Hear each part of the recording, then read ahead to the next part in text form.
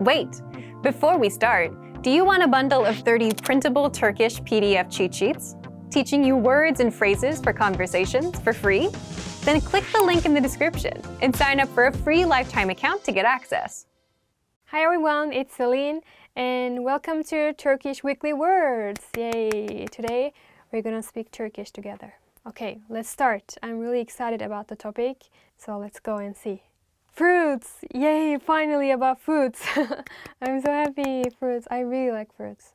Meyveler in Turkish. If you want to say fruit, then it's meyve. Meyve is fruit. Meyveler, plural form, is fruits. Yeah, simple, right? Meyve. Ananas. Pineapple. I think I really like ananas. And did you know, like, if you eat ananas, then it helps you lose weight. Yeah, I checked a lot. I searched a lot about it. It doesn't grow in Turkey. Yeah, like not everyone is eating, or it's not so popular in Turkey, maybe. Ananas kilo vermene yardımcı olur, which means pineapple helps you lose weight. It's important, right? Kavun, melon. I think it's my, sorry, but least favorite fruit. I don't know why.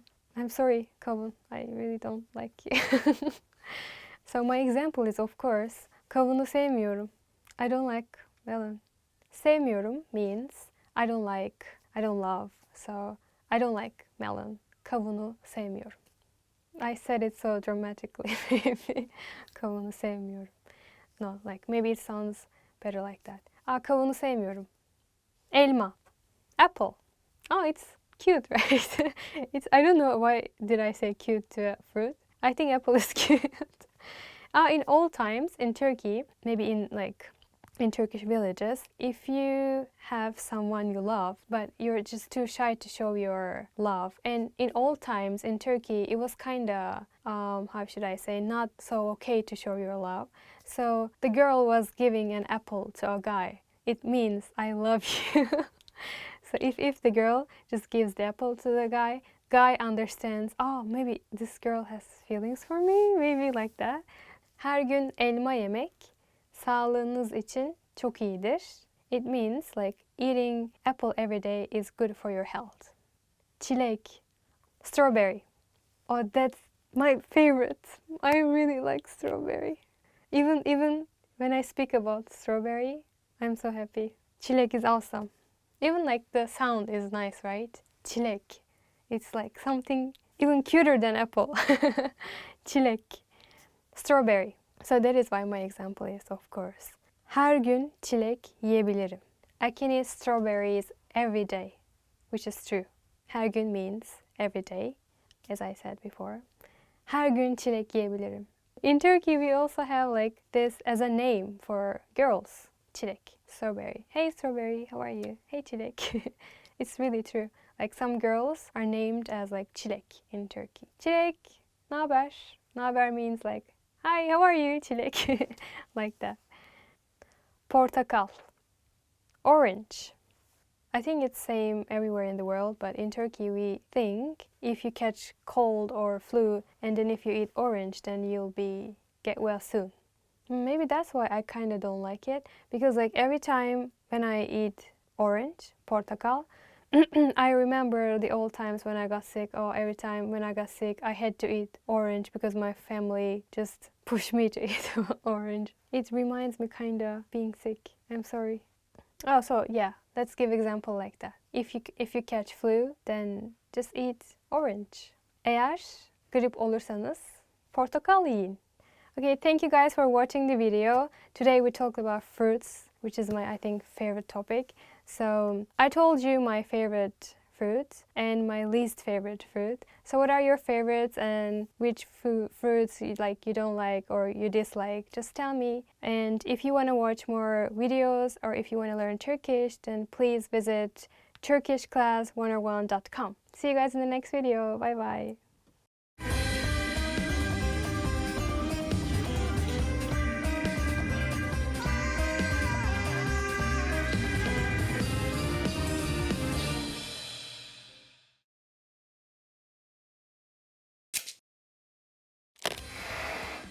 Hi everyone, I'm Gabriella. How are your Turkish listening skills?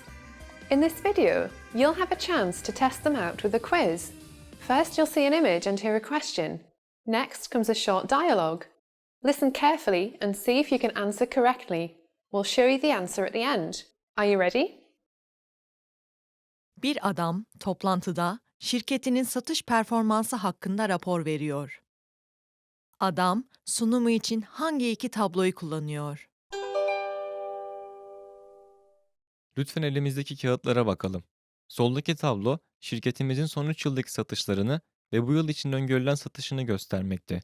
Sağdaki tablo ise bu yılın Ekim ayına kadar olan satışın aylık tablosu. Şimdi lütfen soldaki tabloya bakalım. Bu tabloda satışlarımızın son 3 yılda istikrarlı bir şekilde arttığını görüyoruz. Ve satışlarımızı bu şekilde arttırmaya devam edebildiğimiz takdirde bu yılki toplam satışımız geçen yıla oranla artış gösterecek. Şimdi bir de sağdaki tabloya bakalım. Bu tablo, Nisan ve Ağustos ayında yürüttüğümüz kampanyaların oldukça etkili olduğunu gösteriyor. Anlıyorum.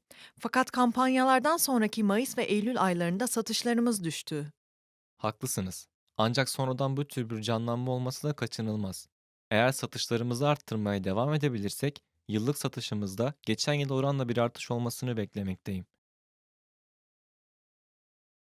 Adam sunumu için hangi iki tabloyu kullanıyor?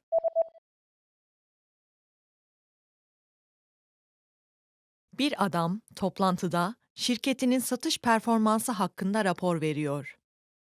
Adam sunumu için hangi iki tabloyu kullanıyor? Lütfen elimizdeki kağıtlara bakalım.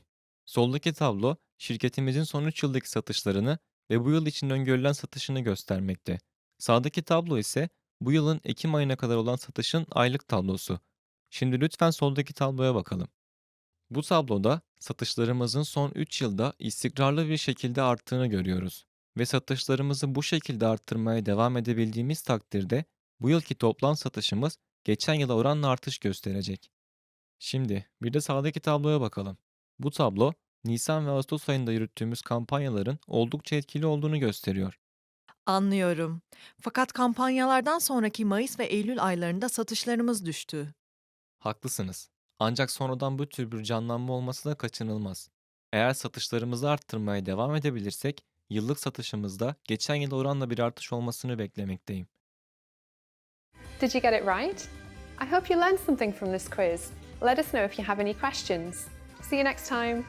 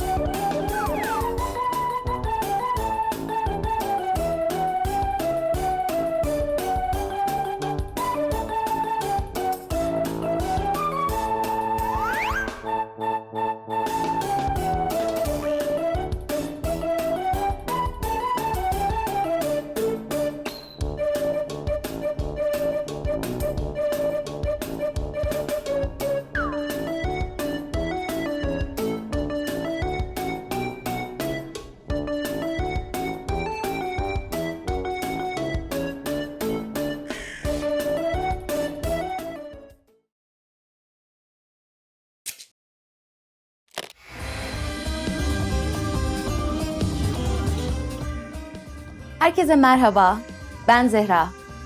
Cumhuriyet Bayramı her yıl 29 Ekim'de kutlanır. Günün önemini açıklayan etkinlikler yapılır, okullarda piyesler oynanır, şiirler okunur, ilçelerde fener alayları düzenlenir. Caddeler ve apartmanlar bayraklarla donatılır. Bu derste Cumhuriyet Bayramı'nın Türk halkı için önemini ve kutlamak için yapılan değişik etkinliklerini öğreneceksiniz. Cumhuriyet Bayramı'nın 75. yılı için 10. yıl marşını tekrar besteleyen ünlü Türk pop şarkıcısı kimdir? Cevabı bu videonun sonunda göstereceğiz. Türkiye Büyük Millet Meclisi, 1. Dünya Savaşı kazanıldıktan hemen sonra 29 Ekim 1923'te 624 yıl hüküm sürmüş olan Osmanlı Devleti'ne son verip Cumhuriyet yönetimini ilan etmiş ve seçim hakkı halkın olmuştur. Bu günü kutlamak için fener alayları düzenlenir, ışıklandırılmış caddelere zafer takları kurulur, konserler verilir. Cumhuriyet yürüyüşü için trafiğe kapatılmış caddelerde insanlar gruplar halinde ellerinde bayraklar ve meşaleler ile şarkı söyleyerek yürürler. Cumhuriyet Balosu ilk defa 1925'te İzmir'de düzenlenmiştir. Daha sonra geleneksel olarak başta Ankara Palas Oteli olmak üzere birçok ilde günümüze kadar her yıl 29 Ekim Cumhuriyet Bayramı'nda büyük bir katılımla kutlanır. Bu balolar tarihsel olarak kadınların erkeklerle eşit koşullarda sosyal hayata girmesine ön ayak olmuştur. Geçmişte aylar öncesinden kostüm, dans provaları gibi hazırlıklar olmasına rağmen günümüzde etkinlik, balo yemeği, koro ve dans performansları izlemekle sınırlıdır. Özellikle ilkokul ve liselerde 29 Ekim gününde özel etkinlikler yapılır. Sınıf ve koridorlar bayraklarla süslenir.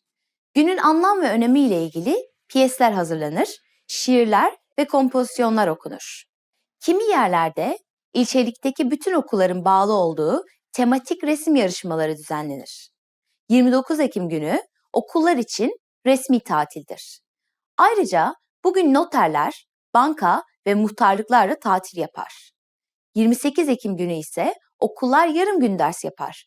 Resmi daireler ise yarım gün çalışırlar.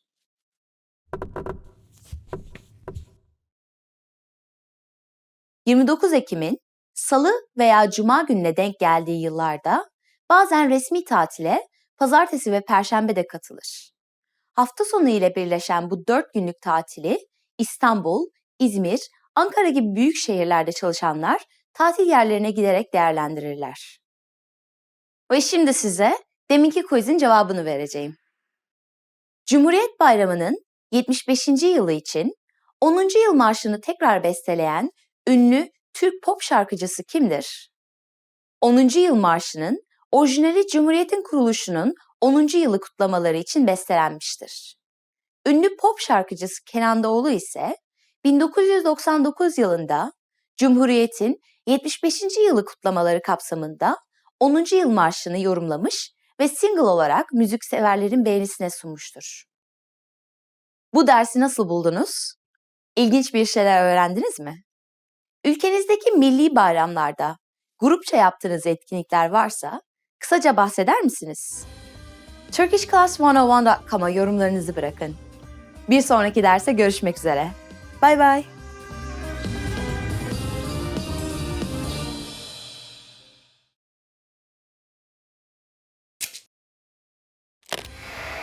How are your Turkish listening skills? First, you'll see an image and hear a question. Next comes a short dialogue. Listen carefully and see if you can answer correctly. We'll show you the answer at the end. Are you ready? Bir erkek ve kadın fotoğrafa bakıyor. Hangi fotoğrafa bakıyorlar? Bu fotoğraf oğlunun oynadığı futbol takımına ait değil mi? Hangisi oğlun? Bu. Oo, boyu en uzun olan. Herhalde yani. Benden bile uzun. Hangi fotoğrafa bakıyorlar?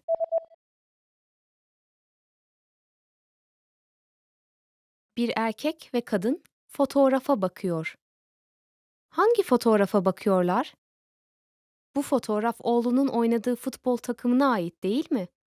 Hangisi oğlun? Bu. Oo, boyu en uzun olan. Herhalde yani. Benden bile uzun. Did you get it right?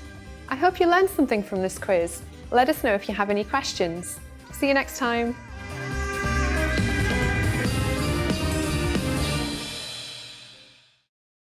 Did you download your free PDF cheat sheets yet? These conversation cheat sheets are an easy way to speak more because you get cheat sheets for conversational topics like the weather, family, hobbies, and much more. And inside, you'll learn common questions and answers that you'd use in conversations, as well as tons of vocabulary. Don't miss out on this free gift. Click the link in the description to get access. Hi everyone, it's Celine, and welcome to Turkish Weekly Words. Yay, I'm applauding myself. And today we will be learning rooms. Rooms? Really? Rooms? Okay. Oturma odası. Living room. Actually in Turkish, oturma means like sitting down. So it's like sitting down room. Oturma odanız çok temiz. Çok beğendim. It means like, oh, your living room is really clean. I really liked it. Yemek odası. Dining room. In Turkey, I think we don't have like a separate dining room. Usually, maybe like living room, dining room, kind of same for us. Benim evimde yemek odası yok. There is no dining room in my house. Mutfak. Kitchen. Mutfakta vakit geçirmeyi seviyorum. Çünkü yemek yapmayı seviyorum. It's kind of long, right? It means like I like to spend time in kitchen because I like cooking. Banyo. Bathroom. I like to be in bathroom. We also say like take bath, taking bath. Bath is banyo, so we are using the same word. Banyo yapmak, taking bath. Or for bathroom, banyo. Banyoda ayağım kaydı. Which means my foot slipped in the bathroom. Çamaşır odası. Laundry room. Turkish housewives use that kind of room for like cleaning, doing laundry and ironing, that kind of stuff. So not every house has this kind of room, but sometimes I see that kind of room in some houses. We don't have. We have a really small house, like 3 people only. So we don't have. So thank you guys for watching today. Videomu izlediğiniz için çok teşekkür ederim. See you guys in the next video, I hope. If you want to watch more videos or if you want to learn Turkish, then you have to visit turkishclass101.com. Mutlaka bekliyorum. Kesinlikle gelin. I'm waiting for you. Like, let's learn Turkish together. So, yeah. See you guys in the next video. Bye bye.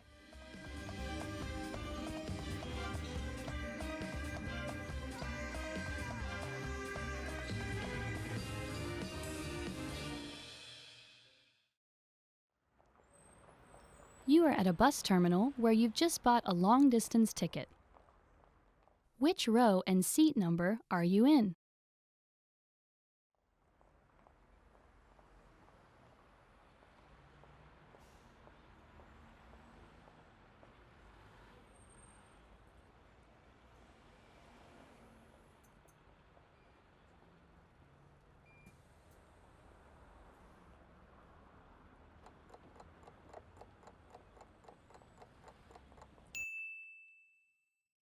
Which row and seat number are you in?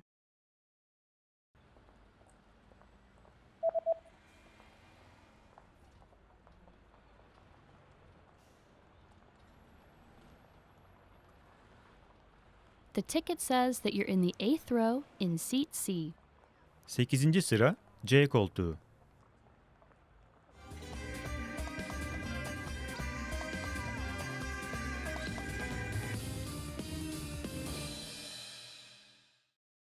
Herkese merhaba. Hello everyone, I'm Celine from turkishclass101.com. Today, we're gonna talk about 10 phrases you never want to hear. Okay, let's go with the first one. This one I never want to hear. Son zamanlarda kilo mu aldın? Have you gained weight recently? Son zamanlarda kilo mu aldın? Have you gained weight recently? Oh, don't tell me ever, ever, ever. I hate this phrase, and I'm sure many Turkish girls hate this phrase. Actually, like in Turkey, if you have friends that you didn't see for a long time and when you see each other again, they use this phrase a lot somehow. Like, oh, you gained weight, or you lost weight, like this. So, kilo mu aldın? Kilo mu verdin? Like this. So, no, don't say to me ever, please. Okay, next one. Saçında beyaz var. Saçında beyaz var. You have a gray hair. No, it means I'm getting old. Saçında beyaz var.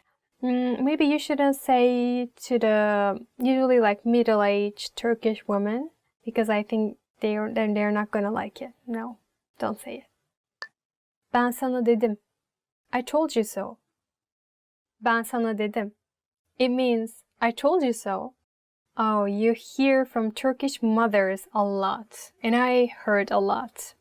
Okay, here it goes. Ben sana dedim. It means I told you so. They use it a lot. So like, first they warn you to not do something. Like, no, don't go there or don't do this. And then you do eventually. And they say, I told you so, I told you so, I told you not to do. So they use it a lot. I'm sure Turkish people who are watching this video, they understand me very well. Ama ben sana dedim, ben sana yapma dedim. In this kind of tone of voice, they say, ben sana gitme dedim, yapma dedim. You hear a lot. Kovuldun. You're fired. Kovuldun. You're fired. I mean, who likes to hear this, right? In any language, you don't want to hear it. Kovuldun. Or, okay, so if you're too proud to be fired, then you can say, no, you cannot fire me, I quit. Okay, your boss is saying to you, kovuldun. Hayır, sen beni kovamazsın. Ben istifa ediyorum. It's very cliche in Turkish. Very cliche. Sorun sen değilsin. Benim. It is not you. It is me. Sorun sen değilsin. Benim. It's not you. It is me. Oh, who likes to hear this one, right? Sorun sen değilsin, benim. Or there's one more breakup phrase. And girls also like hate to hear that. No, I'm gonna say it to you. It is sen benden daha iyilerine layıksın. It means you deserve better than me. Oh, really? Seriously? No. Başvurunuz için teşekkür ederiz. Ancak bu pozisyon doldu. Thank you for your resume. However, the position has been filled. Başvurunuz için teşekkür ederiz. Ancak bu pozisyon doldu. Thank you for your resume. However, the position has been filled. Oh, I heard it a lot when I was searching for a job. Or there is one more, I would like to share it with you. Like, you went to an interview and then you're waiting for the results. After the interview, they will tell you like, okay, we will call you back. We also don't want to hear that one too. And we say in Turkish, biz size döneriz. Biz size döneriz. It means we'll call you back. And we don't want to hear that one too. No. Başka insanlarla görüşmeliyiz. We should see other people. Başka insanlarla görüşmeliyiz. We should see other people. Yok ya, olmaz öyle şey. No, no, no, no. Have you ever had a Turkish girlfriend? You cannot say this. 1 minute later you'll be dead. That's all. That's all I'm saying. Bugün paranı veremeyeceğim. I don't have your money today. Bugün paranı veremeyeceğim. I don't have your money today. Well, I think in terms of money, well, of course, I mean, everyone wants their money back. But if it's a close friend or if it's like a family member, then Turkish people are a bit more tolerant. Like, they wait and then they get angry. So they're more tolerant about money. If you say, oh, I'm sorry, I cannot give your money back today, then they will be, I think, tolerant first. So, bugün paranı veremeyeceğim. Maybe then you should say, özür dilerim. It means I'm sorry. Then they will understand. Bugün fazla mesaiye kalabilir misin? Can you work overtime today? Bugün fazla mesaiye kalabilir misin? Can you work overtime today? Yeah, sure. I was born to work. I love overtime. Mesai, it's the word that many Turkish people hate. Extra work, right? However, if you ask me that if there are so many people who are doing overtime in Turkey, I would say probably yes, but not so much. Of course, it depends on the business field. But especially like private companies, yes, they do a lot of overtime work. Patron seni çağırıyor. The boss is calling you. Patron seni çağırıyor. The boss is calling you. Okay, maybe it's not bad, right? Maybe it's good news, so it's not that bad to hear, I think. Don't be very hopeless about it. Maybe they will give you like a bonus. Bonus means ikramiye in Turkish, so it's so, right? It's not that bad. Okay, that's all for today. We talked about the phrases, sentences you never want to hear. And I hope this video was helpful to you, and I hope to see you in the next video. Please don't forget to subscribe our channel, and then please visit turkishclass101.com if you want to learn Turkish more. I hope to see you guys next time. Bye bye.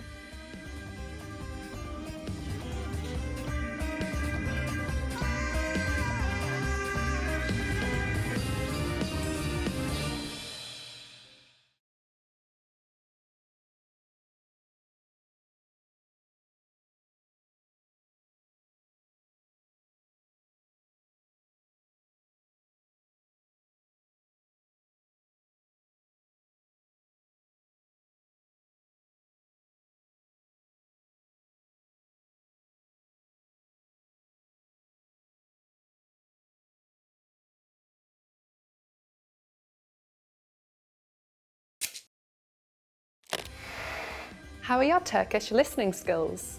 First, you'll see an image and hear a question. Next comes a short dialogue. Listen carefully and see if you can answer correctly. We'll show you the answer at the end. Are you ready? Bir adam doktorun muayenehanesini arıyor. Doktorun muayenehanesinde ne zaman olması gerekiyor? Merhaba, size nasıl yardımcı olabilirim? Bugün kaçta kapanıyorsunuz? 6'da kapanıyoruz. Ama lütfen 5.30'dan önce gelin. Peki, teşekkür ederim. Doktorun muayenehanesinde ne zaman olması gerekiyor?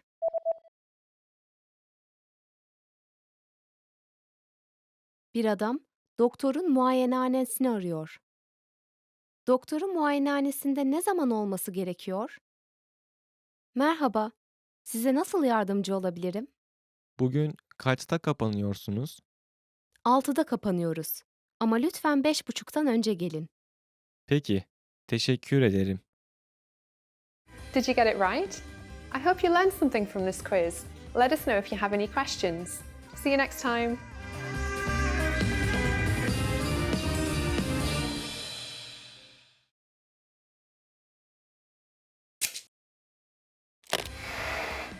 Hi everyone, I'm Gabriella. How are your Turkish listening skills? In this video, you'll have a chance to test them out with a quiz. First, you'll see an image and hear a question. Next comes a short dialogue. Listen carefully and see if you can answer correctly. We'll show you the answer at the end. Are you ready? Bir karı ve koca bazı kat planlarına bakıyorlar. Hangi daireye bakacaklar? Bu nasıl? Güzel, geniş bir oturma odası var. Büyük oturma odasının olması güzel ama ben park yeri istiyorum. Peki, ya bu nasıl? Bu güzel. Bunu gidip görelim mi? Bir saniye, dolap biraz fazla küçük değil mi? Haklısın. Tam aradığımız gibi bir ev yok gibi. Bir dakika. Buna ne dersin? İhtiyacımız olan her şey sahip, değil mi? Ayrıca dolap da oldukça büyük. Hadi gidip bunu görelim. Tamam. Hangi daireye bakacaklar?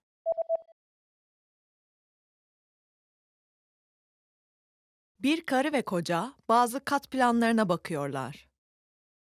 Hangi daireye bakacaklar? Bu nasıl? Güzel, geniş bir oturma odası var. Büyük oturma odasının olması güzel ama ben park yeri istiyorum. Peki, ya bu nasıl? Bu güzel. Bunu gidip görelim mi? Bir saniye, dolap biraz fazla küçük değil mi? Haklısın. Tam aradığımız gibi bir ev yok gibi. Bir dakika. Buna ne dersin?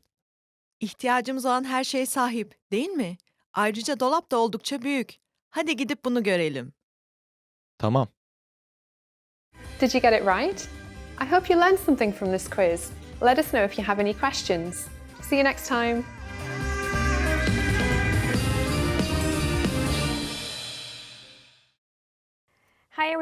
it's Celine, and welcome to Turkish Weekly Words. Yay, I'm applauding myself. And today we will be learning rooms. Rooms? Really? Rooms? Okay. Oturma odası. Living room. Actually, in Turkish, oturma means like sitting down. So it's like sitting down room. Oturma odanız çok temiz. Çok beğendim. It means like, oh, your living room is really clean. I really liked it. Yemek odası. Dining room. In Turkey, I think we don't have like a separate dining room. Usually, maybe like living room, dining room, kind of same for us. Benim evimde yemek odası yok. There is no dining room in my house. Mutfak. Kitchen. Mutfakta vakit geçirmeyi seviyorum. Çünkü yemek yapmayı seviyorum. It's kind of long, right? It means like I like to spend time in kitchen because I like cooking. Banyo. Bathroom. I like to be in bathroom. We also say like take bath, taking bath. Bath is banyo, so we are using the same word. Banyo yapmak, taking bath. Or for bathroom, banyo. Banyoda ayağım kaydı.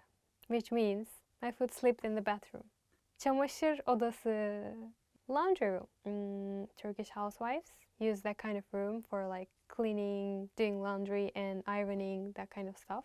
So not every house has this kind of room, but sometimes I see that kind of room in some houses.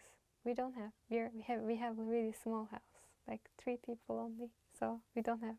So thank you guys for watching today. Videomu izlediğiniz için çok teşekkür ederim. See you guys in the next video, I hope. If you want to watch more videos or if you want to learn Turkish, then you have to visit turkishclass101.com. Mutlaka bekliyorum. Kesinlikle gelin. I'm waiting for you. Like, let's learn Turkish together. So, yeah. See you guys in the next video. Bye bye.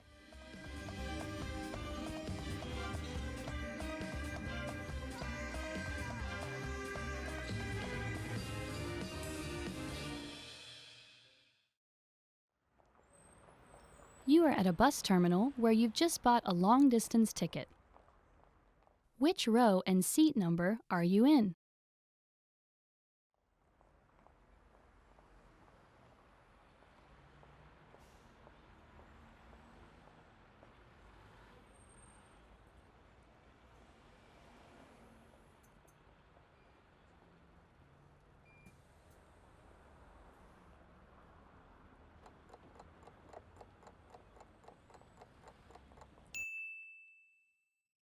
Which row and seat number are you in?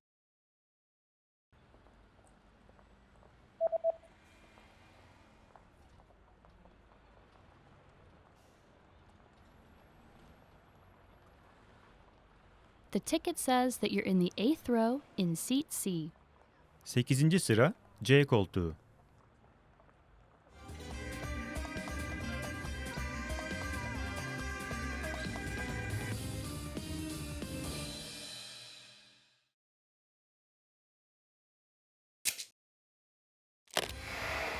How are your Turkish listening skills? First, you'll see an image and hear a question. Next comes a short dialogue. Listen carefully and see if you can answer correctly. We'll show you the answer at the end. Are you ready? Bir adam doktorun muayenehanesini arıyor. Doktorun muayenehanesinde ne zaman olması gerekiyor? Merhaba, size nasıl yardımcı olabilirim? Bugün kaçta kapanıyorsunuz? 6'da kapanıyoruz. Ama lütfen 5.30'dan önce gelin. Peki, teşekkür ederim. Doktorun muayenehanesinde ne zaman olması gerekiyor?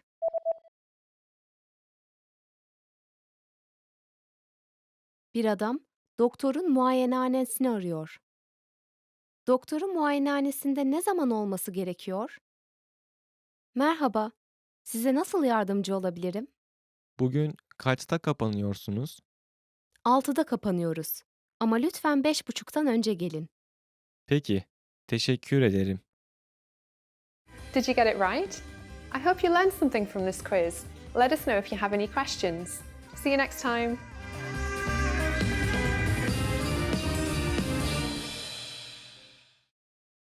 Herkese merhaba. Hello everyone, I'm Celine from TurkishClass101.com. Today, we're gonna talk about 10 phrases you never want to hear. Okay, let's go with the first one. This one I never want to hear. Son zamanlarda kilo mu aldın? Have you gained weight recently? Son zamanlarda kilo mu aldın? Have you gained weight recently? Oh, don't tell me ever, ever, ever. I hate this phrase, and I'm sure many Turkish girls hate this phrase. Actually, like in Turkey, if you have friends that you didn't see for a long time and when you see each other again, they use this phrase a lot somehow. Like, oh, you gained weight, or you lost weight, like this. So, kilo mu aldın? Kilo mu verdin? Like this. So, no, don't say to me ever, please. Okay, next one. Saçında beyaz var. Saçında beyaz var. You have a gray hair. No, it means I'm getting old. Saçında beyaz var. Maybe you shouldn't say to the usually like middle-aged Turkish women because I think they're not gonna like it. No, don't say it. Ben sana dedim. I told you so. Ben sana dedim. It means I told you so. Oh, you hear from Turkish mothers a lot. And I heard a lot. Okay, here it goes. Ben sana dedim.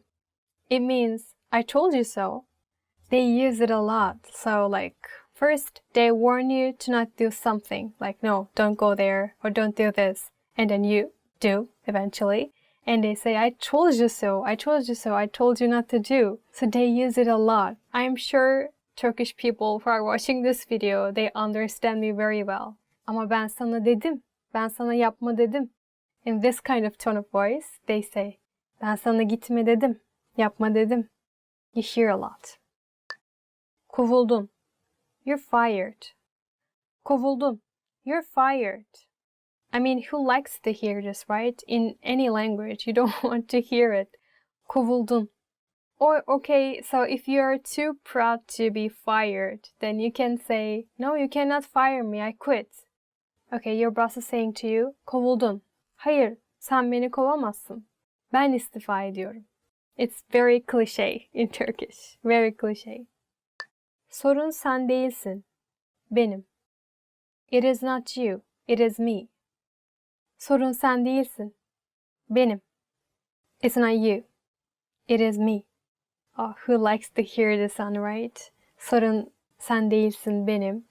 Or there's one more breakup phrase. And girls also like hate to hear that. No, I'm gonna say it to you. It is sen benden daha iyilerine layıksın.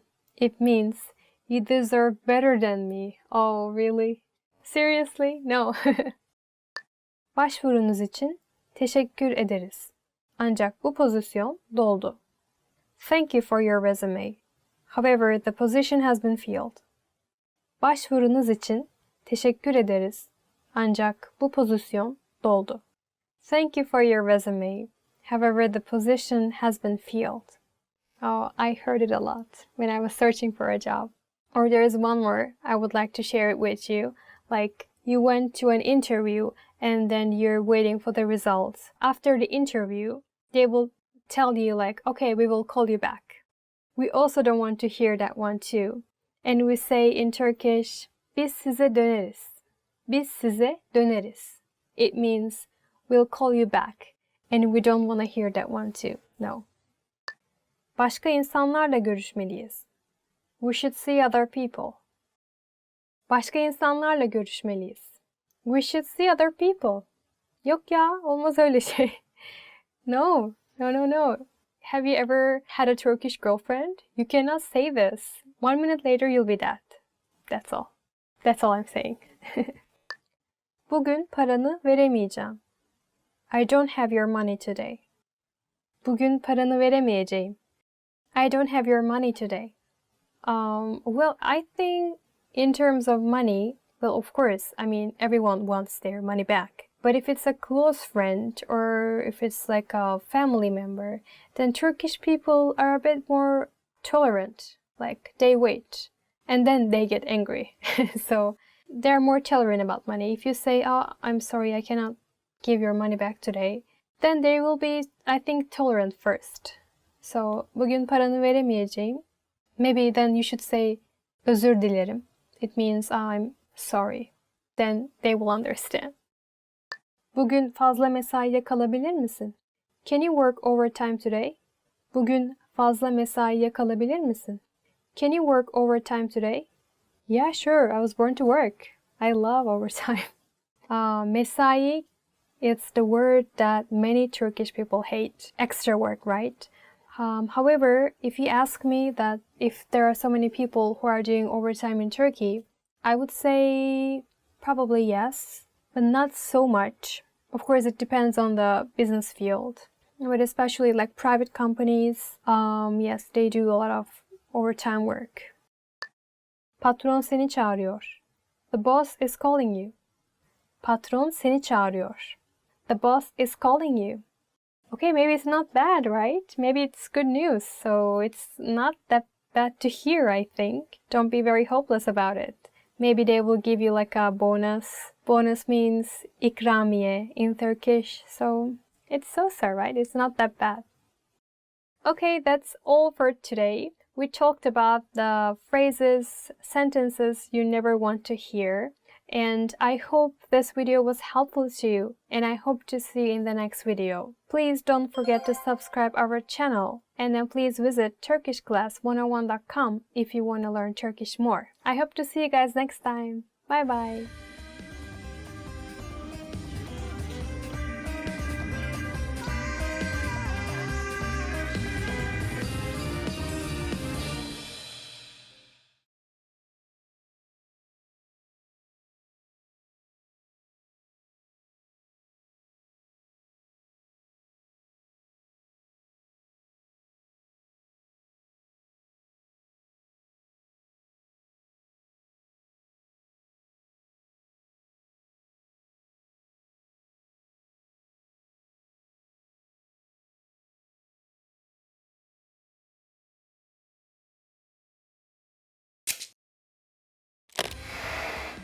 Hi everyone, I'm Gabriella. How are your Turkish listening skills?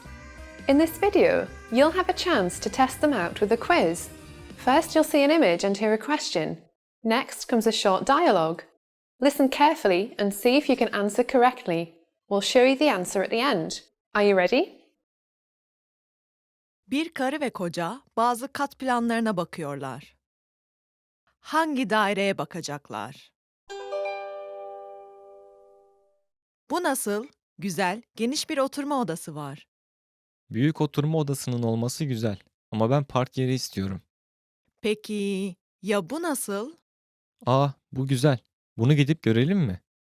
Bir saniye, dolap biraz fazla küçük değil mi? Haklısın. Tam aradığımız gibi bir ev yok gibi. Bir dakika. Buna ne dersin? İhtiyacımız olan her şeye sahip, değil mi? Ayrıca dolap da oldukça büyük. Hadi gidip bunu görelim. Tamam. Hangi daireye bakacaklar?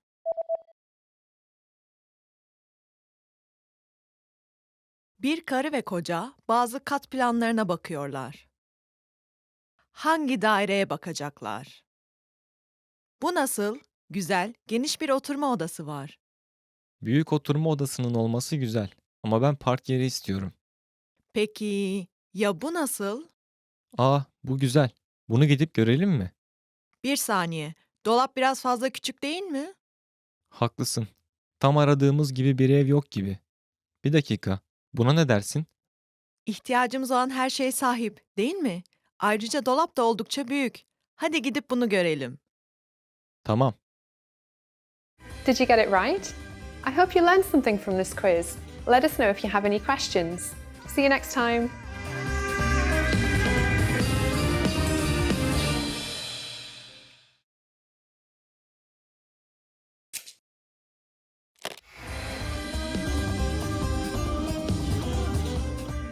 Herkese merhaba, ben Zehra.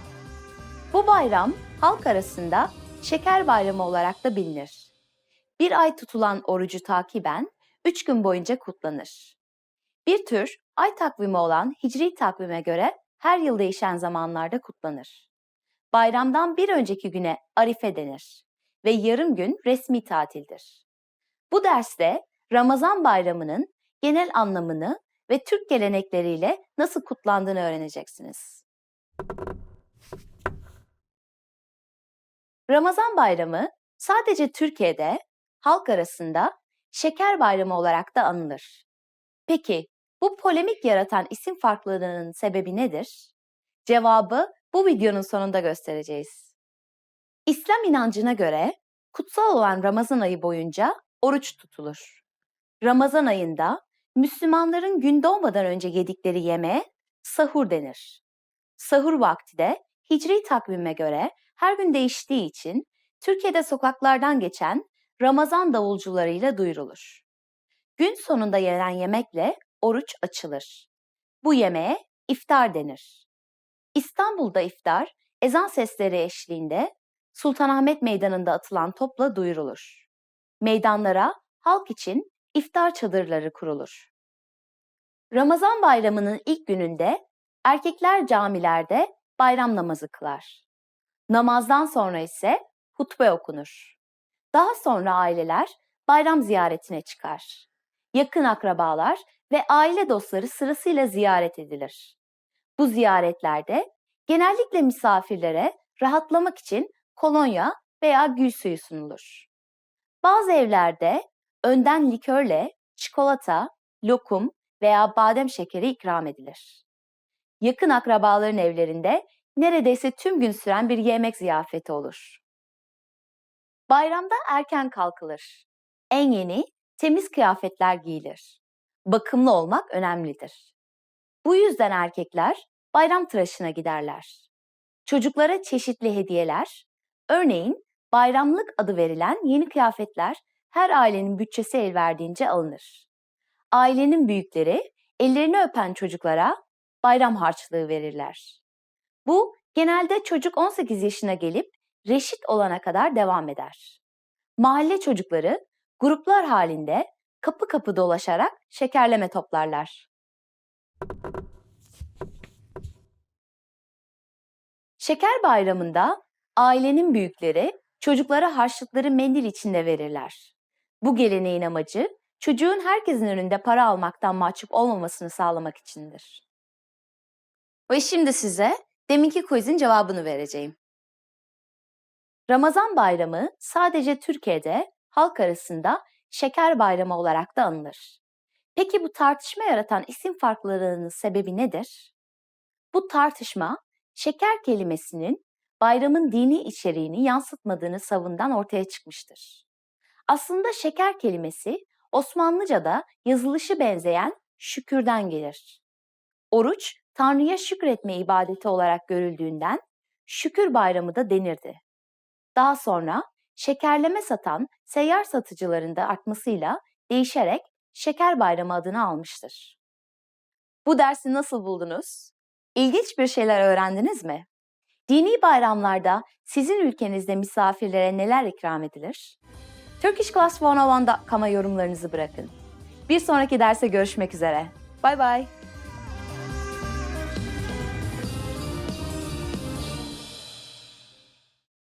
Hi everybody, I'm Celine from turkishclass101.com. Do you know how to say bye in Turkish? In this lesson, you'll learn 3 parting expressions in Turkish.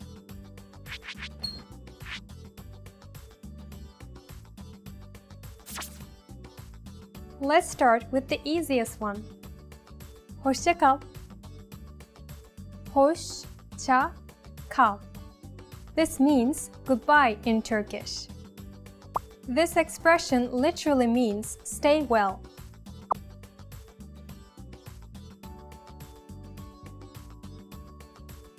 If you want to be more casual, there's a different phrase you should use. Güle güle. Güle güle.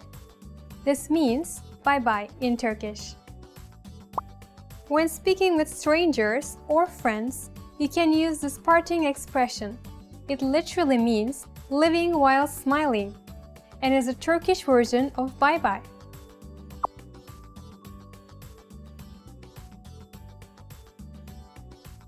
If you know that you're going to see someone again, here's a phrase for you. Görüşmek üzere.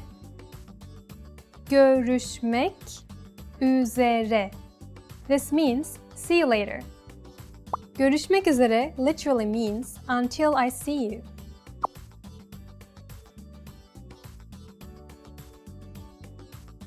Let's wrap up this lesson by recapping what you have learned. Listen to the expressions and repeat after me. Goodbye. Hoşça kal.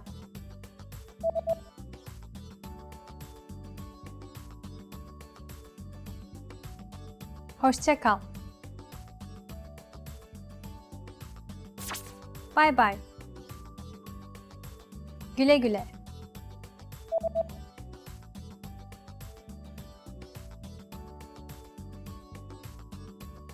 Güle güle. See you later. Görüşmek üzere.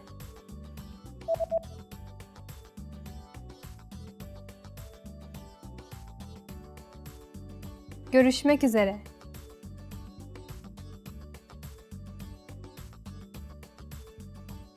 Well done! Here is a fun fact. When speaking with people older than you, it's a good idea to use the polite version of goodbye. Hoşça kalınız. You just learned how to say bye in 3 different ways in Turkish. And don't forget, you can learn Turkish twice as fast with your free PDF lessons. Just click on the link in the description to download them. See you soon! Güle güle! In this video, you'll learn 20 of the most common words and phrases in Turkish. Hi everybody, my name is Celine. Welcome to the 800 Core Turkish Words and Phrases video series. This series will teach you the 800 most common words and phrases in Turkish. But there's a twist. With each new lesson in this series, we'll include the previous lessons at the end. So, after you've learned the new words and phrases, stick around and review what you learned in previous lessons. Reviewing is one of the most important parts of learning a language. You can also get the full list right now at turkishclass101.com. Click the link in the description to access more example sentences, create your own flashcard deck, and finally master Turkish. Okay, let's get started. First is yapabilmek. Can. Yapabilmek. Yapabilmek. Can. Üzerinden atlayabilir. Can jump over.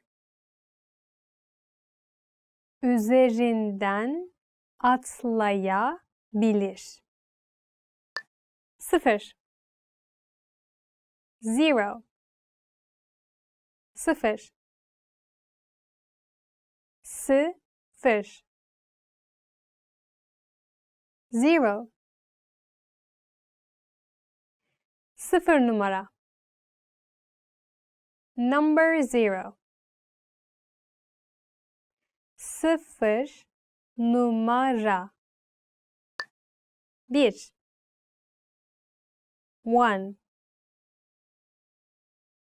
1. 1. 1. 1 derece. 1 degree. 1 derece. 2. 2. 2. 2. 2. 2 hafta boyunca. 2 weeks long. 2 hafta boyunca. 3. 3. Şimdi saat 3. It's 3 o'clock now. Şimdi saat 3 4 4 4 4 4 4 numara. Number 4 4 numara. 5 5 5 5 5 5 elma. 5 apples. 5 elma. 6 6 6 6 6 6 şey. 6 things. 6 şey. 7 7 7 7 7 Haftanın 7 günü. 7 days a week. Haftanın 7 günü. 8 8 8 8 8 Örümceğin 8 ayağı vardır. A spider has 8 legs. Örümceğin 8 ayağı vardır. 9 9 9 9 9 9 kat. 9 floors. 9 kat. 10 10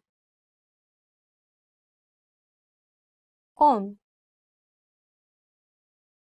10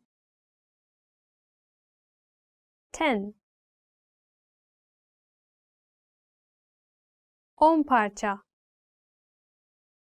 10 pieces. 10 parça. Satıcı. Salesman. Satıcı. Satıcı. Salesman. Araba satıcısı. Car salesman. Araba satıcısı. Yönetici. Manager. Yönetici. Yönetici. Manager. Fabrika yöneticisi talimatlar veriyor. The factory manager is giving instructions. Fabrika yöneticisi talimatlar veriyor. Aşçı. Cook. Aşçı. Aşçı. Cook. Baş aşçı. Head cook. baş, aşçı, mühendis, engineer, mühendis, mühendis, engineer. Ben bir mühendisim. I am an engineer. Ben bir mühendisim. Programcı, programmer, programcı, programcı, programmer. Ben bir programcıyım. I am a programmer. Ben bir programcıyım. Hemşire, nurse, hemşire, hemşire, nurse, kadın hemşire, female nurse, kadın hemşire, vücut, body, vücut, vücut, body, insan vücudu, human body, insan vücudu, kafa, head, kafa, kafa, head, kafa ve boyun, head and neck, kafa ve boyun. Remember, the goal of this series is to build a vocabulary of the 800 most common words and phrases in Turkish. If that sounds like a lot, don't worry, we can help you. Click the link in the description to access the full list. You'll also get example sentences, custom flashcard decks, and more learning resources at turkishclass101.com. See you next time. Güle güle. Hi, merhaba, ben Seda. Welcome to turkishclass101.com. Today we'll talk about vowel pronunciation. I'm not gonna give you a translation of the words. I'm just gonna show you how to pronounce the vowels. So don't think about the meanings, don't worry. But if you like, of course, you can search about the meanings. That will be a homework for you.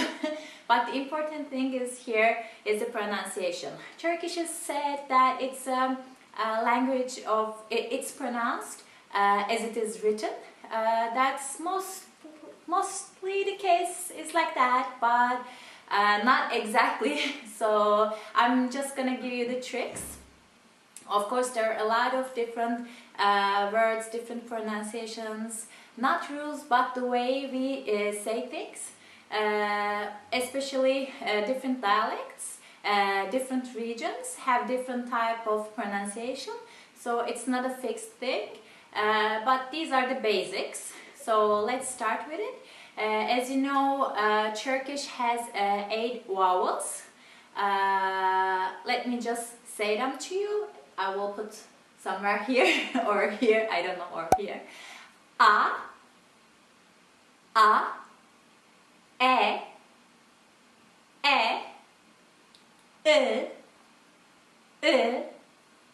E, I, O, Ö, U, Ü. These are our vowels, and these vowels are generally pronounced like this, but in each of them there are little nuances, let me put it that way. So let's start with our first vowel, A. So we have actually 3 types of A. So one is, let me check, hard, soft, and long. Okay? The hard sound of A is like this. A, A, A, A, A. It is short. It's mostly from the throat. A. I hear my throat is a little bit shaking. A. As in at, at, at. Araba, araba, araba, araba. Arka, arka. A. You say A. It's like short voice coming from my throat, okay? Let me check another example. Yes, this one is also good. Arsa, arsa, sa. Arsa, arsa. The second A is the soft one. We used to have something called a hat, şapka. It is a shape like this on top of A. Sometimes you may see it, but normally it's taken off the alphabet, so you don't see it as a different letter. It's like this. So when you see the şapka, the hat, it means that it's the soft A, but as I said before, it's not put everywhere, so you actually need to learn the sounds to make sure. I'm sorry. So it's more soft and it's more on the It's more in your mouth than in your throat. It's like It's like A and E together in English, but I'm not sure about English. But for example, let me check the example. Lastic, la. It's not la, la. The hard la. No, it's la, la, la, la. It's For example, hala, hala with the hard sound means aunt. Hala, la, hala. I feel it here. Hala, hala, hala. It means still. It is written exactly the same, but the way we read it makes a difference. So, lastic, lala, lala, lala. Let me check another example. Yes, hal, hal, hal, not hal, hal. Halbuki, not halbuki, halbuki, halbuki. And yes, kase, kase. Lanet, lanet, lanet.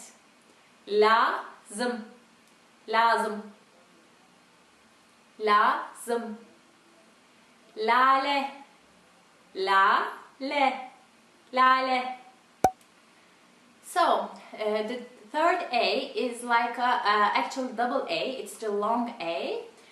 For example, as in na, ne, nane, na, ne, nane, or nadir, nadir, nadir, or nadiren, nadiren.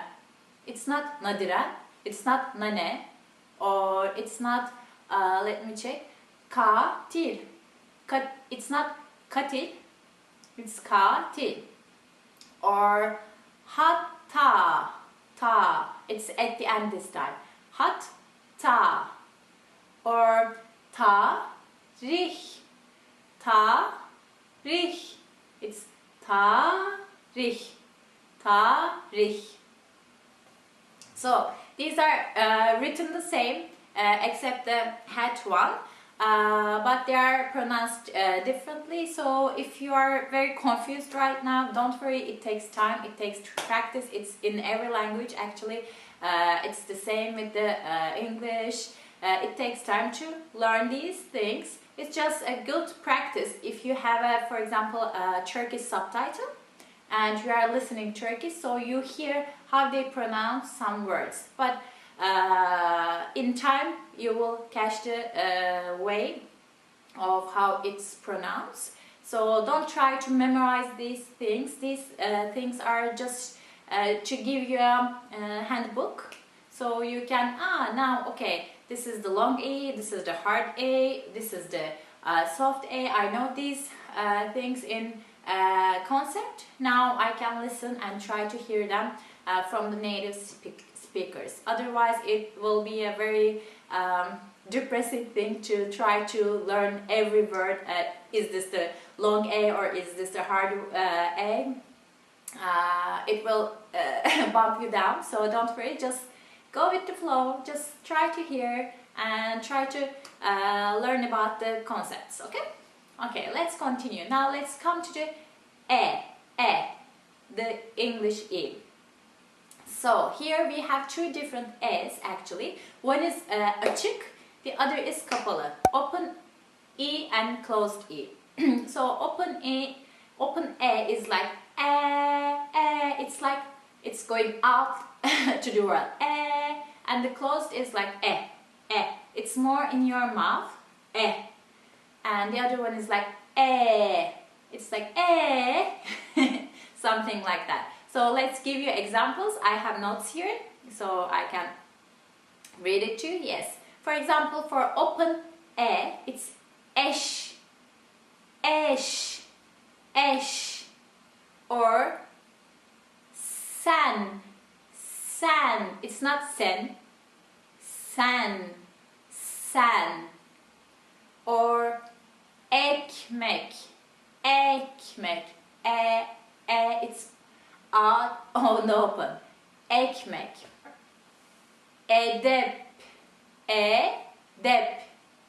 Edep. These are some examples. It's more like open, as I said before. Let's look at some closed examples. It's elma. It's not elma. It's elma. It's very short, very in the mouth. Elma. Or let's see, gece. It's again in the mouth. Gece. Very short. Or pencere. Or et. It's not at. It's not at. It's et. Or benek. Okay, these were some examples of open and closed A's. Now let's look at the sound of I. I know this is really hard for you guys. It's not very common in other languages. It's like saying London. The last vowel sound. It's really like something like that. When you say you need to feel like your chin is like making a weird shape, like I feel it here. Okay? For example, ışık, ılık, ıtır. It's like ıtır. Işıl. Or fıkır. Or let me check another one. Gıcır. gıcır. Generally in Turkish we have like double words. For example, gıcır gıcır. It means very new. Gıcır gıcır. Gıcır gıcır. Or ılık ılık. We double the words. Ilık ılık. It's like warmy warmy. Or ışıl ışıl. It's like really bright. Işıl ışıl. So we like to put the words with is together. And it's really hard. Maybe you can try to say it like back to back to practice a little. But other than that, this is a very unique sound, I think, to Turkish. And let's look at the letter E, which is probably a little bit easier for you. It's normally we have only one E, but sometimes we read some E's a little bit longer. The thing is, Turkish is not just Turkish. As you know, it has a lot of words from French, from Arabic, and from Persian. So some of the words, especially coming from Arabic and Persian, has different dialects. So our vowels are a little bit changed over time to fit those words, I think. So I know it's a little bit hard for you to learn, but as I said before, this is just for learning the concepts. You can just learn every bit of. Even if you ask me, you know, I'm a native speaker. Even if you ask me, I can tell you this is long. This is, you know, all of a sudden I have to think about it. I have to write and, you know, find some examples. So it takes time. Don't worry again.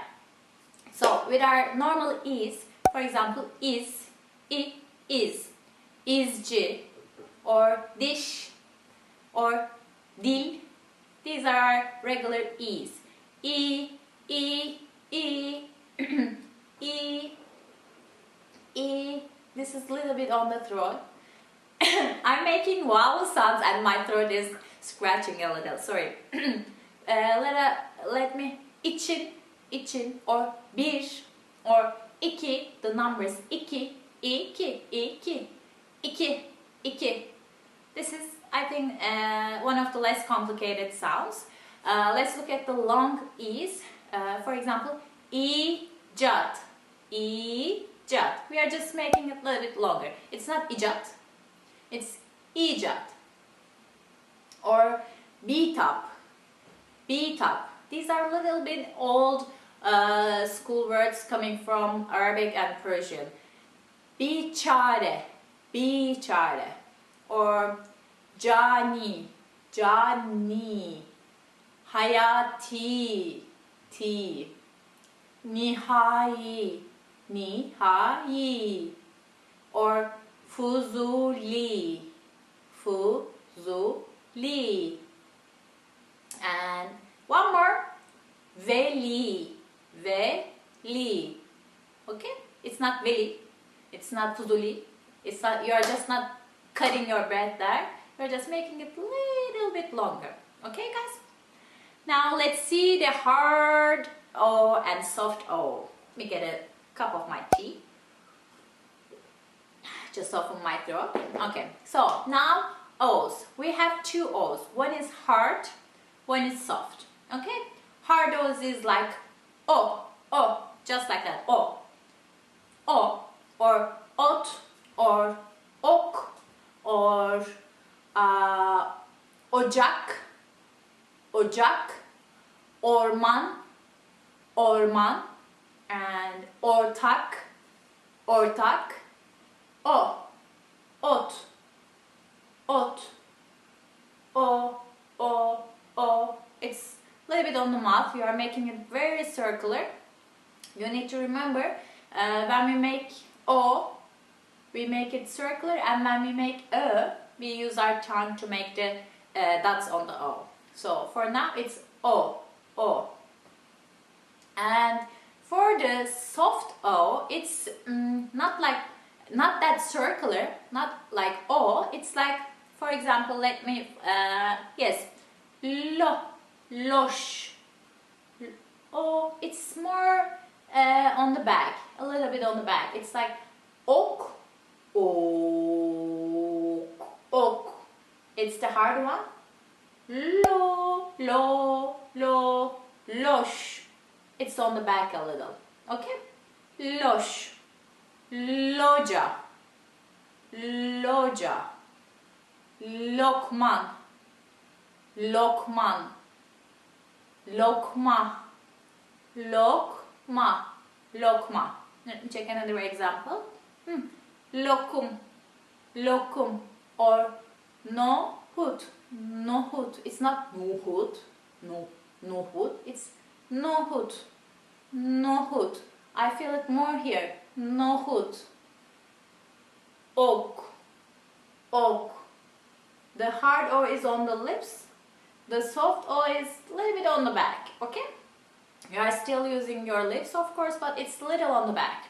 So that was it. Let's see. Now we have 3 left. U, and Ü. These are only one sounds. Okay? Is like O, but you are using your tongue. I can't show you my tongue right now, but it's like I'm using my tongue inside my mouth to make the sound to make the dots on top of O. So it's like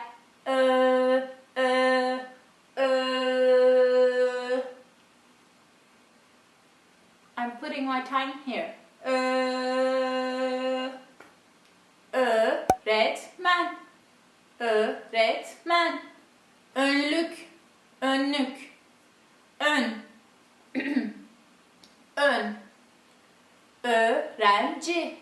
Öğrenci. Ödev. Ödev. Öksürmek. Öksürmek. Öksürmek. Öfke. Öfke. These are some, I'm trying to make some meanings with them. Söylemek. Söylemek. Generally, I think it's in the middle of the word instead of the the later syllables. It's generally in the first syllables. So ökçe or ölmek, ölüm. So this was Now we have 2 left, U and Ü. And let's talk about U. U, it's again I'm using my mouth, but I'm just squeezing my cheeks a little. U, it's not like O, it's not that open. U, U, U. Okay? U, umut, umut, bulut, bulut, bulut, ufuk, ufuk, ufuk, unut, unut, unut. Let me check. Uzun, uzun. Uyku, uyku, uyku, uyku. And now let's say our last vowel. Ü, ü. It's like you are whistling. You are blowing a whistle. It's something like that. Ü, ü. There's no air coming out though. Ü, little bit, just a little bit. It's not like you are not. You are just making the sound.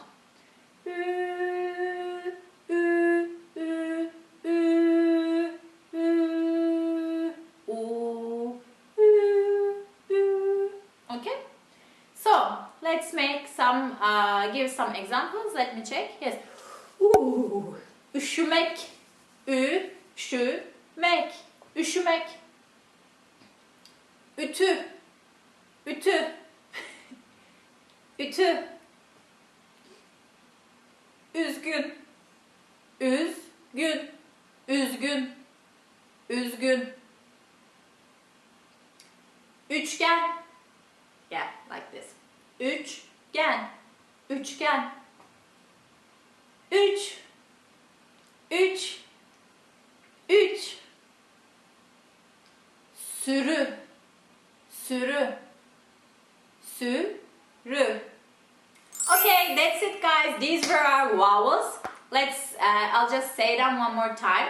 A, E, I, I, O, Ö, U, Ü.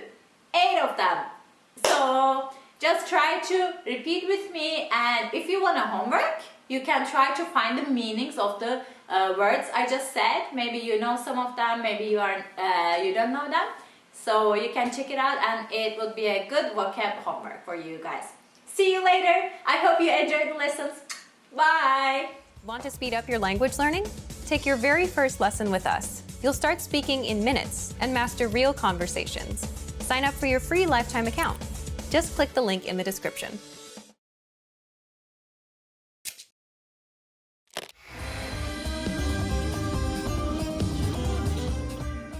Herkese merhaba, ben Zehra. Kurban Bayramı 4 gün boyunca kutlanan dini bir bayramdır ve Ramazan'dan yaklaşık 70 gün sonra kutlanır. Bayram kutlamaları bir hayvanın kurban edilmesi, fakirlere para ve yiyecek yardımında bulunulması ve akraba ziyaretinden oluşur. Bu derste Türklerin Kurban Bayramı kutlamalarını ve bu aktivitelerin sosyal hayattaki işlevlerini öğreneceksiniz. Türkiye'de kurban kesimi nerede, kim tarafından yapılır?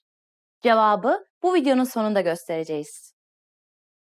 Kurban Bayramı, Türklerin kutladığı en eski İslami bayramlardan biridir.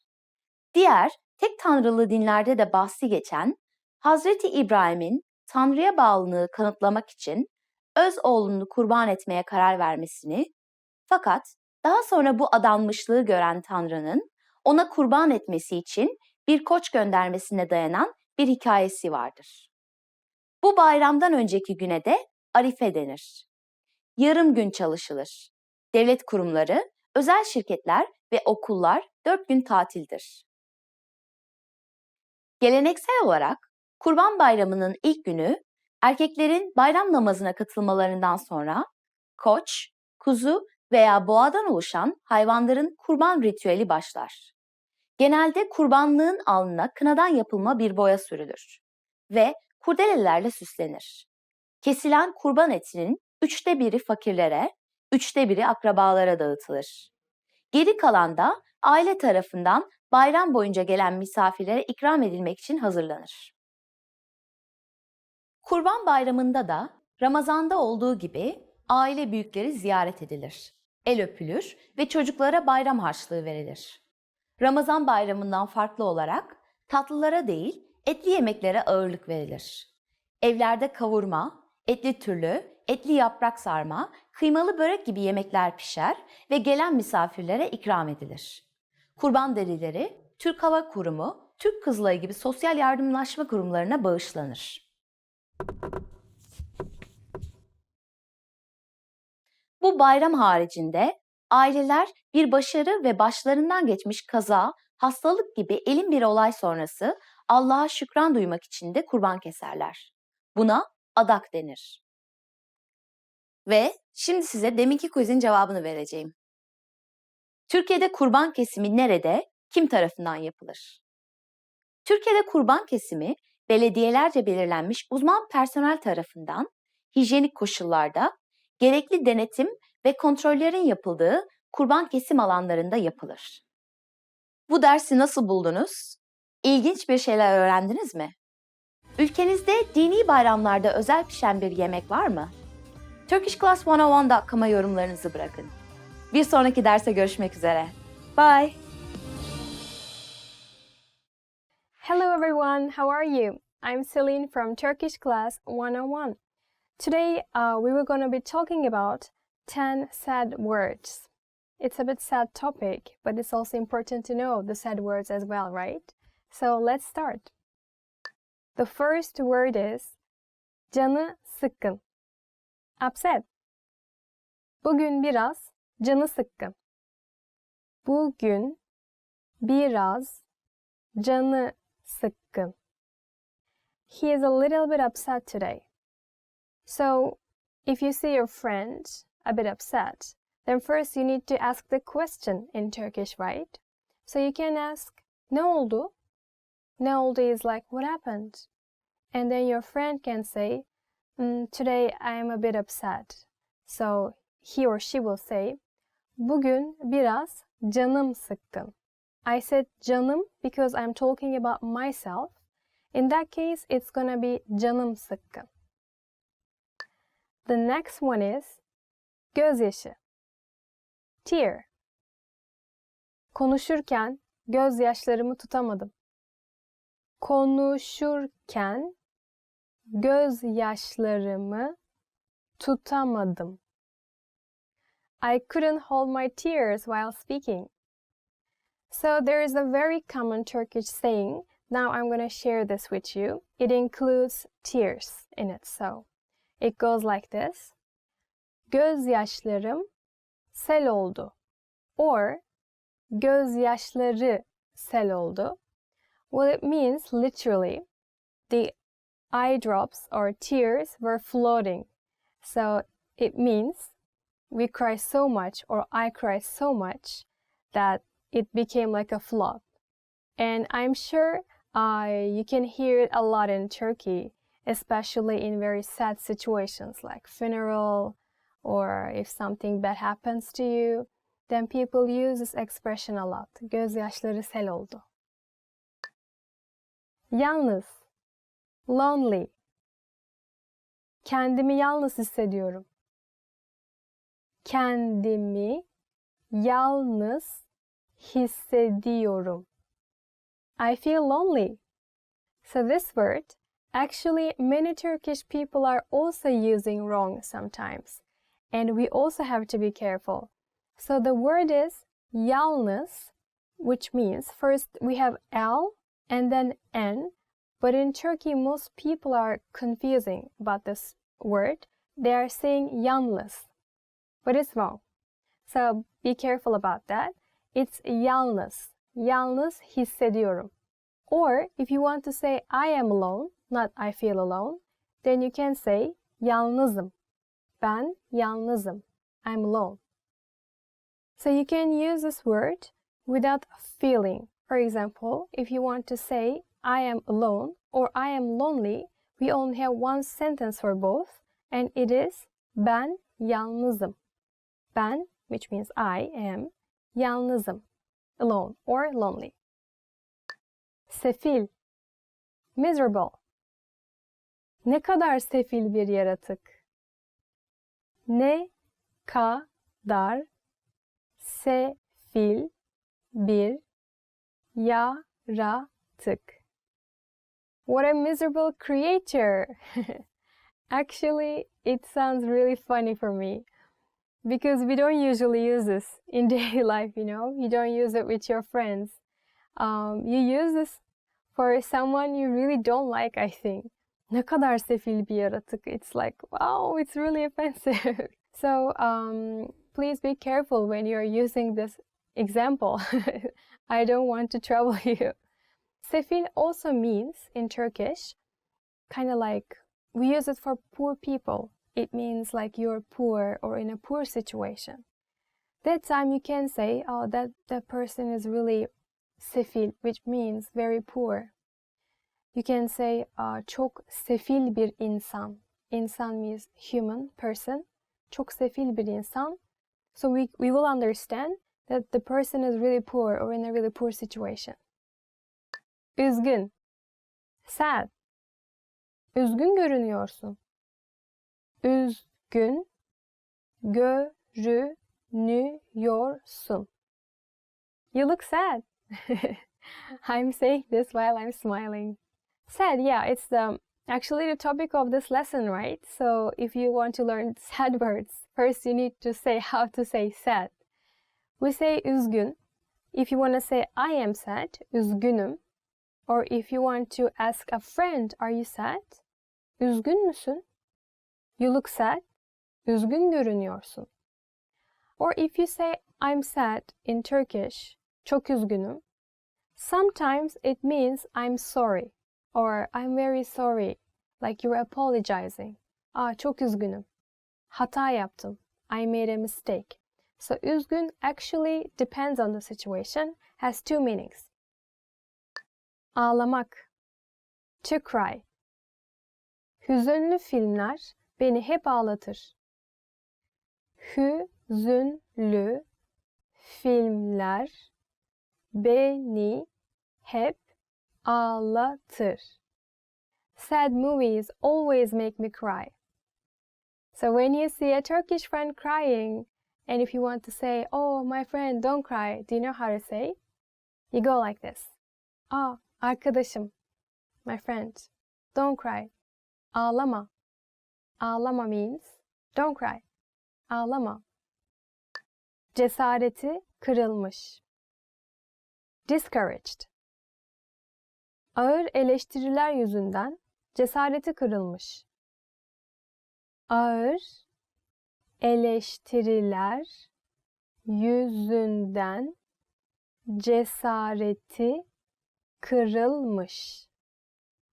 He is discouraged because of harsh criticism. So, discouraged, yeah, it's a bit long word compared to others, right? Cesareti kırılmak. So, in Turkish, discouraged, cesareti kırılmış, can be used as a verb or adjective. If you want to say a discouraged man or a discouraged person, you say cesareti kırılmış bir insan. Cesareti kırılmış kişi, which means discouraged person. But if you want to say he is discouraged, onun cesareti kırılmış, just like in our example. Hayal kırıklığına uğramak. To be disappointed. Bazı Narnia günlükleri hayranları ilk kez lokumun tadına baktıklarında hayal kırıklığına uğruyorlar.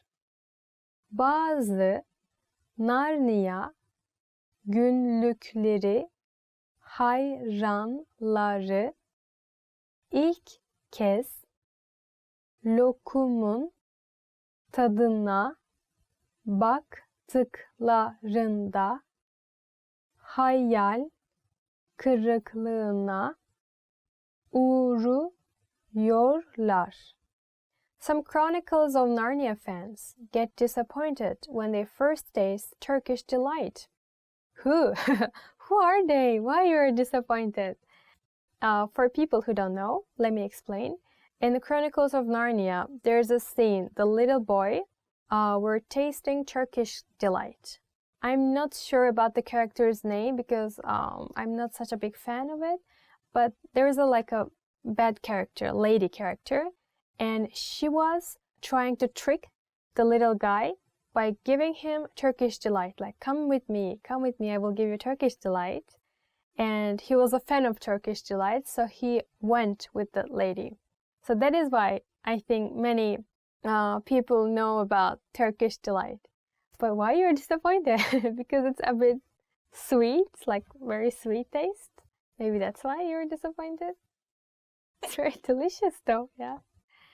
So I'm going to say to you, please don't be disappointed or please don't get disappointed in Turkish, okay? Lütfen hayal kırıklığına uğramayın.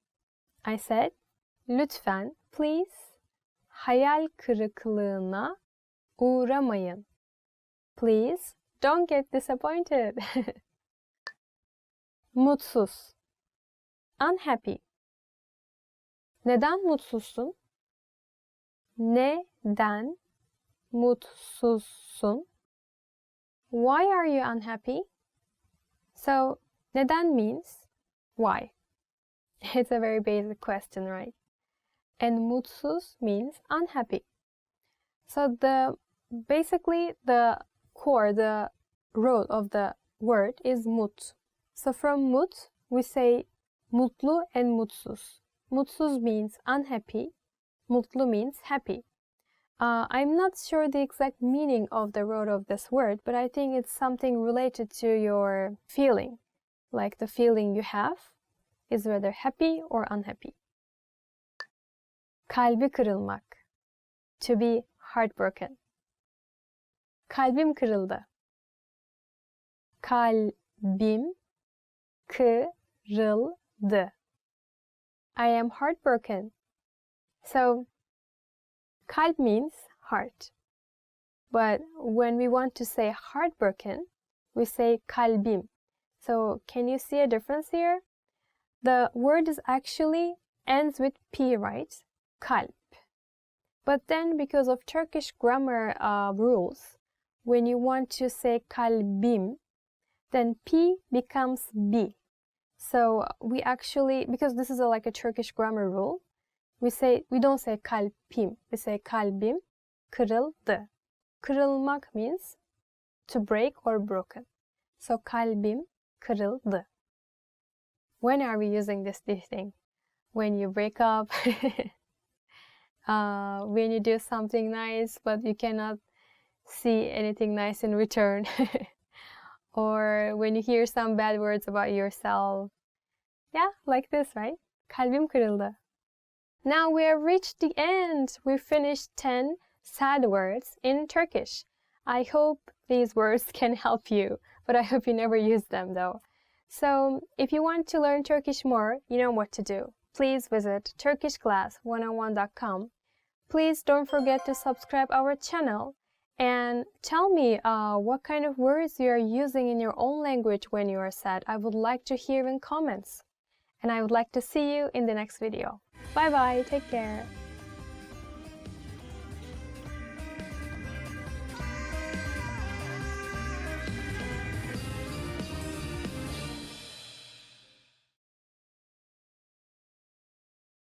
Hi everybody, I'm Celine from turkishclass101.com. Today we have a very delicious topic. It is 10 Turkish foods. I'm already getting hungry.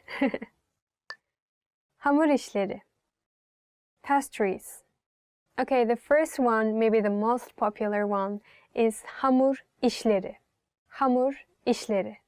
So it is pastries in English. Doktorlar Türkiye'de çok fazla hamur işi tüketilmesinden endişeli. So fun. Doctors worry about the amount of pastries consumed in Turkey. Yeah, sorry, doctors. Yeah, and they should be, I think. Because I read it in World Health Organization website. The first reason, number one reason of the cause of death in Turkey is diabetes, which is basically caused by eating pastries a lot. But I'm so sorry. I also like it very much, and I'm sure all Turkish people like it. It's not healthy for sure, but we just eat it. We like to eat it. Sütlü tatlılar. Milk pudding. Sütlü tatlılar. Sütlü tatlılar. Milk pudding. Sütlü tatlılar içinde en sevdiğim kazandibidir. Kazandibi is my favorite among milk puddings. So Turkish people think milk puddings are more innocent compared to other desserts. So especially mothers, they say, no, I can eat one milk pudding, it's fine. It's not that much high calorie like that. And they eat many, so they get fat again. In Turkey, we have so many famous milk puddings actually. One of them is sütlaç. They put rice and milk inside, and it's sweet, it's not salt at all. And the other one is, I'm sure you will find this very interesting too. It is called tavuk göğsü, and it is made of chicken, and it's a dessert, and it's very delicious. Like chicken and milk like this, not salt at all. It's very sweet, and it's very popular dessert in Turkey. But my favorite is, as I said, kazandibi. Şerbetli tatlılar. Syrup-based desserts. The next one, şerbetli tatlılar. Syrup-based desserts. Baklava, şerbetli tatlıların sultanıdır. Baklava is the sultan of syrup-based desserts. Actually, I think many people know baklava nowadays because when I talk with my foreigner friends, usually they know baklava. Or I think they heard in some TV shows or TV drama, so they say, oh, I want to try baklava, baklava, like that. It is very sweet actually. and I'm sure it has very high calorie. So that is why, because it's a very high calorie dessert, I think it's better if you just eat like 1 slice or 2 slices, or if you eat more, I'm sure it's gonna be like very bad for your health. Zeytinyağlılar. Olive oil based dishes. Zeytinyağlılar. Olive oil based dishes. Türkiye'nin batısında zeytinyağlılar daha çok sevilir. Olive oil based dishes are more popular in Western Turkey. Olive oil based dishes are, yes, more popular in the Western Turkey. It is because there are so many olive trees in the western side of Turkey. Actually from, I think, not Istanbul, but after Istanbul until Antalya, the south part, there are many, many olive trees. So that is why people are using olives in their dishes. And it's very delicious, very delicious. And olive oil is healthy, not only for your body, but also for your skin too. So they just don't have the dishes. They also have like skin products based on olive oil. Yaprak sarması. Rice stuffed wine leaves. The next one is my favorite. Yaprak sarması. Rice stuffed wine leaves. Ayşe Hanım'ın gelini yaprak sarmasını parmak kadar ince sarıyormuş.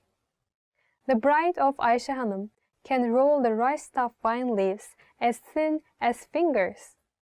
There's a standard in Turkey when it comes to rice stuffed wine leaves.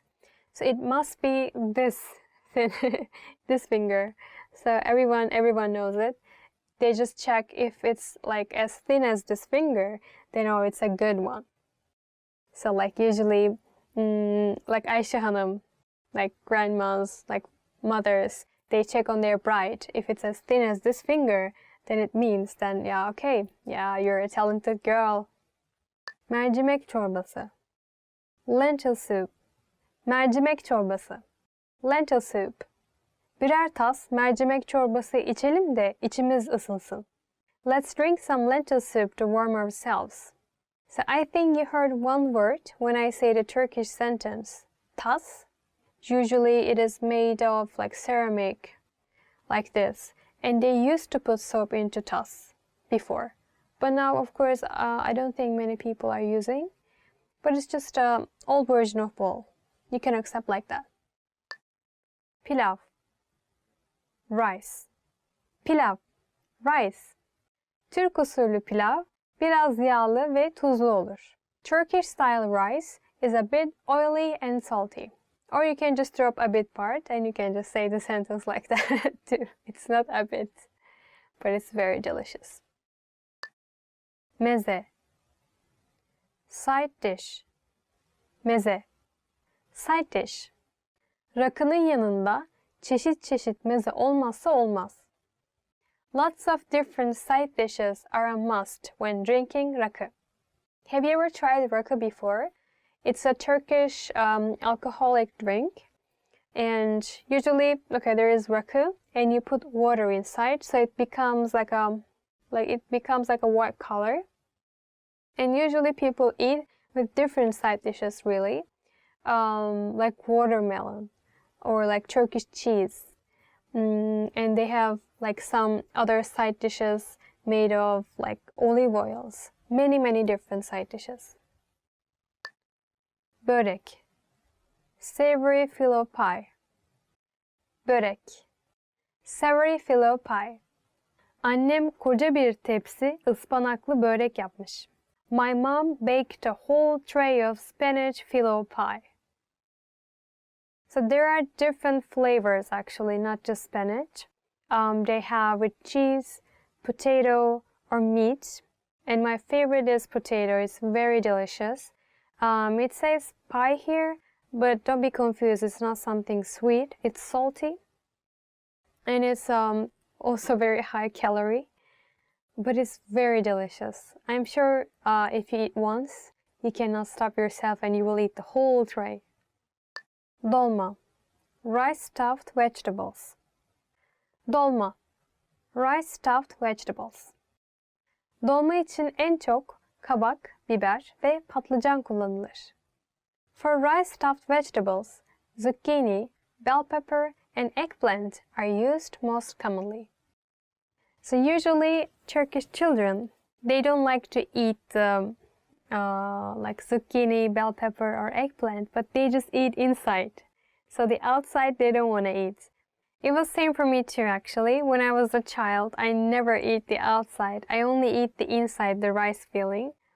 But when I grew up, I learned to eat actually. Unfortunately, now I'm eating the whole. Okay, unfortunately that's it. We finished the video.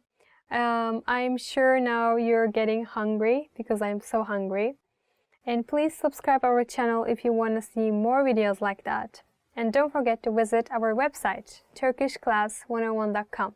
I hope to see you guys in the next video with another delicious topic. Bye bye!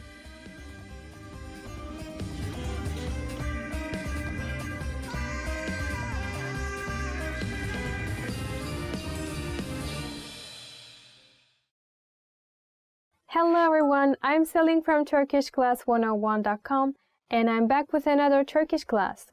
Today we're going to be talking about 10 must-know vocabulary for the restaurant. Garson, garson, waiter, waitress. The first one is garson, waiter or waitress. Bu restoranın garsonları çok nazik. Bu restoranın garsonları çok nazik. The waiters in this restaurant are very kind. So in Turkish, we don't have two different words. For waiter or waitress, we just say garson. So the name of the job. If you want to call a boy or girl, I mean the waiter or waitress, you can just say garson. And in Turkish we call like this usually. Pardon, bakar mısınız? Garson bey, bakar mısınız? It's like, hello, excuse me. Can you look at me? Like that. Yemek.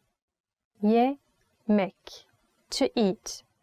The next one is yemek. To eat. Kırmızı et yemiyorum. Kırmızı et yemiyorum. I don't eat red meat. So it's a very basic word, but it's important to know if you're going to a Turkish restaurant. What if you have an allergy, right? Or what if you're vegetarian? Then you need to know the eat, to eat word. So you can say you don't eat or you have allergy. Kırmızı et yemiyorum. Or let's say you don't eat egg. Egg is yumurta. Yumurta yemiyorum. If you want to say I am vegetarian in Turkish, you can say like this. Ben vejetaryenim. Ben vejetaryenim. Kırmızı et yemiyorum. I don't eat red meat. Sipariş vermek. Sipariş vermek. To order. Sipariş vermek. To order. Pasta sipariş ettim. Pasta sipariş ettim. I ordered a cake. It's very funny actually because I know in English pasta means like macaroni, right? But in Turkish it means cake. So it was always very confusing for me when I was learning English. We are using for describing cake or like some kind of sweet, like birthday cake. We are saying pasta. And sipariş etmek means order. You can use it with other foods too. Usually people are ordering pizza to their home, right? You can say pizza sipariş ettim. Or if you want to ask your friend, should we order pizza? Then you can say pizza sipariş edelim mi? Pizza sipariş edelim mi? Su. Su. Water. Su. Water. Bir bardak soğuk su alabilir miyim? Bir bardak soğuk su alabilir miyim? Can I have a glass of cold water? Usually in Turkish restaurants, the water is not free, so you have to pay money for it. And please be careful if you're ordering water, because you may thought maybe in your country it's free, but it's not free in Turkey. But in Turkey, in most restaurants, not all of them, in most restaurants, the Turkish tea is free, black tea is free, and it usually comes after your meal. They just bring you, or they ask you, should we bring black tea? Should we bring Turkish tea for you? And it's usually free. But I'm not saying for all of them, but most of them. Tatlı. Tatlı. Dessert. Tatlı. Dessert. Bu tatlının yanında bir fincan kahve iyi gider. Bu tatlının yanında bir fincan kahve iyi gider. A cup of coffee would be great with this dessert. Usually in Turkey, people like to drink Turkish coffee. And with Turkish coffee, we usually eat whether Turkish Delight, or recently we started to eat chocolate, like Turkish brand chocolate or any other brand. So in Turkish, we say like this: Türk kahvesinin yanında lokum iyi gider. I said, Turkish Delight goes well with Turkish coffee. Chef, chef, chief, chef, chief. Bu restoranın şefi çok yetenekli. Bu restoranın şefi çok yetenekli. This restaurant's chief is very talented. Okay, you finished your meal in a Turkish restaurant and you really liked it. Now you want to say good words, you want to give good feedback to the restaurant. Then you can use this sentence, right? It's a good sentence to know, I think. Bu restoranın şefi çok yetenekli. Yemekler çok lezzetliydi. It means the food was very delicious. Yemekler çok lezzetliydi. Fast food. Fast food. Fast food. Fast food. Fast food. Çocuklarımın fast food yemesine izin vermem. Çocuklarımın fast food yemesine izin vermem. I don't let my children eat fast food. We are using the English word as it is, fast food, but our pronunciation is not like English, of course. It's a bit different. It's like fast food. Well, we have actually other Turkish words. It is rather abur cubur. It's more like snacks, I think. Abur cubur or hazır yiyecekler, which means instant food. Hazır yiyecekler. We are using these two for describing fast food sometimes. Abur cubur, hazır yiyecekler, or fast food as it is. It's also okay. Restoran. Restoran. Restaurant. Restoran. Restaurant. Bu sokaktaki ev yemekleri restoranına sık sık giderim. Bu sokaktaki ev yemekleri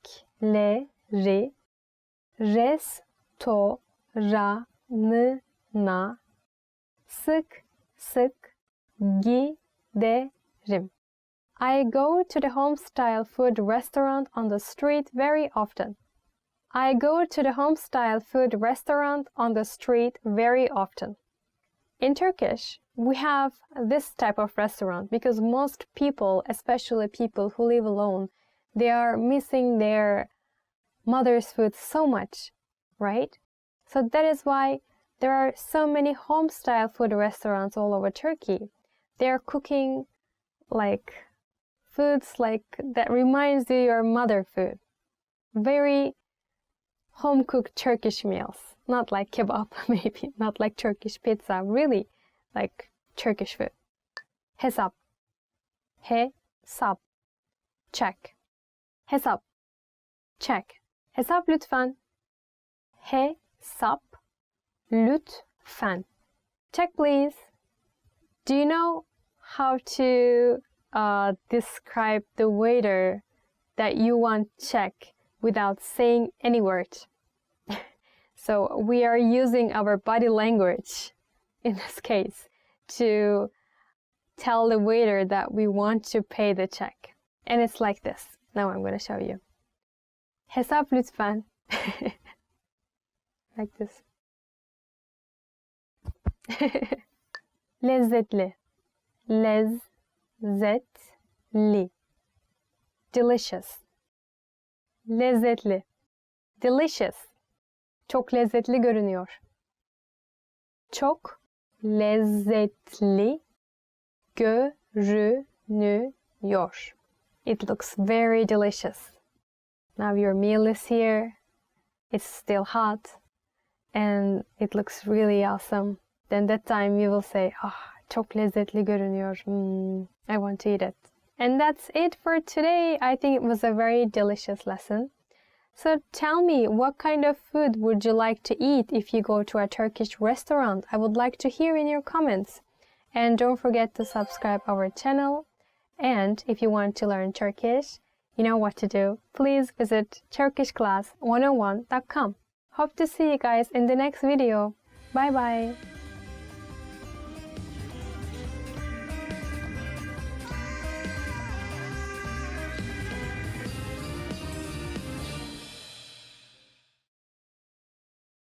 Hi everybody, I'm Selin from turkishclass101.com and I'm here again with another Turkish video.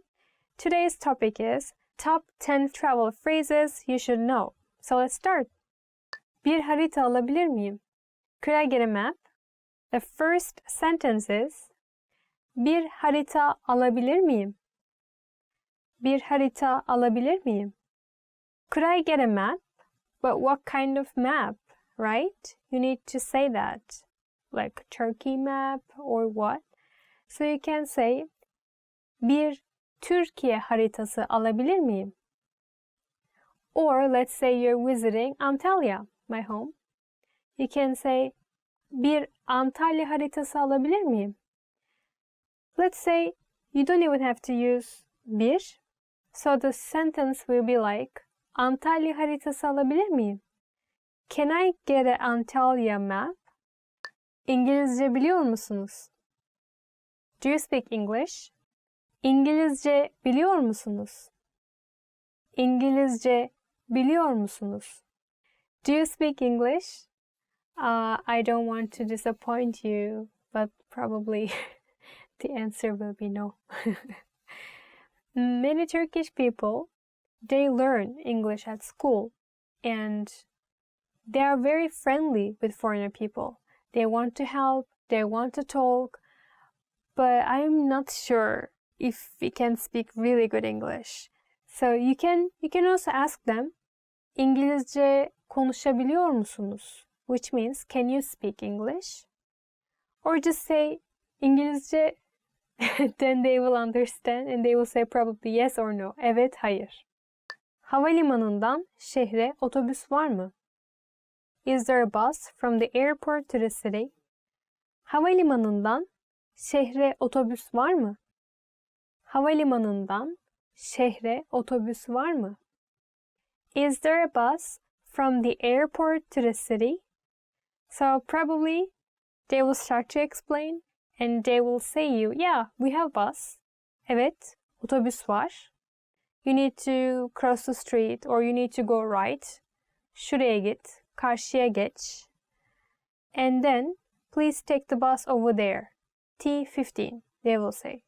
Evet, şu otobüse bin. T15, E30. Probably you will hear this kind of numbers. Wi-Fi ücretsiz mi? Isn't Wi-Fi free? Wi-Fi ücretsiz mi? Wi-Fi ücretsiz mi? Is the Wi-Fi free?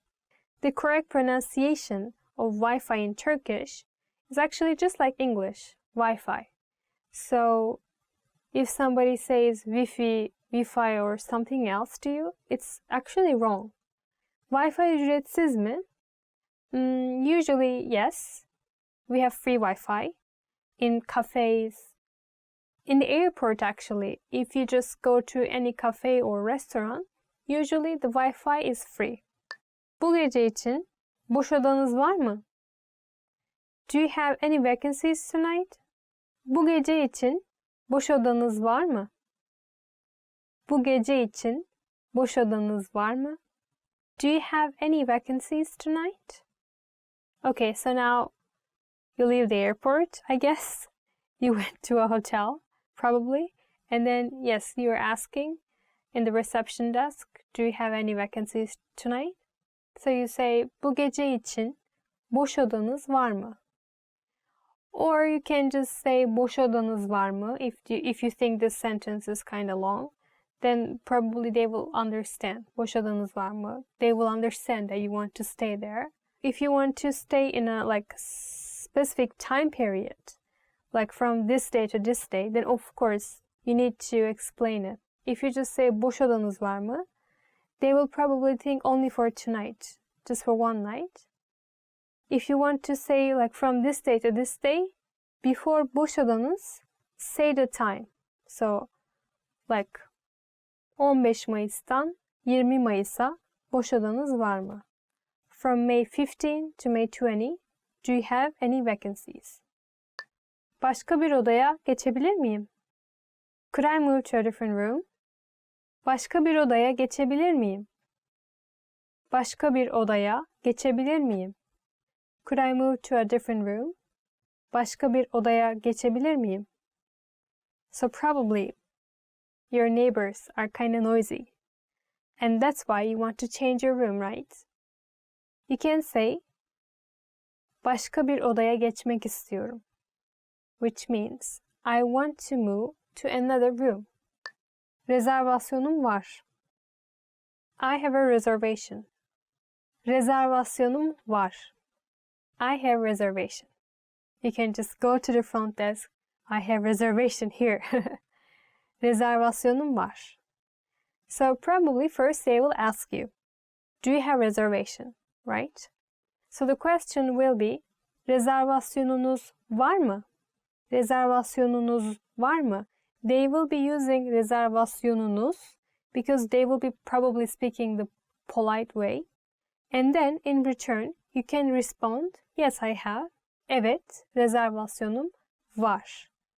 But if you don't have, hayır, no, I don't have reservation. Rezervasyonum yok. Please don't forget to say rezervasyonum. If you just say rezervasyon, just the word, then I think it will not sound natural. Most foreign people, they do this mistake. They are forgetting the U and M at the end. Rezervasyon, they say. But it will not be natural. So rezervasyonum var or rezervasyonum yok. Menü alabilir miyiz lütfen? Could we have the menu please? Menü alabilir miyiz lütfen? Menü alabilir miyiz lütfen? Could we have the menu please?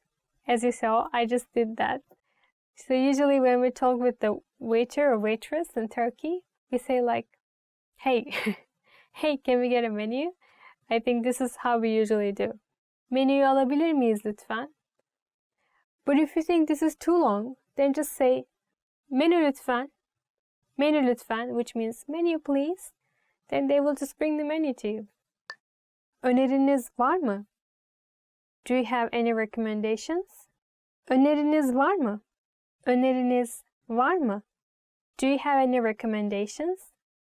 Let's say you went to a tourist office, like a company's office, and you want to join a tour. Then, when you're talking with the staff, you can ask, öneriniz var mı? Or you can say, Benim için öneriniz var mı? Do you have any recommendations for me? Benim için öneriniz var mı? And then they can just give you like all options they have. Hesabı alabilir miyim? Could I have the check? Hesabı alabilir miyim? Hesabı alabilir miyim? Could I have the check? Usually, again, in Turkey, we say hesap lütfen. Just like menu. Hesap lütfen. Garson, hesap lütfen. Which means you're calling the waiter or waitress. Check please. Check please. Hesap lütfen. This sentence is okay, but it's a polite way to say. So usually all people in Turkey, when they speak like casually, when it's like, how should I say, when they went to a cafe with their friends, they just say hesap lütfen, and it will be the same meaning with the sentence. We finished our lesson. That was it for today. I hope you enjoyed it, and now I hope you have some ideas about the words that you can use in Turkey while you're traveling. If you want to learn Turkish more, then you know what to do. Please visit turkishclass101.com. And don't forget to subscribe our channel, and I hope to see you guys in the next video. Bye bye!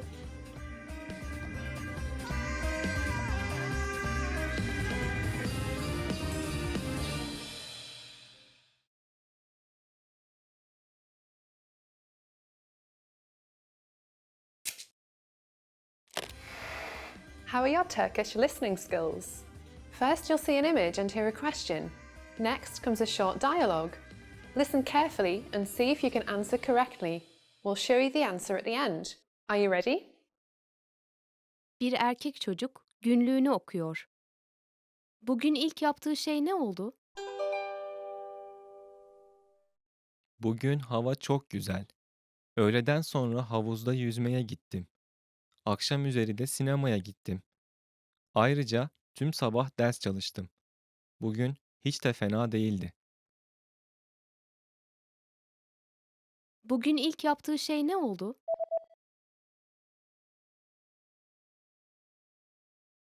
Bir erkek çocuk günlüğünü okuyor. Bugün ilk yaptığı şey ne oldu? Bugün hava çok güzel. Öğleden sonra havuzda yüzmeye gittim. Akşam üzeri de sinemaya gittim. Ayrıca tüm sabah ders çalıştım. Bugün hiç de fena değildi. Did you get it right? I hope you learned something from this quiz. Let us know if you have any questions. See you next time.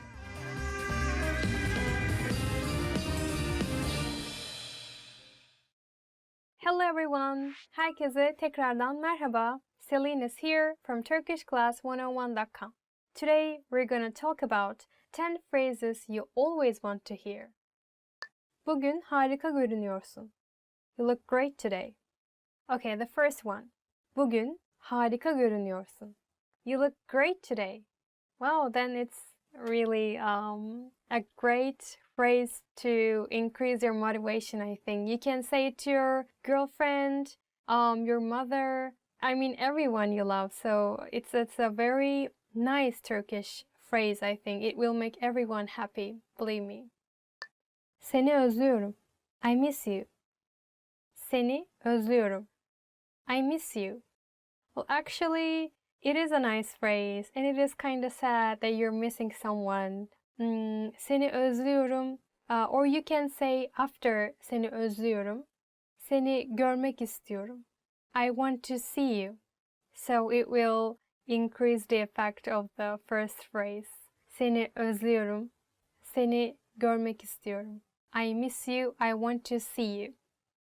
Harika bir iş çıkardın. You did a great job. Harika bir iş çıkardın. You did a great job. I'd like to hear that from my boss or from my teacher at school. Harika bir iş çıkardın.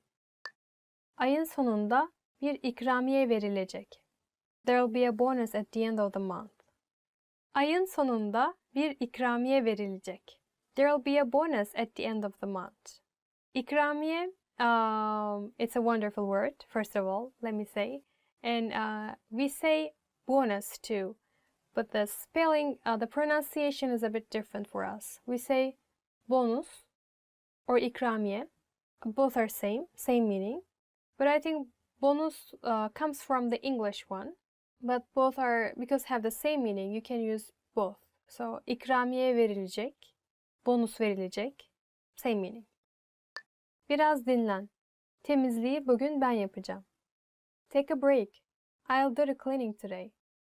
Biraz dinlen. Temizliği bugün ben yapacağım. Take a break. I'll do the cleaning today. Oh, it's wonderful. Please do. There are so many things to do, right? I mean, especially in Turkish houses, like we like large houses, so there are lots of things to do in terms of cleaning, I think. Cleaning, washing, and everything. So if someone tells you like, take a break, I'll do the cleaning today, it's like, oh, thank you, awesome. So bugün ben yapacağım, sen dinlenebilirsin. It means you can take a break. Ve sen kazandın. And you win. Ve sen kazandın. And you win. What would you like to win? I would like to win a competition, actually. I like to compete. So you can say someone like who win a competition, a contest, ve sen kazandın. Or lottery. Like if you win lottery, you can use the same phrase again. Ve sen kazandın. Haklıydın. You were right. Haklıydın. You were right. This is, I'm sure Turkish girls will understand me again, because like we would like to hear that we are right, or Turkish guys think that we'd like to hear we are right. So it is also another cliche phrase in Turkish, like you just want to hear you're right. I think that's why they think it will make us happy to hear. Ve sen haklısın. Haklıydın. You were right. Sana özel bir şey getirdim. I brought you something special. Sana özel bir şey getirdim. I brought you something special. It can be a present, right? So we say hediye, armağan, both mean present. You can say sana hediye getirdim. Sana armağan getirdim. Or sana özel bir şey getirdim. It will make any person happy to get a present. Sen olmasan ne yapardım? What would I do without you? Sen olmasan ne yapardım? What would I do without you? Wow, very romantic, right? So you would like to use this phrase for who? Well, for me, I would like to use it for my mother, actually. Yeah. So I would like to say to her now. Sen olmasan ne yapardım? Mother. Hello, are you watching? Yaşını göstermiyorsun. You don't show your age. Yaşını göstermiyorsun. You don't show your age. I know this sentence, I know this phrase makes many people happy. But when I was in Turkey, for example, they always told me that I don't look my age. So I look younger, and I really hate that. I don't know why, because I think in Turkey, we don't have a very like sweet, cute look, but instead we prefer more like a cool, serious, or more like a womanish look. And if I look like a teenager, even though I'm a university student, then I'm not going to be happy about it, right? So I think if you say this phrase to everyone, then it doesn't mean that it will make everyone happy. But of course, if you say it to like a maybe middle-aged person, like 30, 40, if you say, oh, you look younger, or you don't look your age, then I think it will make those people happy. Yaşını göstermiyorsun. Okay, that's all for today. I think this lesson was very fun, full of motivation. I hope you liked it. Tell me which one is your favorite phrase. Okay, in my case, my favorite one is sen olmasan ne yapardım? Because I'm saying this to my mom. So tell me your favorite one, and I hope to see you guys in the next video. If you want to learn Turkish more, then please don't forget to visit our website, turkishclass101.com. And please don't forget to subscribe our channel if you want to watch more videos. I'll see you next time. Bye bye.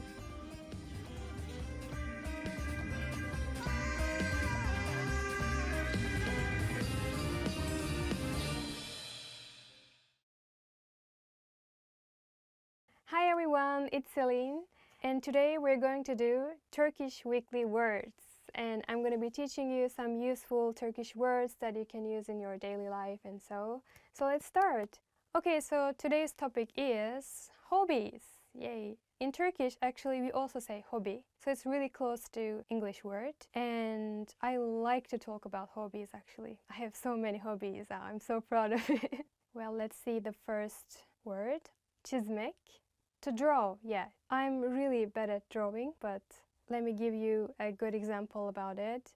Resim çizmeyi çok seviyorum.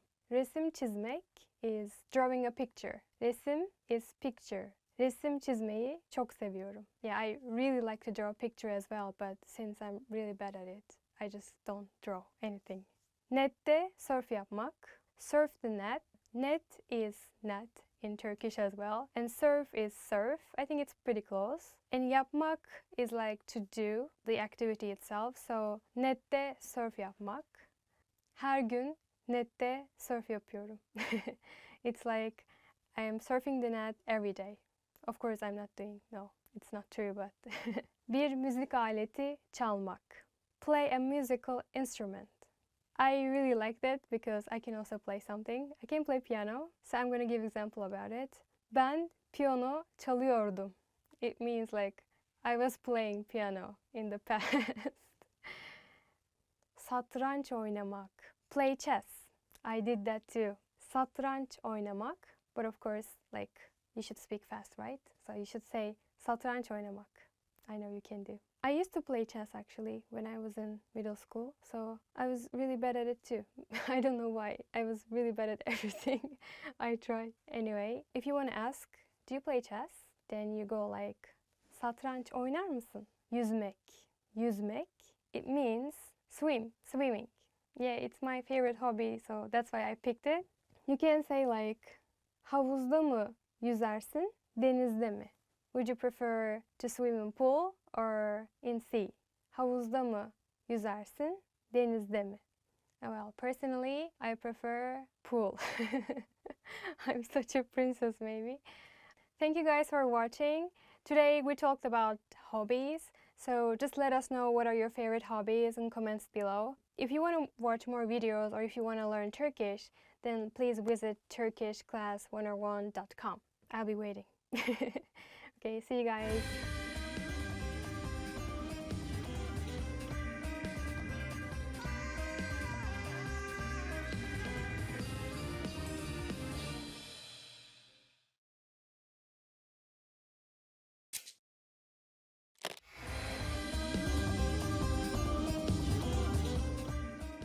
Herkese merhaba, ben Zehra.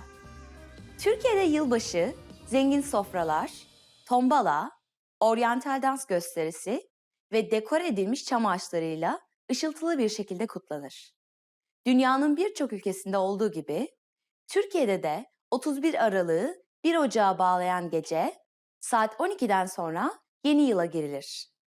Bu derste Türkiye'de yeni yıl geleneklerini ve günümüzde yeni yılın nasıl kutlandığını öğreneceksiniz. Yeni yıl gecesine hazırlık olarak birçok insanın evlerini neyle dekor ettiklerini biliyor musunuz? Cevabı bu videonun sonunda göstereceğiz. Türkiye'de yılbaşı geleneksel olarak evde kutlanır. Akrabaların, komşuların ve yakın arkadaşların toplandığı ailecek kutlanacak bir gün olarak görülür. Yılbaşı yemeği zengin bir menüden oluşur. Kestaneli hindi, perde pilavı, börek, değişik mezeler ve tatlılardan oluşan gösterişli bir sofra hazırlanır. Türkiye'de yılbaşı sofrası genelde en iyi yemek takımları ve sofra süsleriyle göz alıcıdır. Pestil, cevizli sucuk, kuru yemiş ve meyveler de yemekten önce ve sonra misafirlere ikram edilir. Türkiye'de yılbaşı aile tatili olarak görüldüğünden, ailede büyük küçük demeden herkes iyi vakit geçirmeye çalışır. Özellikle yılbaşı yemeğinden sonra okey, tavla, iskambil oyunları ve tombala neşeyle oynanır. Televizyon genelde hep açıktır. Oryantal dans gösterileri özellikle kadınlar tarafından eşlik edilerek izlenir. Türkiye'de yılbaşı özellikle şehirli, orta sınıf tarafından bu aktivitelerle eğlence olarak kutlansa da başka bir grup yılbaşını Batı özentisi olarak gördüğünden kutlamaz. Yeni Yıl gecesi, gece yarısına bir kala televizyonda geri sayım başlar. Işıklar kapatılır ve maytaplar yakılır. Saat 12'yi gösterdiğinde İstanbul, İzmir, Ankara gibi büyük şehirlerde havai fişekler atılır. Herkes sarılır, öpüşür ve birbirlerinin yeni yılını kutlar. Yeni yıl tebriklerinden hemen sonra yılbaşı hediyeleri verilir. Bu hediyeleri özellikle çocuklar sabırsızlıkla beklerler. Günümüzde ailenin gençleri genelde bu tebriklerden sonra arkadaşlarıyla dışarı eğlenmeye çıkarlar.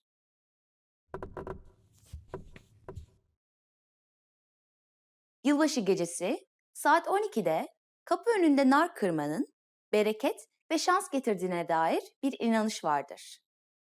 Ve şimdi size deminki quizin cevabını vereceğim. Yeni Yıl gecesine hazırlık olarak birçok insanın evlerini ne ile dekore ettiklerini ve bunun hangi mitolojiye dayandığını biliyor musunuz? Yapay veya gerçek çam ağaçlarını süsleyip altına hediyeler koyarak Yeni Yıl gecesine hazırlanırlar. Bu geleneğin Noel ile dini anlamda pek bir bağlantısı yoktur. Yılbaşı ağacı, eski Türklerde dilek ağacı kültü kutsal olarak kabul edildiğinden günümüze kadar geldiği düşünülür. Bu dersi nasıl buldunuz? İlginç bir şeyler öğrendiniz mi? Ülkenizde yılbaşını nasıl kutlarsınız? turkishclass101.com'a yorumlarınızı bırakın. Bir sonraki derste görüşmek üzere. Bye! Hey guys, this is Celine and welcome to Turkish Weekly Words. So, what is today's topic? I don't know as well. Let's find out together. Flavors. Tatlar. Tat means flavor and flavors is tatlar. Tuzlu. Salty. They say like Turkish foods are kinda salty. I think that's true. Then let's say Turkish foods are salty. Genelde Türk yemekleri tuzludur. Usually, Turkish foods are salty. Tatlı. Sweet. Oh, it's my favorite flavor. Sweet. Tatlı. For dessert, we also say tatlı. And like in English, we say, oh, he's a really sweet guy. Like that, right? We then use the same word, tatlı. Çok tatlı biri. Well, as a flavor, the most famous Turkish dessert is baklava. Baklava is very sweet. Baklava çok tatlıdır. Baklava çok tatlıdır. Acı, bitter, hot or spicy. Well, we can use acı for all of them actually, but we have some other words too for different situations. For example, we have baharatlı for spicy. Acı also means spicy. So what is the difference? If you say, oh, it's like acı, then I understand that it's very, very hot. Like, oh, very hot, I cannot eat like hot pepper or like something that, you cannot eat. But if you say baharatlı instead of acı, then I'm gonna think, oh, it's like spicy, but not like you cannot eat. Like you can eat. Like it's just the level of spiciness is normal. Oh, have you ever tried çiğ köfte? It's like a Turkish meal, and if you're kind of interested in Turkish culture, I'm sure you heard before.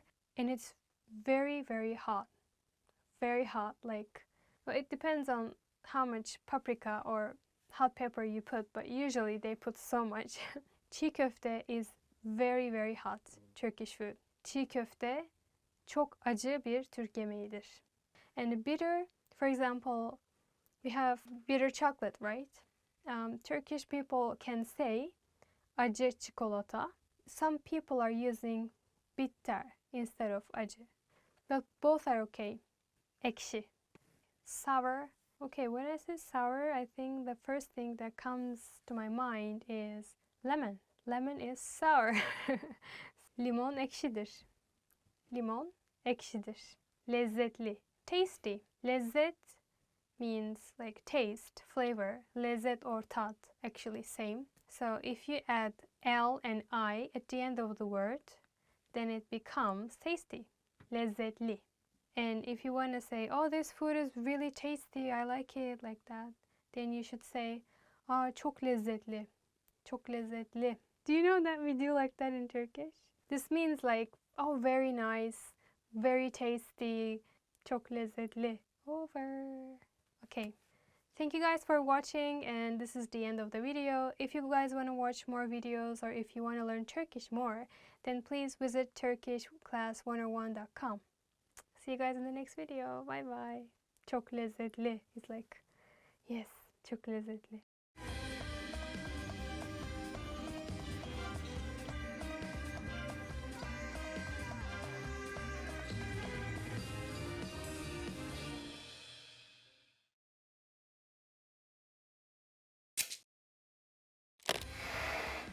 Hi everyone, I'm Gabriella.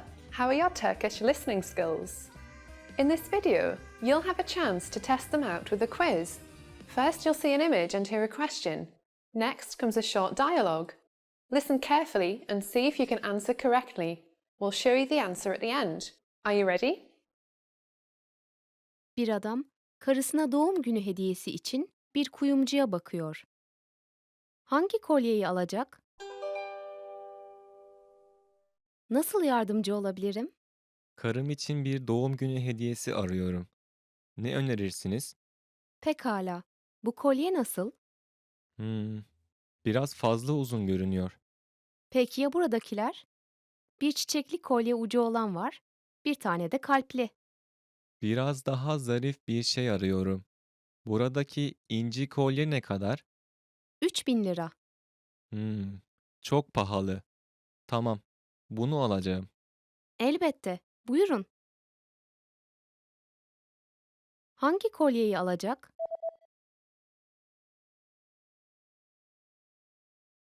Bir adam karısına doğum günü hediyesi için bir kuyumcuya bakıyor. Hangi kolyeyi alacak? Nasıl yardımcı olabilirim? Karım için bir doğum günü hediyesi arıyorum. Ne önerirsiniz? Pekala. Bu kolye nasıl? Biraz fazla uzun görünüyor. Peki ya buradakiler? Bir çiçekli kolye ucu olan var, bir tane de kalpli. Biraz daha zarif bir şey arıyorum. Buradaki inci kolye ne kadar? 3000 lira. Çok pahalı. Tamam, bunu alacağım. Elbette. Buyurun. Did you get it right? I hope you learned something from this quiz. Let us know if you have any questions. See you next time.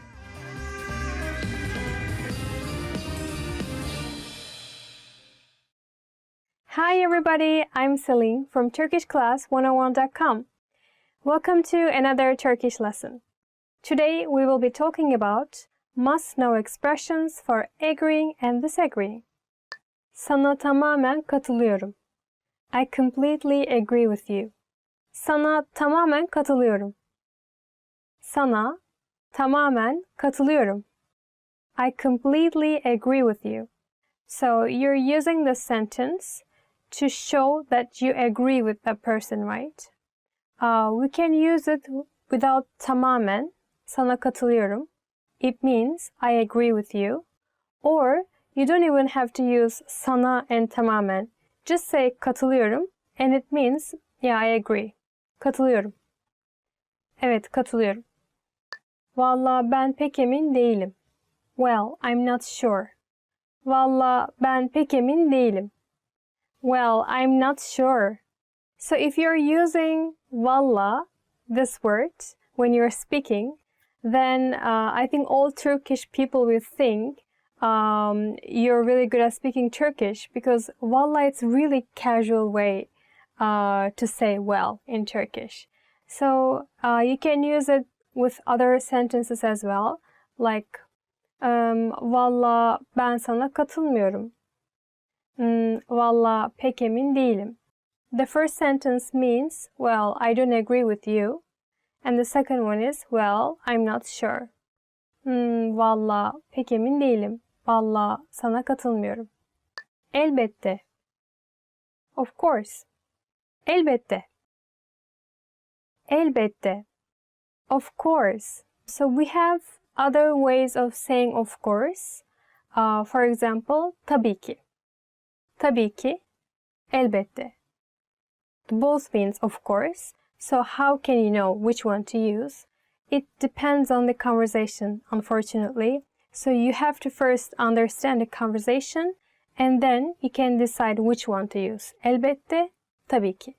For example, your friend invited you to a party and he is asking you, are you coming tomorrow?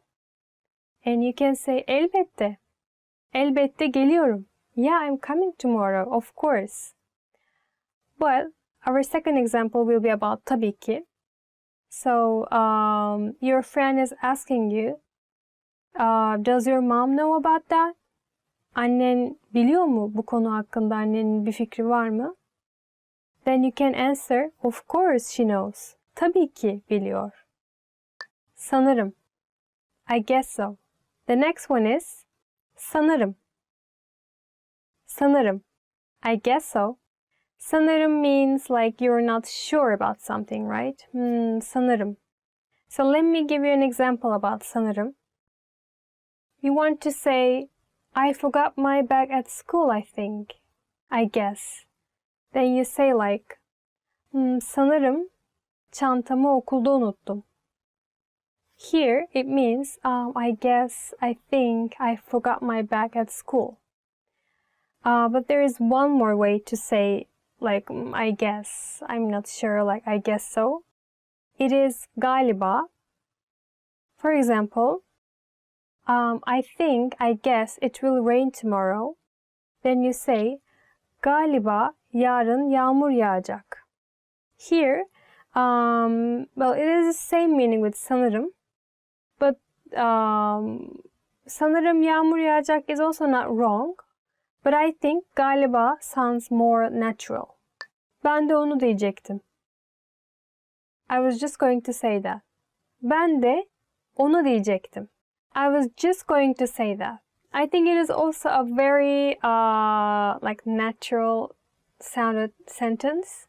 I mean, if you say this sentence, then I think you will sound more natural when you speak Turkish. I was just going to say that. Ben de onu diyecektim. Or you can add tam word to this sentence. So it will be like this. Ben de tam onu diyecektim. Well, actually, there is almost no difference. But if you just add tam, it will be, I think, perfect, like more natural. Evet, haklısın. Yes, you're right. Evet, haklısın. Evet, haklısın. Yes, you're right. I think most of us would like to hear that, right? Yes, you're right. Evet, haklısın. I think you can use this sentence to anyone. Evet, haklısın. But if you are talking with your manager or someone older than you, and if you want to be more polite, then maybe you can say, evet, haklısınız. Evet, haklısınız. Yanlışın var. You're wrong. Yanlışın var. Yanlışın var. You're wrong. Let's say your friend is saying that he saw you in the club last night. Like, oh, I saw you last night, right? It was you. And you can say, hayır, yanlışın var. O ben değildim. Which means, no, you're wrong. It was not me. Hayır, yanlışın var. Sanmıyorum. I don't think so. Sanmıyorum. Sanmıyorum. I don't think so. Your friend is saying, did you get fat? And you're saying, no, I don't think so. Hayır, sanmıyorum. No, I don't think so. Hayır, sanmıyorum. So, sanmıyorum literally means I don't think so. But you can also use sanmam. Sanmam, it's a present tense of saying sanmıyorum. Sanmıyorum is like continuous tense. But both mean I don't think so. No, I don't think so, no. Like this meaning, sanmam, is more casual. So I think it's better to use with friends. Sanmam. Belki. Maybe. Belki. Maybe. Belki. So belki can be used in basically everything. It can be used for everything. You can say, you will come tomorrow night. Like if your friend is asking you again, you can say belki, maybe. Or you will go holiday. I mean this summer. Are you planning to go holiday? Yeah, maybe. Belki. Can also use the same word. It is very common in Turkey, and you can use it for everything. So I think it's a good word to remember. Katılıyorum. I agree. Katılıyorum. I agree. But although katılmıyorum sounds more strong, and as I told you, maybe like political parties leaders are using this to each other, katılıyorum is not that strong. So not just like serious issues or political issues, but you can use this in casual talks as well, like with your friend, like with anything. I think you can say, oh, I think purple looks good on her. You can say, I agree. Yeah, katılıyorum. It doesn't have to be about serious issues. And that was it. I hope you enjoyed today's lesson. And by the way, don't forget to visit our website, turkishclass101.com. Please subscribe to our channel and comment. I would like to hear your ideas. And I hope to see you guys in the next video. Bye bye.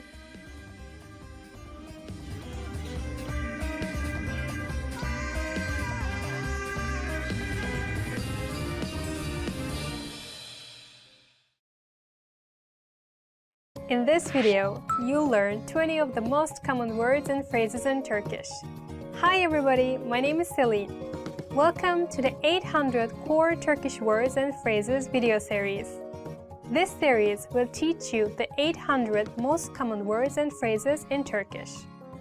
But there's a twist. With each new lesson in this series, we'll include the previous lessons at the end. So, after you've learned the new words and phrases, stick around and review what you learned in previous lessons. Reviewing is one of the most important parts of learning a language. You can also get the full list right now at turkishclass101.com. Click the link in the description to access more example sentences, create your own flashcard deck, and finally master Turkish. Okay, let's get started. First is gülmek. Laugh. Gülmek. Gülmek. Laugh. Bir şakaya gülmek. Laugh at a joke. Bir şakaya gülmek. Lezzetli. Delicious. Lezzetli. Lezzetli. Delicious. Çok lezzetli. It's very delicious. Çok lezzetli. Su. Water. Su. Su. Water. Su içmek. Drink water. Su içmek. Çay. Tea. Çay. Çay. Tea. Poşet çay. Tea bag. Poşet çay. Kahve. Coffee. Kahve. Kahve. Coffee. Bir bardak kahve. Cup of coffee. Bir bardak kahve. Bira. Beer. Bira. Bira. Beer. Kutu bira. Can of beer. Kutu bira. Şarap. Wine. Şarap. Şarap. Wine. Bir bardak şarap. Glass of wine. Bir bardak şarap. Sığır eti. Beef. Sığır eti. Sığır eti. Beef. Ana yemek için sığır eti. Beef for the main course. Ana yemek için sığır eti. Tavuk. Chicken. Tavuk. Tavuk. Chicken. Tavuk suyu çorbası. Chicken soup. Tavuk suyu çorbası. Domuz eti. Pork. Domuz eti. Domuz eti. Pork. Domuz rostosu. Pork roast. Domuz rostosu. Balık. Fish. Balık. Balık. Fish. Çiğ balık. Raw fish. Çiğ balık. Kuzu eti. Lamb. Kuzu eti. Kuzu eti. Lamb. Kuzu eti son derece lezzetli. Lamb is extremely delicious. Kuzu eti son derece lezzetli. Doktor. Doctor. Doktor. Doktor. Doctor. Doktor ayağı inceliyor. The doctor is examining the food. Doktor ayağı inceliyor. Polis memuru. Police officer. Polis memuru. Polis memuru. Police officer. Üniformalı polis memuru. Police officer in uniform. Üniformalı polis memuru. Öğretmen. Teacher. Öğretmen. Öğretmen. Teacher. Bir sınıftaki öğretmen. Teacher in a classroom. Bir sınıftaki öğretmen. Çalışan. Employee. Çalışan. Çalışan. Employee.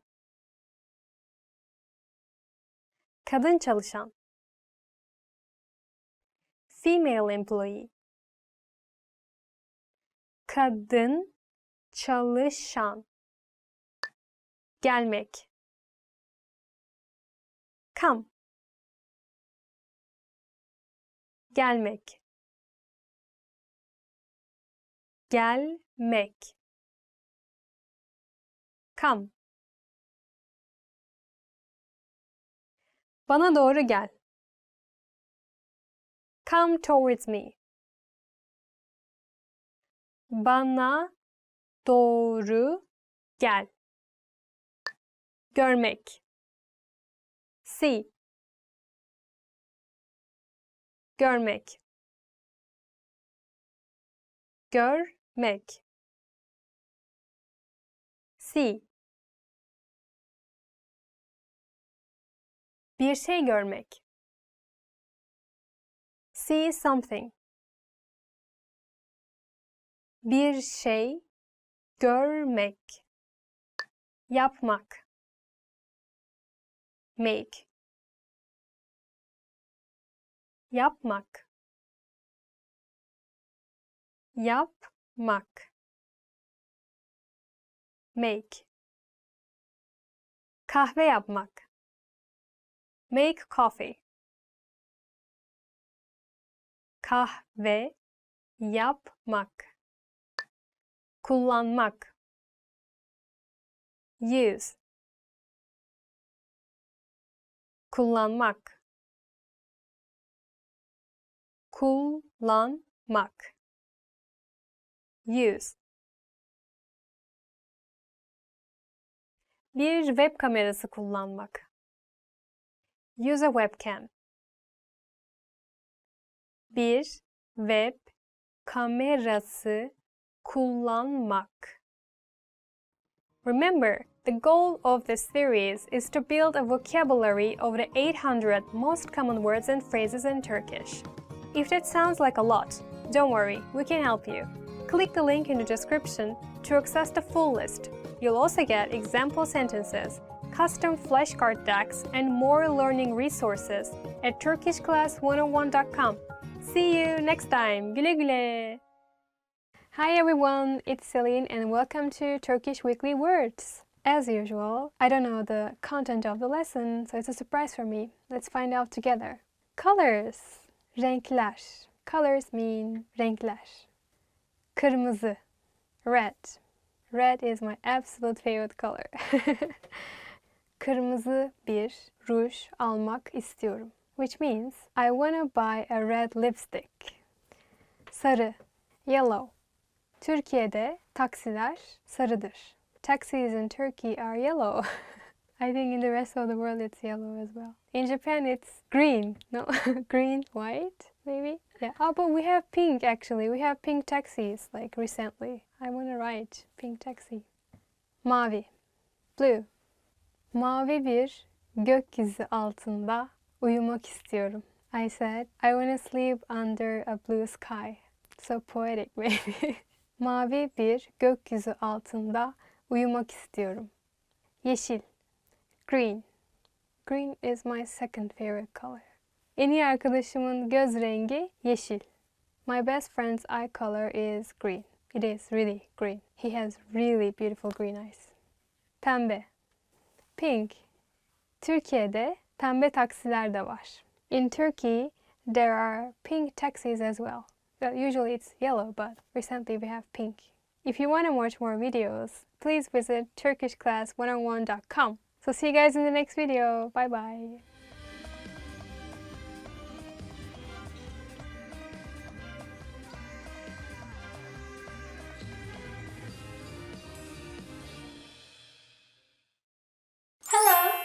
Merhaba, I'm Seda. Ben Seda. Welcome to TurkishClass101.com.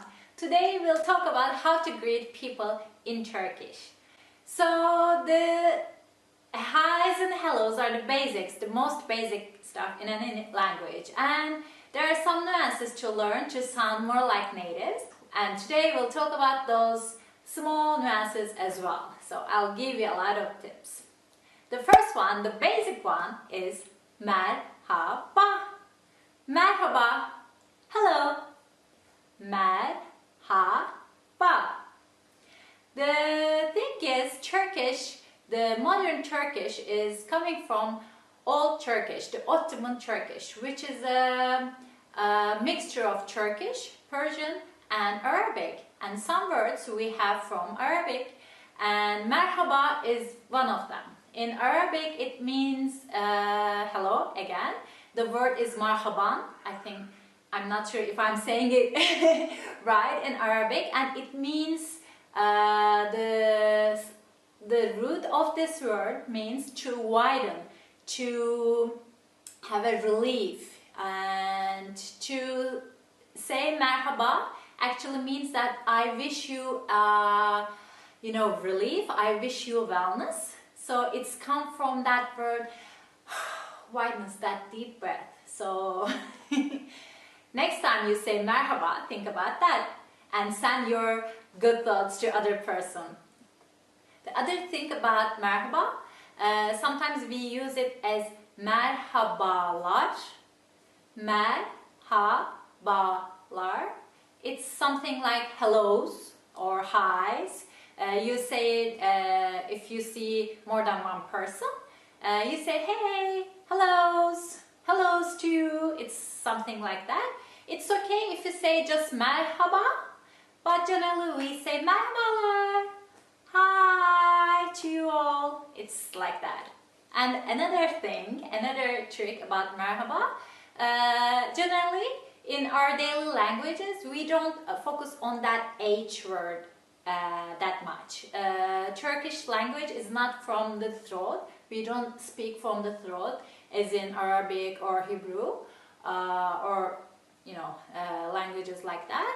So we generally just smoothly say or don't say the word, the sound of, we don't make that sound H. So merhaba is like merhaba.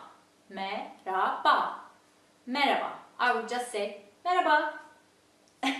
So next time you hear it, don't think about, where's that H? We just ate it. Okay, that's it. The second one is naber. Naber. Naber. It's something like what's up?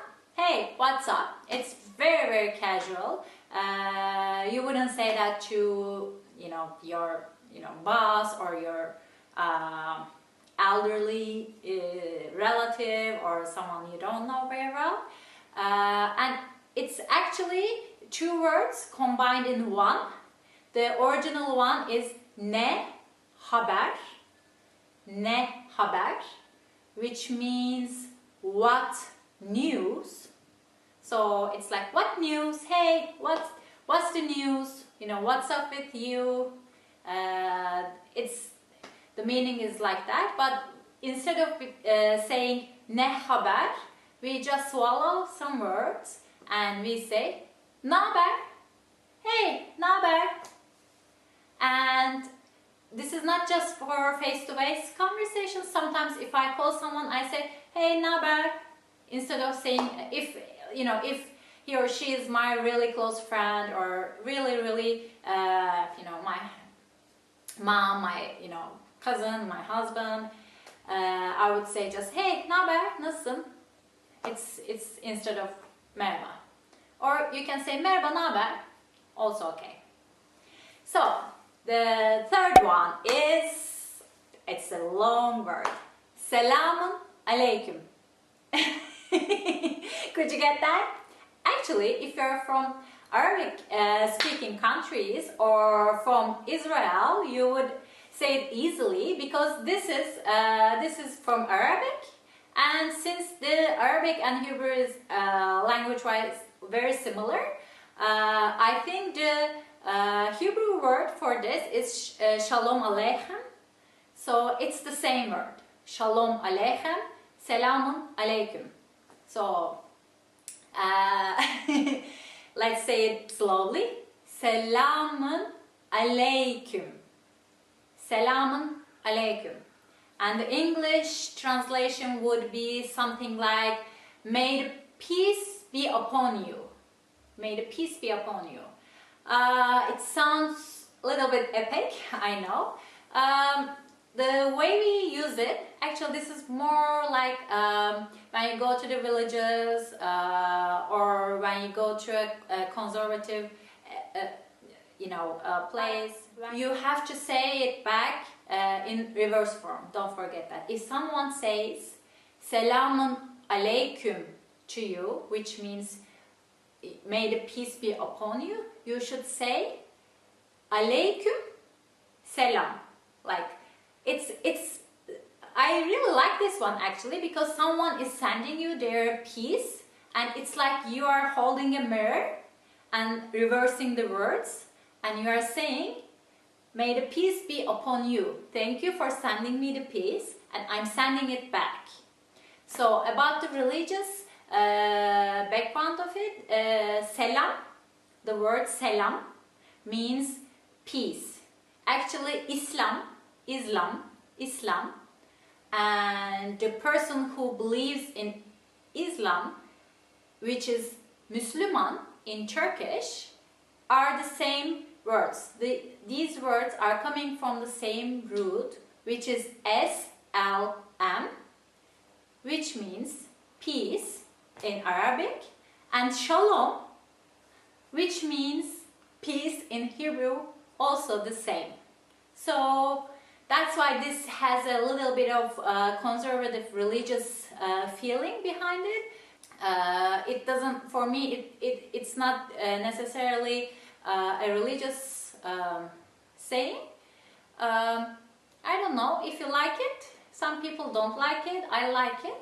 And if you like it, use it. If you don't like it, it would be really rude when you hear it if you don't turn it back. If you don't say Aleyküm Selam, that would be kind of rude. You don't have to say this by yourself.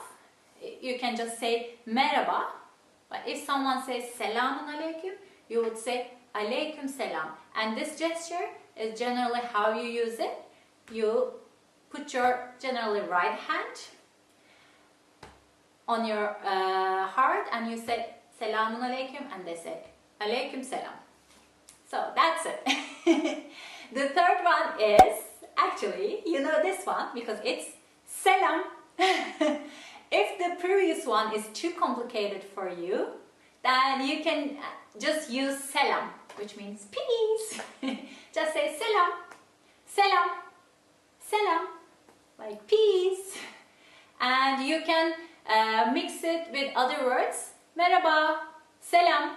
We can just use it together. Or Selam, naber? It's like peace, what's up? We use it like that. This is more like more modern, and we use it without the religious or conservative context. And all the people, like everybody uses it. Selam, selam, selam, selam.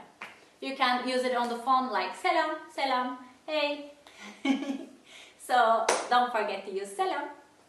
Okay, the next one is, this is a very specific time.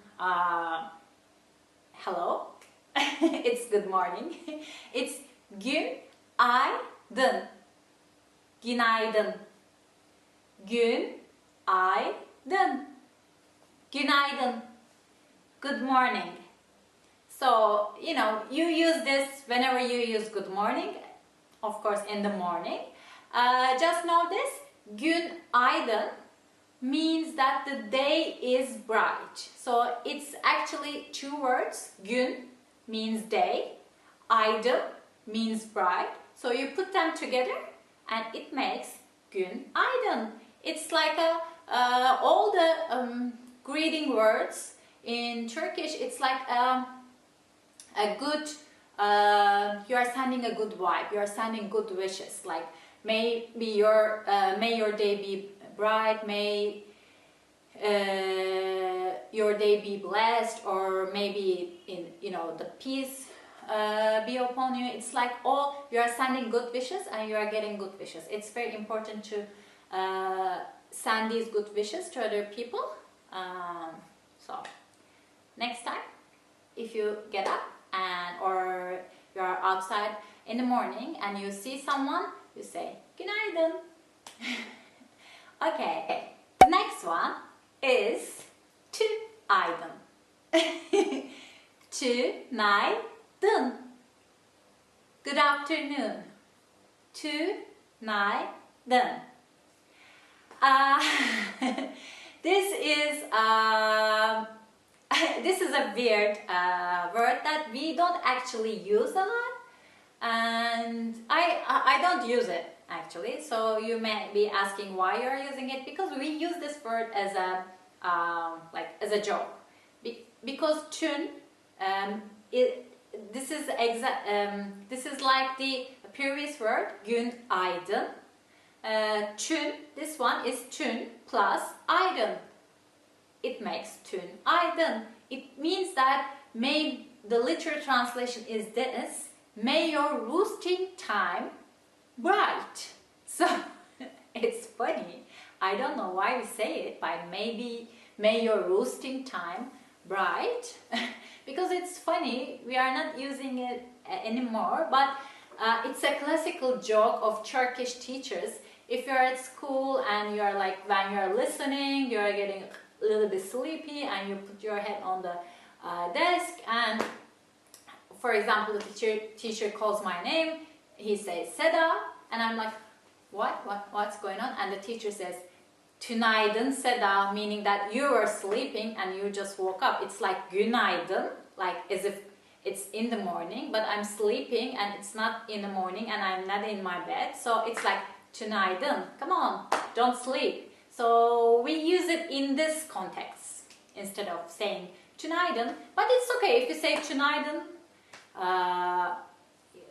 Yeah, I'm not sure. If you say tünaydın, it would be proper, but it would be a little bit weird. So don't say it or say it, I don't know. Anyway, the other one is iyi akşamlar. İyi akşamlar. It's good evening. İyi akşamlar. So iyi means good. Akşamlar means evenings. It's in plural form. So you say this obviously in the evening time. You use it not the you wouldn't say this if someone is going to bed. You would use it if you're at work and you're going home, and you would call your colleagues and you would say, hey, iyi akşamlar, see you tomorrow, yarın görüşürüz. So iyi akşamlar, and this is a format you can use iyi akşamlar or iyi. The next one is günler. It's like good days. İyi günler. İyi günler. Good days. You can say this in the morning, in the afternoon, till it's dark. You can say iyi günler. After it's dark, you would say iyi akşamlar. So good days and good evenings. And if you are going to sleep, if someone is going to sleep, you would say iyi geceler. İyi geceler. Good nights. İyi geceler. Again, it's nights. Geceler. It's plural in Turkish. So let's repeat it. It's iyi günler. Good days. İyi akşamlar. Good evenings. and iyi geceler. Good nights. So you can use it, for example, for good. You want to say like someone is going to holiday, and you would say good holidays. That's the literal translation. In Turkish, you would say iyi, again good, tatiller. İyi tatiller. Good holidays. İyi tatiller. So that's how you say your greetings or goodbyes. And a little bit more old school or conservative way to say these things is to use another word. Instead of iyi, good, you would use hayırlı. Hayırlı. Hayır means like good deeds. Hayırlı means blessed with good deeds. It has a religious feeling in it. So I wouldn't say religious, but like with good intention. In Turkish, some words have more. When I say conservative, it's not a. It's hard to explain, but it's more like a more spiritual. That's a better word. It's more spiritual. So when I say hayırlı günler, I wish you from my heart hayırlı, like blessed days. Let's say hayırlı günler. Hayırlı günler. Blessed days. So this hayır, you may know this word. Hayır.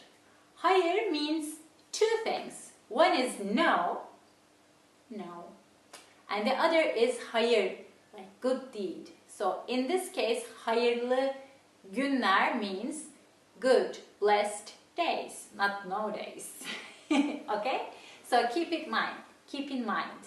And as iyi günler or iyi geceler, iyi tatiller, you can use hayırlı with other nouns as well. Let's see. Hayırlı geceler. It's like hayırlı geceler. Hayırlı geceler. Blessed nights. Or hayırlı akşamlar. Hayırlı akşamlar. Like blessed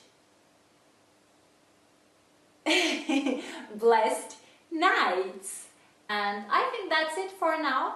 And before I go, let me give you some gesture-wise tips about how Turkish people greet each other. If we know someone very well, we kiss them. Yeah, we kiss them on both cheeks. I wouldn't say kiss. Like if this were a person, like this is a head, we make the kissing sound, and we are like we touch our cheeks to each other, and while we are doing it, we can pat on the back or we can hug, but not two, not one, not three. It's just two kisses on the cheek. And be careful about this. If you don't know each other very well, you may just shake hands. If it's a business meeting and they would say hey, and you wouldn't kiss, you would just shake hands. This is if like with close friends or family, or if your close friend is introducing another close friend, the environment is really friendly, and you may kiss the person. And so be careful about the handshake. Some religious or conservative people may not like it. If you're a man and shaking another man's hand, it's okay. If you're a woman and you are shaking another woman's hand, it's again okay. But if they don't like it, they would pull their hand back, and don't be offended by it. It's just their way of conserving themselves, I think. So if you don't know the person, if you know it's a total stranger and you don't know how they are, how they live, you would just wait for a second after you say your hellos and your greetings. You would wait a second and you can watch if they are, you know, showing their hand. If it's a woman, if you're a man and if it's a woman in front of you and she is, you know, getting ready to shake your hand, it's okay, then you can shake it, or vice versa. If you're a man, if you're a woman and that's a man in front of you, like if he's showing his hand, then it's okay, you can shake it. If not, you know, don't push it, don't offend any people, just respect, and you can just do this. Always, it's okay. Put your right hand on your heart and you can say merhaba or selamun aleyküm or just selam.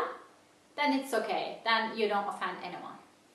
So, and one more thing, actually, this is very new. I'm not sure about the context, but some young men and male teenagers, they do this. They shake their head on each other.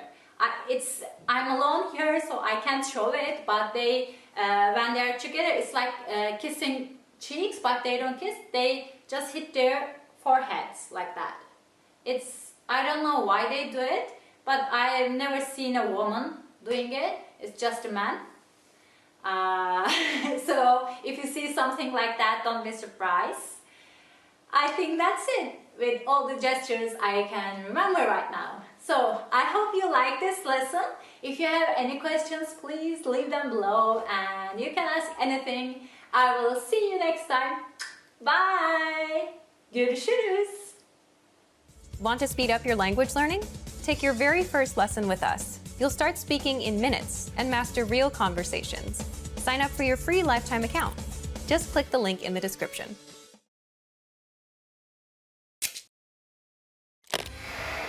How are your Turkish listening skills? First, you'll see an image and hear a question. Next comes a short dialogue. Listen carefully and see if you can answer correctly. We'll show you the answer at the end. Are you ready? Bir adam ve kadın restoranda menüye bakıyor. Adam ne sipariş edecek? Sen ne sipariş edeceksin? Pizza çok lezzetli görünüyor. Sanırım ben onu alacağım. Dün pizza yedim. O yüzden Tamam o zaman. Hamburger nasıl? iyi olabilir. Onu alayım. Adam ne sipariş edecek?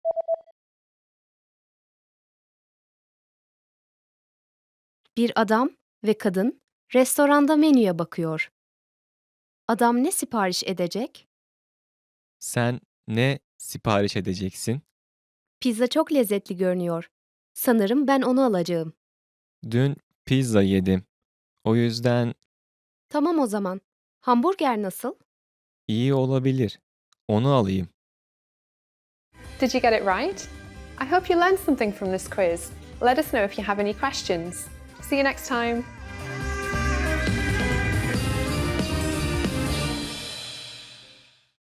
Hi everyone, I'm Celine from TurkishClass101.com.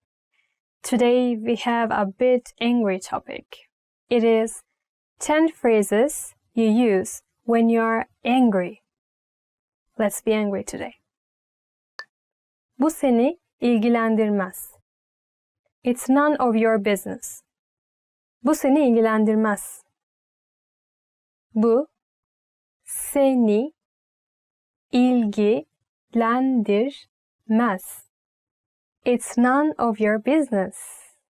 Wow, okay, slow down. Sometimes we put hiç also before ilgilendirmez. It's to emphasize the meaning. Like bu seni hiç ilgilendirmez, which means it's really none of your business. So both are fine. Just as I told you, hiç gives a more strong meaning. Bu seni hiç ilgilendirmez. Or I'm going to give you another examples. Actually, I feel really bad to teach you these words though, but it is Sana ne? Sana ne means it's not your business. It's like, it's not your job. It's not your thing. Sana ne? Kapa çeneni. Shut up. Kapa çeneni. Kapa çeneni. Shut up. It makes it weirder when I say it slowly. Kapa çeneni. Kapa çeneni, I think this is used in many languages, right? English, Japanese, Turkish. So I think when you don't want to hear what the other person says, you just say, just shut up. Kapa çeneni. Or you can say, biraz susar mısın? It means, can you be just quiet? Can you just shut up? It's like, susar mısın means, can you be quiet? Can you shut up? Beni rahat bırak. Leave me alone. Beni rahat bırak. Beni rahat bırak. Leave me alone. This is very common in Turkey. Sometimes you can see some people or some teenagers using this phrase to their parents. Just leave me alone, like that. Beni rahat bırak. Or beni rahat bırakın. If you're talking to more than one person. If you're talking to your parents, for example, you say beni rahat bırakın. So they. Or you can say, if you are fighting with your lover, peşimden gelme means don't follow me, leave me alone. Peşimden gelme. Benimle dalga mı geçiyorsun? Are you kidding me? Benimle dalga mı geçiyorsun? Benimle dalga mı geçiyorsun? Are you kidding me? It's angry, yes. Benimle dalga mı geçiyorsun? Or, let me teach you another one. Şaka yapıyorsun means, are you kidding? Like, I cannot believe. This is also common. And it's not always angry. If you're also if you're surprised, if you really cannot believe, you can also use this. Like, you're kidding. Şaka yapıyorsun. Or, you may sound a bit angry too, like, şaka yapıyorsun. Like, it cannot be true. Her neyse. Whatever. Her neyse. Her neyse.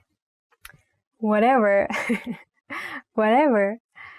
Her neyse, it sounds angry, yes. But you can use it without hash. So, neyse means you don't care. Like, you fight or you hear something you didn't like and then you can say, whatever, neyse, like, I don't care. Kes şunu. Cut it out. Kes şunu. Kes şunu. Cut it out. If somebody is doing something you don't like, and if you want them to stop, yes, you're using this phrase, cut it out. Kes şunu. Or, if you don't want that person to continue that action, you can just say the name of the action in Turkey too. So, what I mean is this. Like, stop talking. If you want to say someone to stop talking, kes konuşmayı. Which means stop talking, like cut the talking, basically. Literally, it means that. So let's have the kes, the first word from this phrase, and let's change the verb. If you don't want the other person to eat, kes yemeği. If you don't want them to talk, kes konuşmayı. Or if you don't want them to look somewhere, kes bakmayı. Seninle konuşmak istemiyorum. I don't want to talk to you. Seninle konuşmak istemiyorum. Seninle konuşmak istemiyorum. I don't want to talk to you. Seninle konuşmak istemiyorum. And do you know? I'm saying the words slowly for you, right? In Turkey, if you want to increase the how should I say, the meaning of the word. You can say slowly.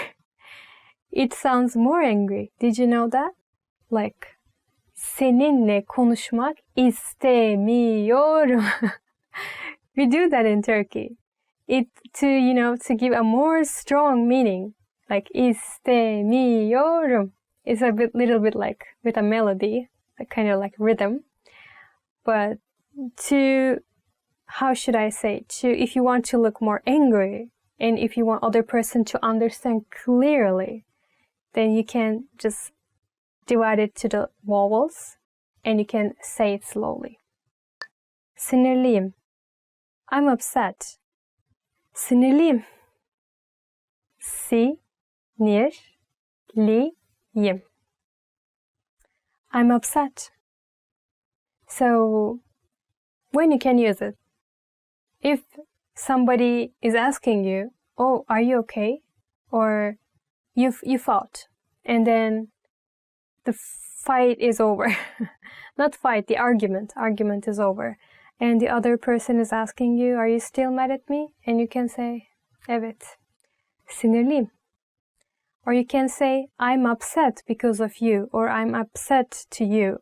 You can say, evet, hala, still, sana sinirliyim. Like, to you. Sana sinirliyim. Or him or her, ona. Evet, hala ona sinirliyim. Ne olmuş yani? So what?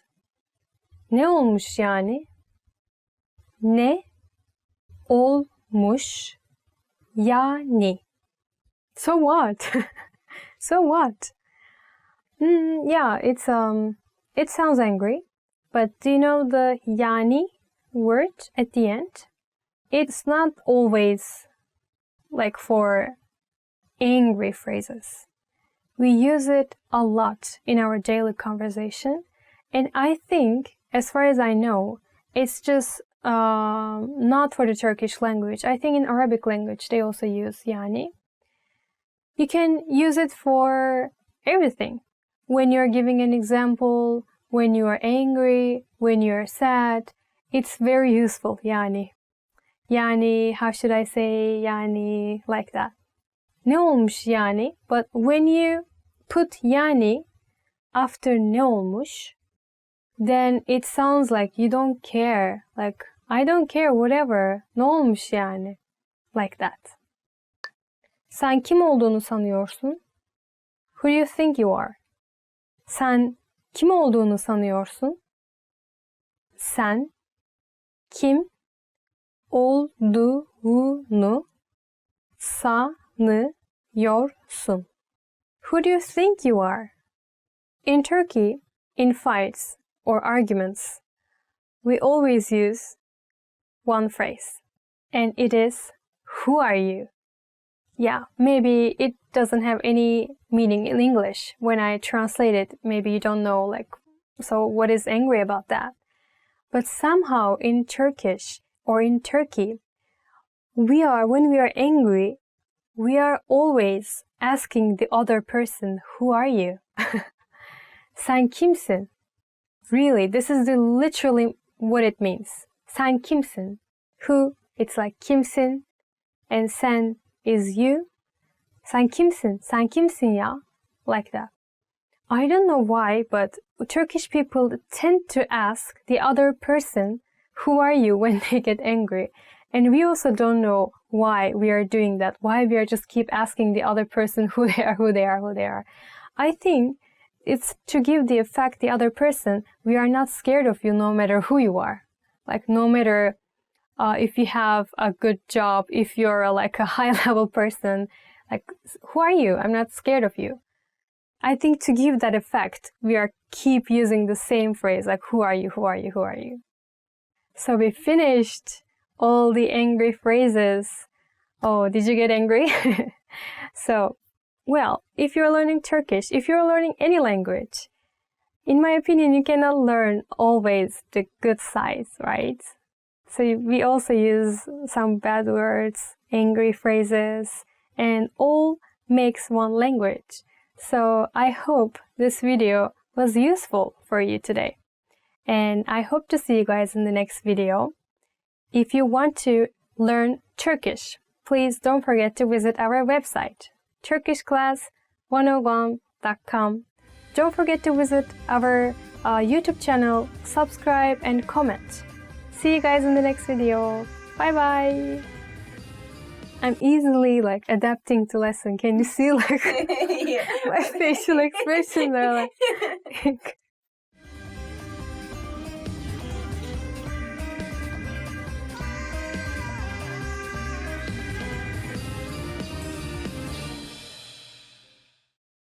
Hi everyone, I'm Celine, and today we're going to talk about 15 favorite words in Turkish chosen by fans. Okay, let's see. Merhaba. Hello. Merhaba. Hello. Okay, let's say I am a Turkish lady and you're trying to approach me, okay? Merhaba. Merhaba. That's usual me. I do like that all the time. Adın ne? Selin. Senin adın ne? Benim adım bla bla bla. Arkadaş. Friend. Arkadaş. Friend. Sen benim en iyi arkadaşımsın. You're my best friend. So my best friend is Osman. And I'm sure I talked about him before in my previous videos. So recently I didn't call him very much and I think he's a bit sad about that. So I'm very sorry. Osman, sen benim en iyi arkadaşımsın. Güzel. Beautiful. Güzel. Beautiful. Ne kadar güzel değil mi? Let me show something. Ne kadar güzel değil mi? Isn't it beautiful? Oh, look at this beautiful face. So we use güzel for objects or for people. So you can use it for people too. Like, oh, ne kadar güzelsin. You're so beautiful. Like that. Uyumak. To sleep. Uyumak. To sleep. Derste uyumak yasak. It's forbidden to sleep during the lesson. But we all did, right? Let's confess. Do you know the story Sleeping Beauty? Do you know how we say in Turkish? Uyuyan güzel. Güzel, do you remember this word? Mutlu. Happy. Mutlu. Happy. Çok mutluyum. I'm so happy. Kahve. Coffee. Kahve. Coffee. Kahve içer misin? Would you like some coffee? Do you know Turkish coffee, everyone? It's pretty famous actually. It tastes like espresso a bit. They serve it in a very small cup and you drink it just like espresso. And after you finish your coffee, somebody can do fortune telling for you. 3 vakte kadar bir kısmet var sana. Harika. Awesome. Harika. Awesome. Harika bir fikrim var. I have an awesome idea. So another famous story, Alice in Wonderland. We use harika for Wonderland. So it goes like that. Alice harikalar diyarında. Harikalar diyarı, it's Wonderland in Turkish. Saygı duymak. To respect. Saygı duymak. To respect. İnsanların seçimlerine saygı duymalıyız. We should respect people's choices. İnanmak. To believe. İnanmak. To believe. Ben senin başaracağına inanıyorum. I believe you will succeed. I believe you will learn Turkish. So, ben senin başaracağına inanıyorum. Sağlıklı. Healthy. Sağlıklı. Healthy. Sağlıklı bir yaşam için spor şart. For a healthy life, exercise is a must. Vah. Sevgi. Love. Sevgi. Love. Tek ihtiyacın olan şey sevgi. All you need is love and respect. Teşekkürler. Thanks. Teşekkürler. Thanks. We also say teşekkür ederim. It also means thank you. So, Teşekkürler. Teşekkür ederim. Sağ ol. Para. Money. Para. Money. Para mutluluğu satın alabilir mi? Can money buy happiness? What do you think? Can it buy? Tatil. Vacation. Tatil. Vacation. Önümüzdeki hafta tatile çıkmayı planlıyorum. I plan to go on a vacation next week. I don't plan. I have to work and work and work. I have to shoot videos for you. Misafirperverlik. Hospitality. Okay, this one is a bit hard, I think, but I know you can do it. Misafirperverlik. Hospitality. Misafirperverlik, Türk kültürünün önemli bir parçasıdır. Hospitality is an important aspect of Turkish culture. Yeah, we love everyone. And I heard that from many of my foreigner friends.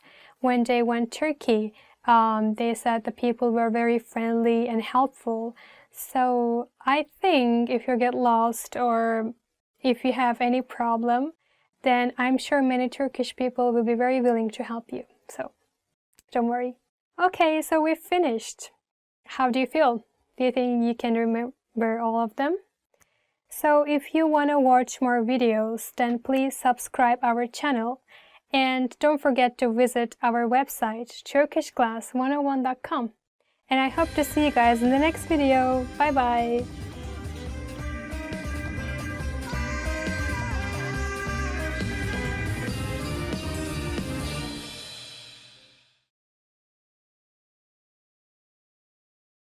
Hi everyone, I'm Celine from turkishclass101.com. Herkese merhaba. Today we will be talking about 10 questions you should know. Okay, let's start with the most basic one. Adın ne? What's your name? Adın ne? What's your name? Benim adım Selin. Senin adın ne? My name is Celine. What's your name? Nasılsın? How are you? Nasılsın? How are you? I think it is important to know this sentence because we usually ask each other, how are you? How is going? So please know that one. Nasılsın? Ben iyiyim. Sen nasılsın? I'm good. How are you? Nerelisin? Where are you from? Nerelisin? Where are you from? Especially Turkish grandmothers, they ask a lot about this question because, like, of course, not the country, I mean the city. Where are you from? Which city? Like, because they want to know everything, right? So I'm sure you'll hear this phrase a lot if you go to Turkey. Nerelisin? Nerelisin? Where are you from? Ben Antalyalıyım. Sen nerelisin? I'm from Antalya. Where are you from? Doğum günün ne zaman? When is your birthday? Doğum günün ne zaman? When is your birthday? Benim doğum günüm 16 Ağustos. My birthday is August 16. Senin doğum günün ne zaman? When is your birthday? Nerede yaşıyorsun? Where do you live? Nerede yaşıyorsun? Where do you live? Ben Antalya'da yaşıyorum. Sen nerede yaşıyorsun? I live in Antalya. Where do you live? Nerede çalışıyorsun? Where do you work? The next one is nerede çalışıyorsun? Where do you work? Ben otelde çalışıyorum. Sen nerede çalışıyorsun? I work in a hotel. Where do you work? Telefon numaran ne? What's your phone number? Telefon numaran ne? What is your phone number? Well, don't expect from me to say my phone number. But actually, if you want to become with a Turkish person, then you ask, like, after some chat, you ask the phone number usually, right? Like, oh, what is your phone number? So we can talk. But nowadays, I think people usually ask, do you have Facebook? Or do you have WhatsApp? Like this. And you can ask in Turkish like this. Facebook kullanıyor musun? WhatsApp kullanıyor musun? It means like, do you have Facebook? Are you using Facebook?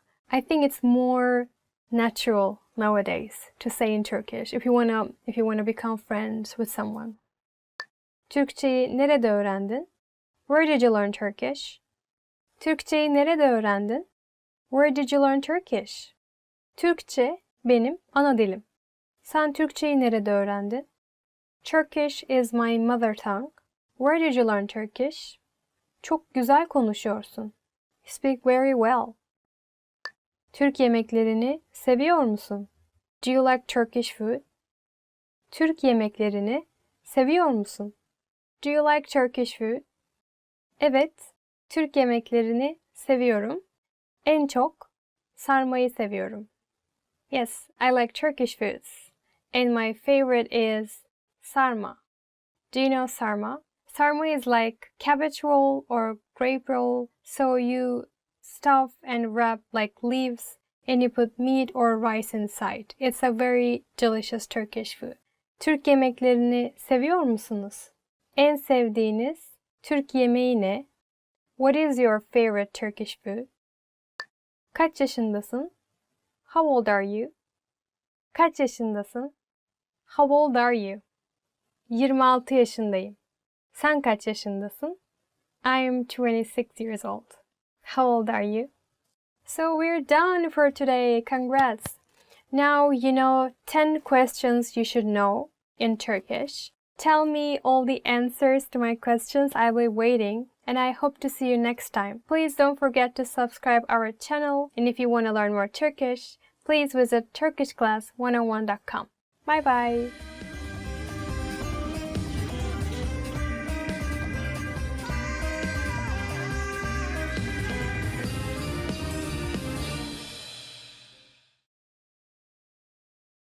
In this video, you'll learn 20 of the most common words and phrases in Turkish. Hi everybody, my name is Celine. Welcome to the 800 Core Turkish Words and Phrases video series. This series will teach you the 800 most common words and phrases in Turkish. But there's a twist. With each new lesson in this series, we'll include the previous lessons at the end. So, after you've learned the new words and phrases, stick around and review what you learned in previous lessons. Reviewing is one of the most important parts of learning a language. You can also get the full list right now at turkishclass101.com. Click the link in the description to access more example sentences, create your own flashcard deck, and finally master Turkish. Okay, let's get started. First is bugün. Today. Bugün. Bugün. Today. Bugün 6:15'te. Today at 6:15. Bugün 6:15'te. Dün. Yesterday. Dün. Dün. Yesterday. Dün işten izin aldım. I took a day off yesterday. Dün işten izin aldım. Yarın. Tomorrow. Yarın. Yarın. Tomorrow. Yarın görüşürüz. See you tomorrow. Yarın görüşürüz. Hafta. Week. Hafta. Hafta. Week. Bir haftada 7 gün vardır. There are 7 days in a week. Bir haftada 7 gün vardır. Yıl. year, yıl, yıl, year, bir yıl, 1 year, bir yıl, saniye, second, saniye, saniye, second, 10 saniye, 10 seconds, 10 saniye, dakika, minute, dakika, dakika, minute, 3 dakika, 3 minutes, 3 dakika, saat, hour, saat, saat, hour, 1 saat, 1 hour, 1 saat, saat, clock, saat, saat, clock, çalar saat, alarm clock, çalar saat, saat, o'clock, saat, saat, o'clock, saat 3, it's 3 o'clock, saat 3, takvim, calendar, takvim, takvim, calendar, bir takvim yılı, 1 calendar year, bir takvim yılı, pazartesi, Monday, pazartesi, pazartesi, Monday, İş günü pazartesi başlar. The work week starts on Monday. İş günü pazartesi başlar. Salı, Tuesday, salı, salı, Tuesday. Gelecek hafta salı, Tuesday next week. Gelecek hafta salı, çarşamba, Wednesday, çarşamba,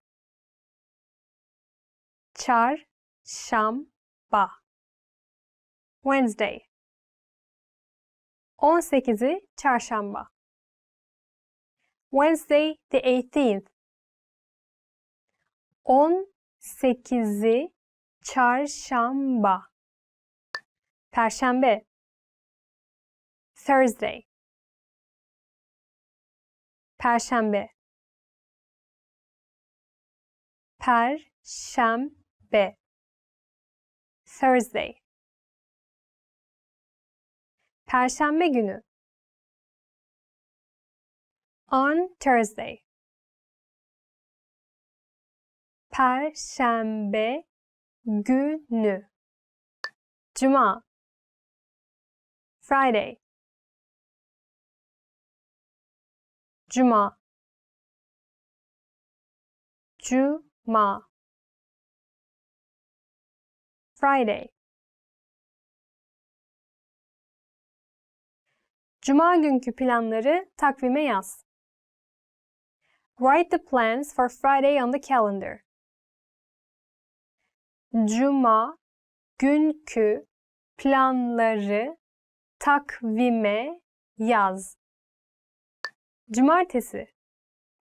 Saturday. Cumartesi. Cumartesi. Saturday.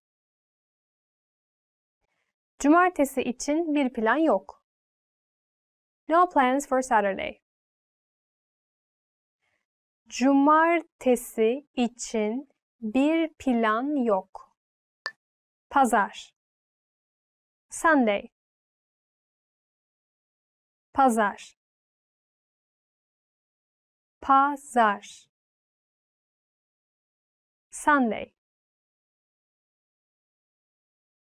17'si pazar. Sunday the 17th. 17'si pazar. Yapmak. Do. Yapmak. Yapmak. Do. Hepsini yapmak. To do it all. Hepsini yapmak. Gitmek. Go. Gitmek. Gitmek. Go. Dümdüz gitmek. Go straight ahead. Dümdüz gitmek. Remember, the goal of this series is to build a vocabulary of the 800 most common words and phrases in Turkish. If that sounds like a lot, don't worry, we can help you. Click the link in the description to access the full list. You'll also get example sentences, custom flashcard decks, and more learning resources at turkishclass101.com. See you next time. Güle güle. Trying to learn Turkish? You need a turkishclass101.com free lifetime account. It's one of the most powerful language learning tools you can command, and signing up takes less than 7 seconds. So what exactly do you get that makes it so special? First, new lessons are published every week, and you get them for free. Enjoy learning with fun and effective audio and video lessons with real teachers. Make the most of your study time as our teachers help you hack Turkish and get you speaking in minutes. Second, free instant access to the first 3 lessons of every lesson series. Explore and try any lesson series that interests you, from beginner to advanced. Find teachers you love and lessons for your goals.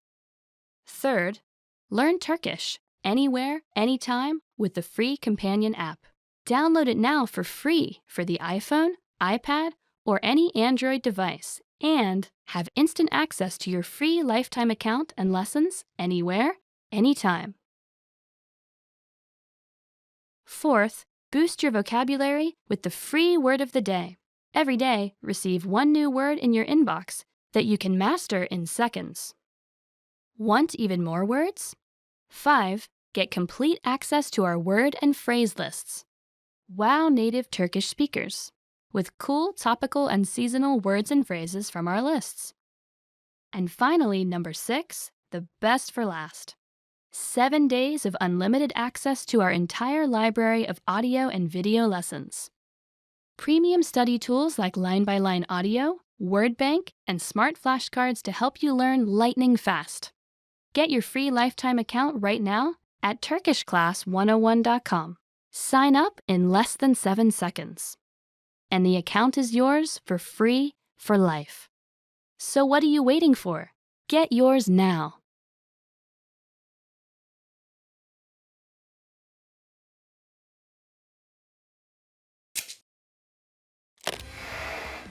Hi everyone, I'm Gabriella. How are your Turkish listening skills?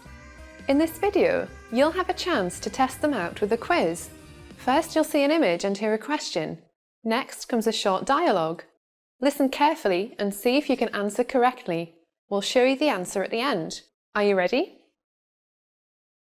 Bir kadın kitapçıdaki mağaza görevlisine bir şey soruyor. Kadın hangi kitabı görmek istiyor?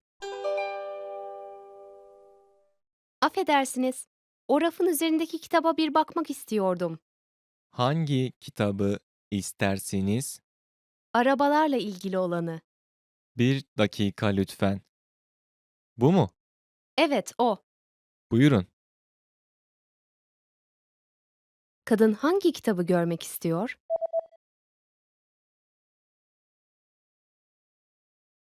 Bir kadın kitapçıdaki mağaza görevlisine bir şey soruyor. Kadın hangi kitabı görmek istiyor? Affedersiniz, o rafın üzerindeki kitaba bir bakmak istiyordum. Hangi kitabı istersiniz? Arabalarla ilgili olanı. 1 dakika lütfen. Bu mu? Evet, o. Buyurun. Did you get it right? I hope you learned something from this quiz. Let us know if you have any questions. See you next time.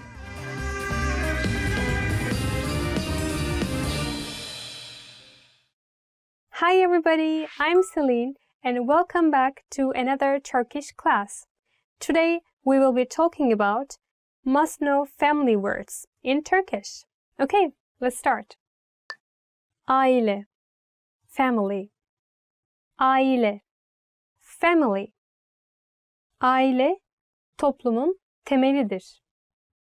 Family is the basis of society.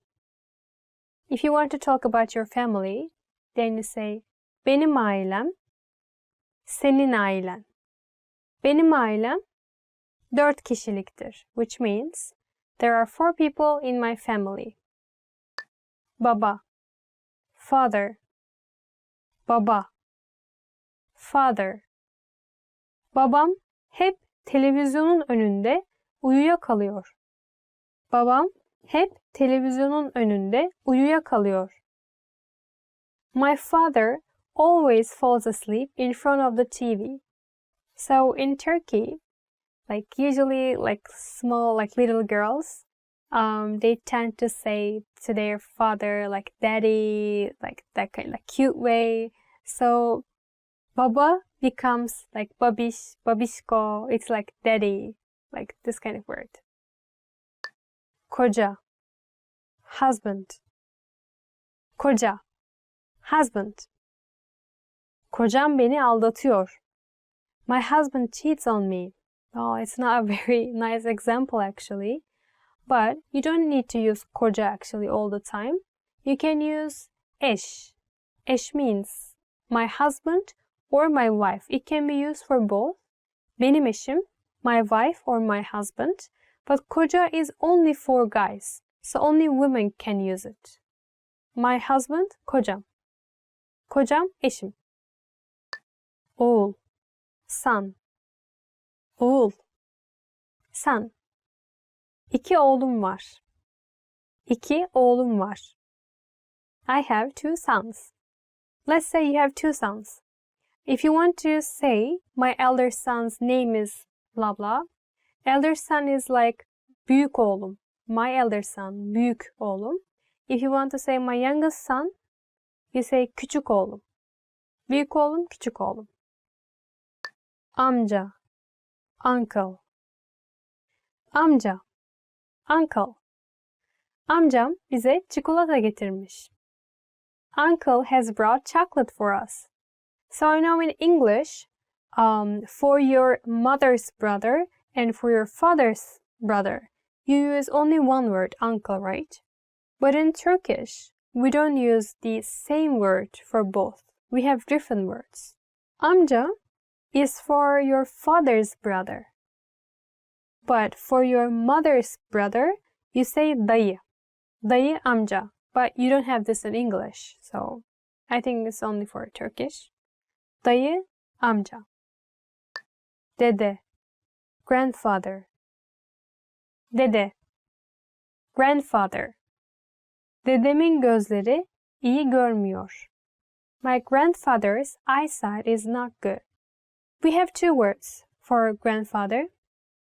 One is dede and the other one is büyük baba. And büyük baba literally means grandfather. If you ask me the difference, I think dede is more like casual. Büyük baba, it's a bit more polite, but it's actually really hard to say the difference.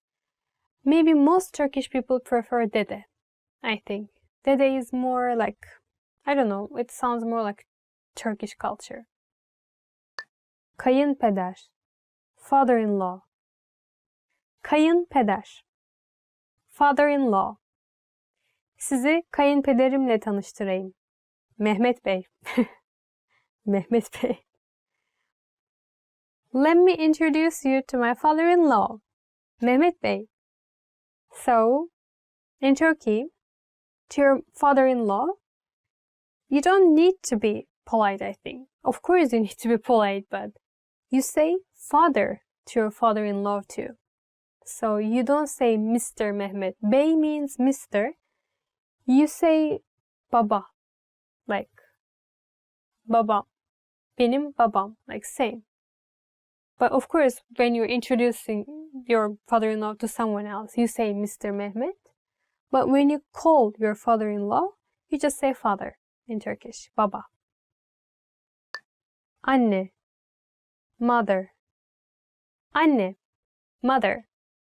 Annem henüz işten dönmedi.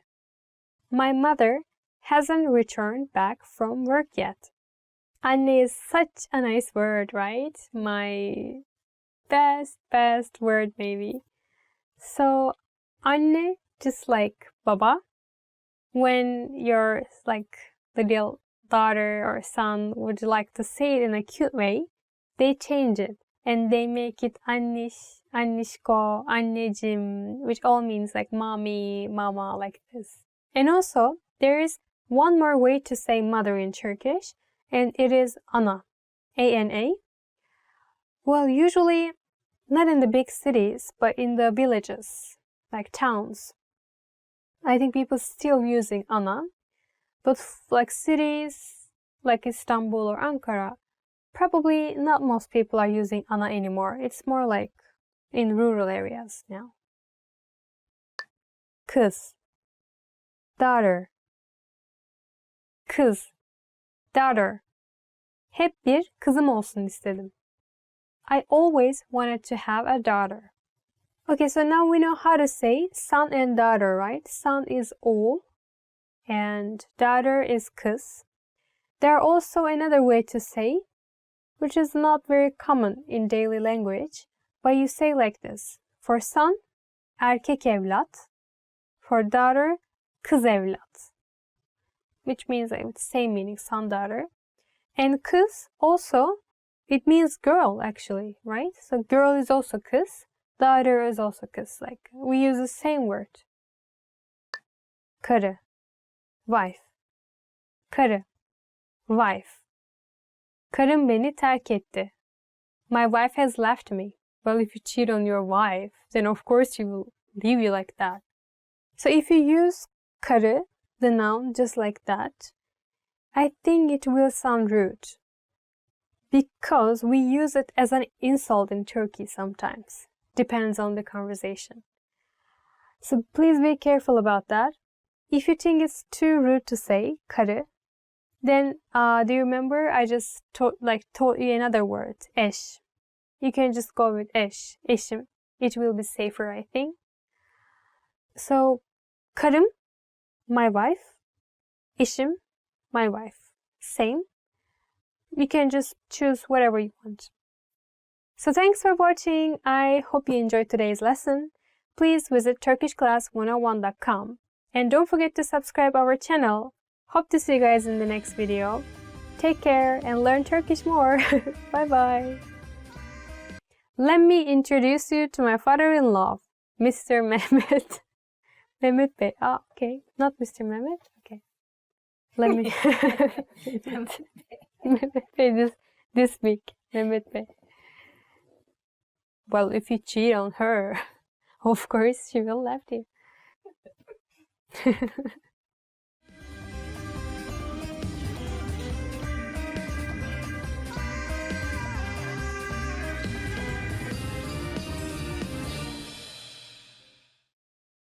Hi everyone! Do you know how to say I love you in Turkish? In this lesson, you'll learn 3 different ways to say it. Let's start with how to express your feelings to your loved one. Seni seviyorum. Seni seviyorum. Seni seviyorum. Or if you want to explain those butterflies in your stomach, you can say Senden hoşlanıyorum. Senden hoşlanıyorum. Senden hoşlanıyorum. And when you feel that I love you is not enough, you can say Sana olan sevgimi kelimelerle tarif edemem. Sana olan sevgimi kelimelerle tarif edemem.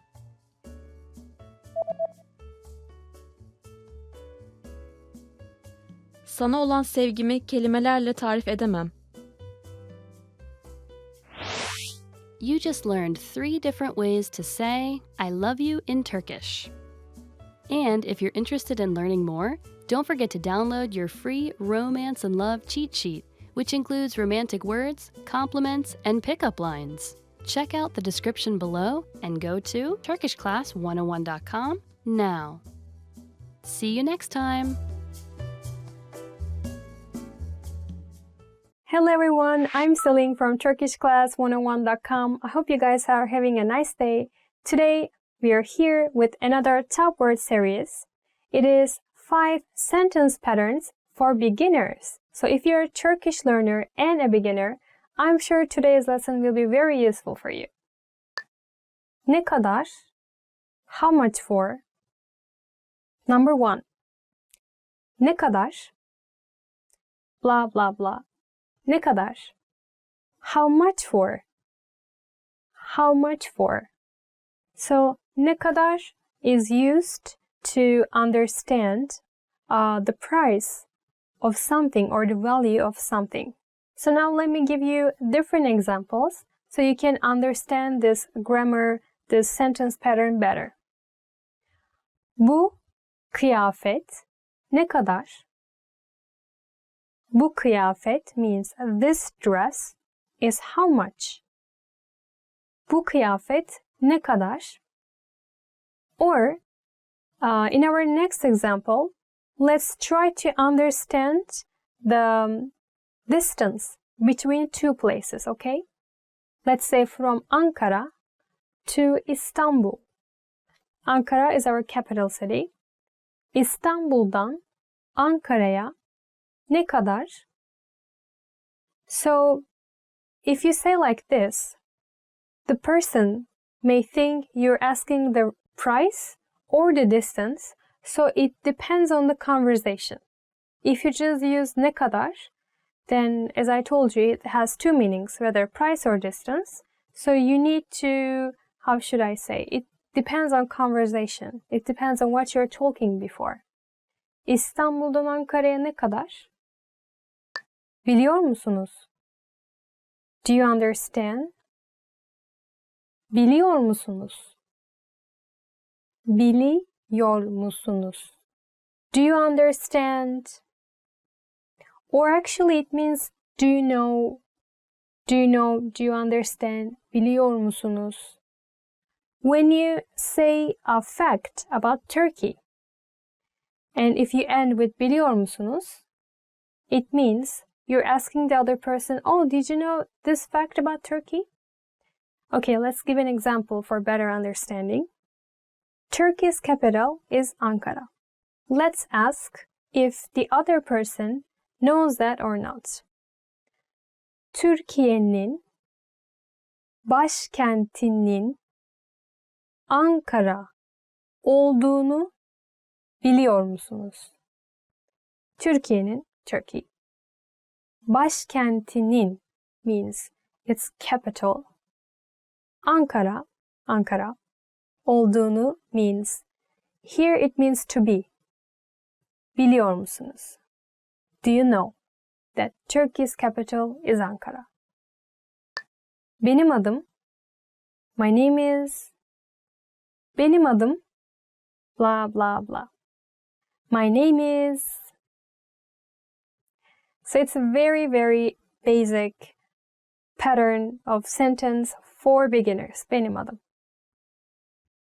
So, let's give example. Benim adım Selin. Senin adın ne? What is your name? For name, we are using two words. First one is isim, and the other one is ad. Ad. Both have same meaning. You can use just any of them. Senin adın ne? Senin ismin ne? Benim adım Selin. Benim ismim Selin. Nerede? Where is? Nerede? Nerede? Where is?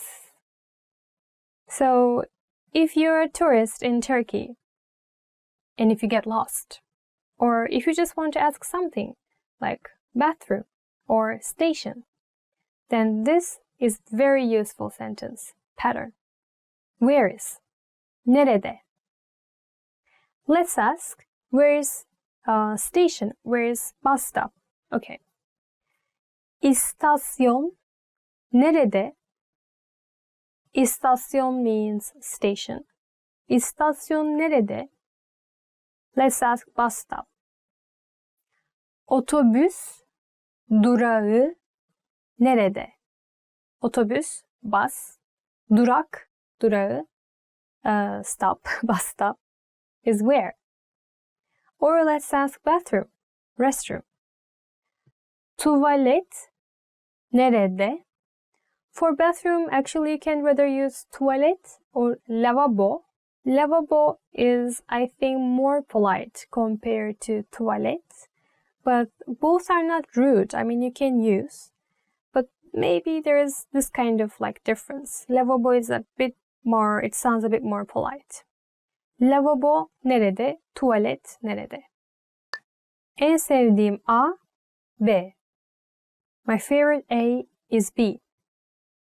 En sevdiğim A, B'dir. En sevdiğim A, B'dir. So my favorite A is B. En sevdiğim is so useful phrase, I think. You can use for anything if you want to introduce yourself. If you want to tell the other person your favorite city, music, food, everything. So, let's start our examples. En sevdiğim yemek köftedir. So in this example, en sevdiğim is our, how should I say, pattern, right? En sevdiğim, my favorite. And A in this example is yemek. Köfte in this example is B. So en sevdiğim yemek köftedir. My favorite food is meatballs. Or let's talk about music. En sevdiğim müzik grubu Manga'dır. I'm also giving information about myself. So en sevdiğim müzik grubu is what? A, right? And then Manga, it's a name of a like band. Manga here is B. So my favorite band, music band, is Manga. My last example is for the cities. En sevdiğim şehir Antalya'dır. En sevdiğim şehir, şehir is A here, Antalya'dır B. My favorite city is Antalya. You can just give so many examples. Try it. Okay, that's it for today. I hope it was useful for Turkish beginners. I hope to see you guys in the next video. Don't forget to visit our website, turkishclass101.com, and don't forget to subscribe our channel. Bye bye!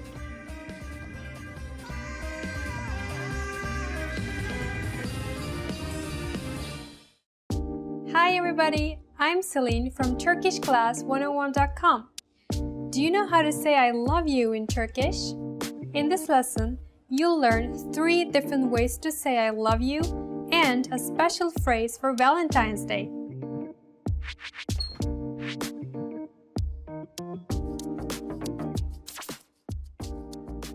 Let's start with the most common phrase. Seni seviyorum. Seni seviyorum. I love you. This phrase is direct. You should use it only when you're confessing your love.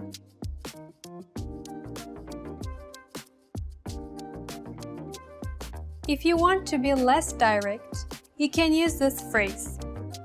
Sen benim için çok şey ifade ediyorsun.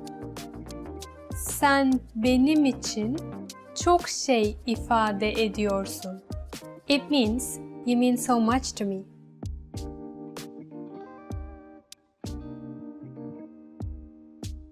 Now, if you want to be more romantic in expressing your love for someone, you can use this phrase. Sana olan sevgimi kelimelerle tarif edemem. Sana olan sevgimi kelimelerle tarif edemem. It means words cannot describe my love for you.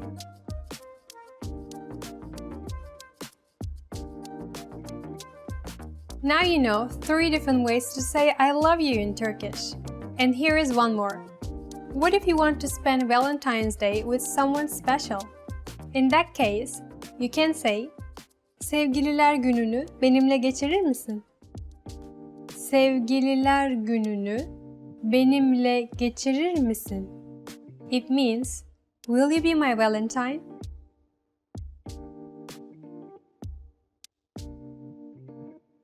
Let's wrap up this lesson by recapping what we have learned.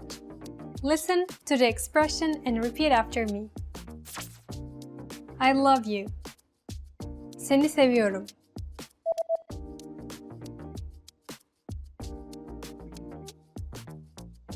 Seni seviyorum. You mean so much to me. Sen benim için çok şey ifade ediyorsun.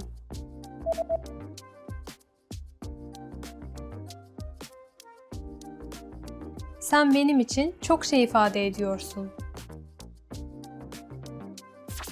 Words cannot describe my love for you. Sana olan sevgimi kelimelerle tarif edemem.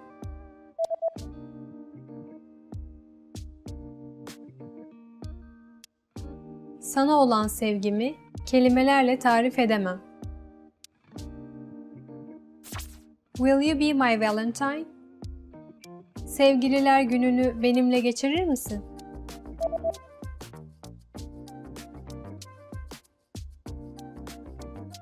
Sevgililer gününü benimle geçirir misin?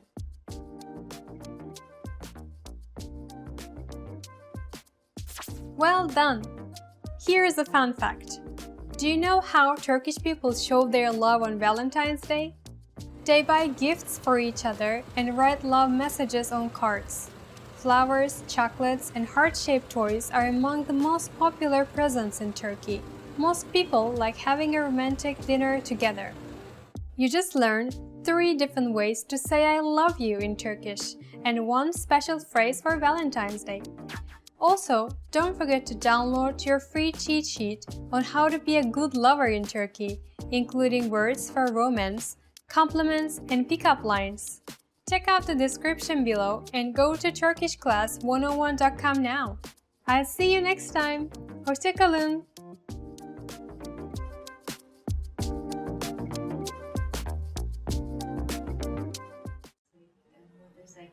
But it was good. By repeat, sorry, we can hear it again. I wanted to speak so much. Give it to me. Kebab man, give from here. Don't worry, it's still romantic though. Yeah, And then like I more agree. mustache thing. Sure. And that was it for today. If you want to see Kebab man more, please subscribe our channel and don't forget to visit turkishclass101.com. I'll see you there. Goodbye. Eat more kebab.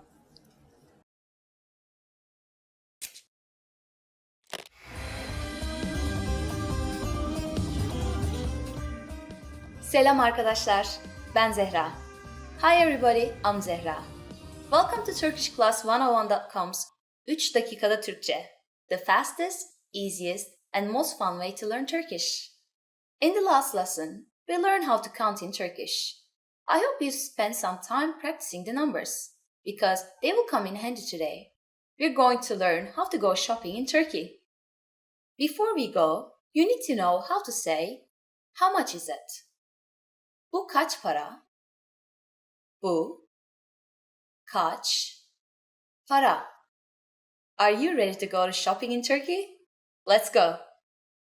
You see something you like and want to ask the shopkeeper how much it costs. The first thing to say to a shopkeeper is affedersiniz. Do you remember what that means? Excuse me. Affedersiniz. Bu kaç para? Affedersiniz. Bu kaç para? If you want to be more specific when asking how much is this, you can either point out the object or show it. If you're holding the item, you probably should use this. Bu. Affedersiniz. Bu kaç para? However, if you're pointing out the item, that would be more suitable. Affedersiniz. Şu kaç para? At this point, the shopkeeper can answer by saying bu, şu, or o, and then the price. For example, bu 21 lira. Şu 21 lira. Or o 21 lira. What number is 21? I'm not telling you. Okay. It's 21. It costs 21 liras. Now, it's time for Zehra's insights. A quicker way to ask how much is ne kadar, which literally means how much. For example, bir espresso, ne kadar? One espresso, how much? At this point, can you count liras in Turkish? We're going to learn how to do this and much more in the next lesson. I'll be waiting for you in our next 3 dakikada Türkçe lesson. Görüşmek üzere.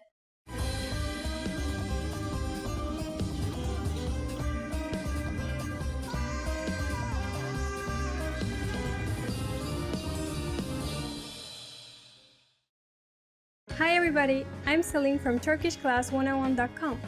Do you know how to say thank you in Turkish? In this lesson, you'll learn 3 different ways to say thank you and how to respond.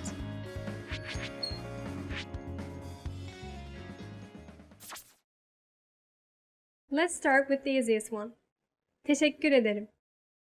Teşekkür ederim. It means thank you, or literally, I give my thanks.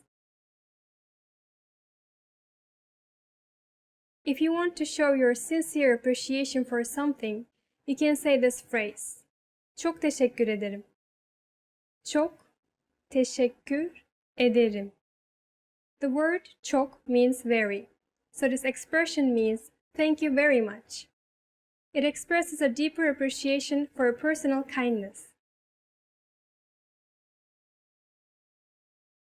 When you want to show your appreciation in a more casual way, you can use this expression. Teşekkürler. Teşekkürler. When you want to thank your friends, use this expression. Now you know 3 different ways to say thank you in Turkish. But how do you respond if someone thanks you? If someone thanks you in Turkish, simply say bir şey değil. It means you're welcome. Let's wrap up this lesson by recapping what we've learned. Listen to the expression and repeat after me. Thank you. Teşekkür ederim.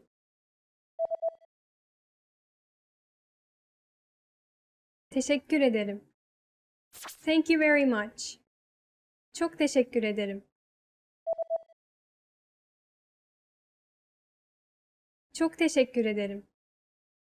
The casual way to say thank you. Teşekkürler.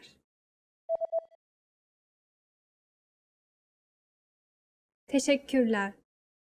And to respond, just say bir şey değil.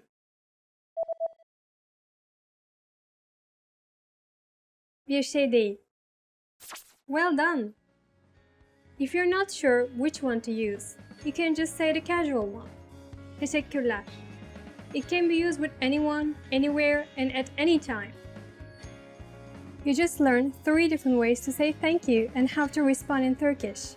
And if you really want to become fluent and speak Turkish from the very first lesson, go to turkishclass101.com. I'll see you next time. Bir dahaki dersinize kadar görüşmek üzere.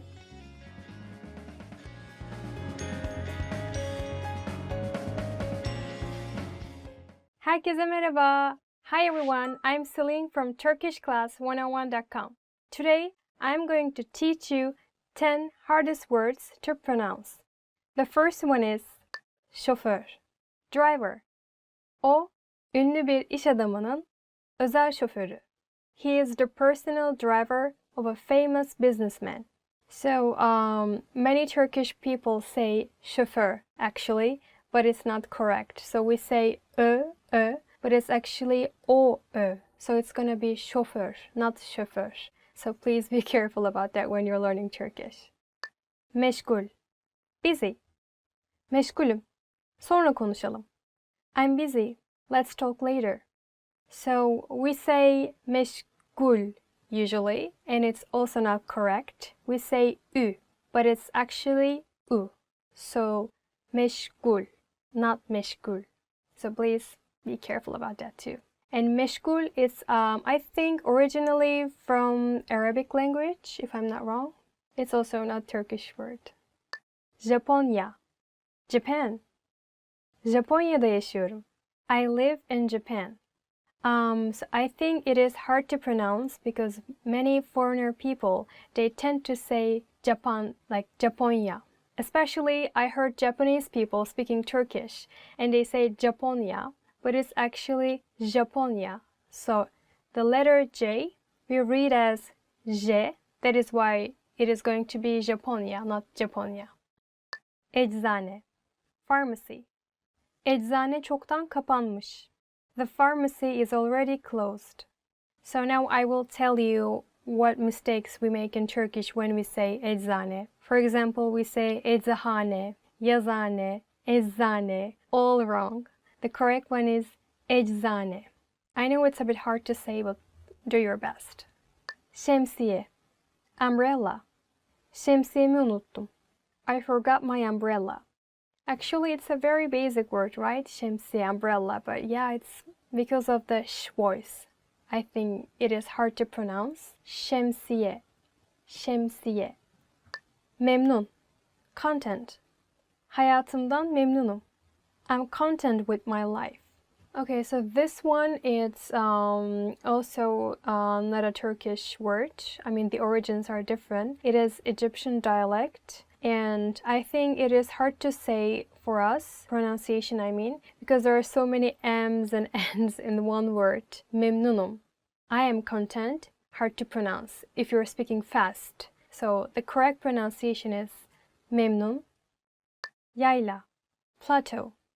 Çoban koyunlarını yaylaya çıkardı. The shepherd took the sheep to the plateau.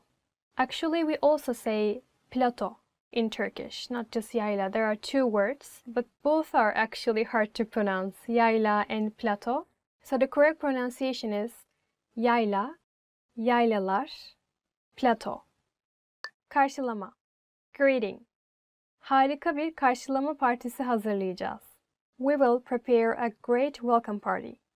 I think, in my opinion, karşılama is the easiest one in this list. It is not very hard to pronounce. Maybe because of the sh voice and voice. It can be hard to pronounce, especially for foreigner people, because I know they don't have the voice. I think that is why it is hard to pronounce. The correct pronunciation is karşılama. It's karşılama. Su şişesi. Water bottle. Cam su şişeleri daha sağlıklı. Glass water bottles are healthier. This one is even hard for me to pronounce. It is, I think, the hardest one. And in Turkey, we have like a tongue twister. We are using this word. So now I will try to challenge myself and I will try to say it for you. But if I fail, I'm very sorry. Şu köşe yaz köşesi, şu köşe kış köşesi. Sorry, one more time. Şu köşe yaz köşesi, şu köşe kış köşesi, ortadaki su şişesi. Well, it's almost. Okay. This corner is summer corner, and this corner is winter corner, and in the middle there's a water bottle. I know it doesn't make any sense, but since it is hard to pronounce, we have that kind of tongue twister. Şu köşe yaz köşesi, şu köşe kış köşesi, ortadaki su şişesi. Şu köşe yaz köşesi, şu köşe kış köşesi, ortadaki su şişesi. Good luck. Ukala. Know-it-all. Ukalalık yapma. Stop acting like a know-it-all. The last vowel, L-A, usually we say la, but in this word, you need to say it more softer, like la. But you start like more harder way, like uka, and then you need to end it with more softer way, la. Ukala. I think that is why it is hard to pronounce for us.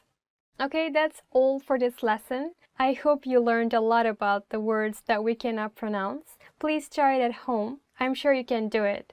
And if you want to watch more videos, please visit turkishclass101.com if you want to learn more Turkish. And please don't forget to subscribe our channel. I hope to see you guys next time. Bye bye.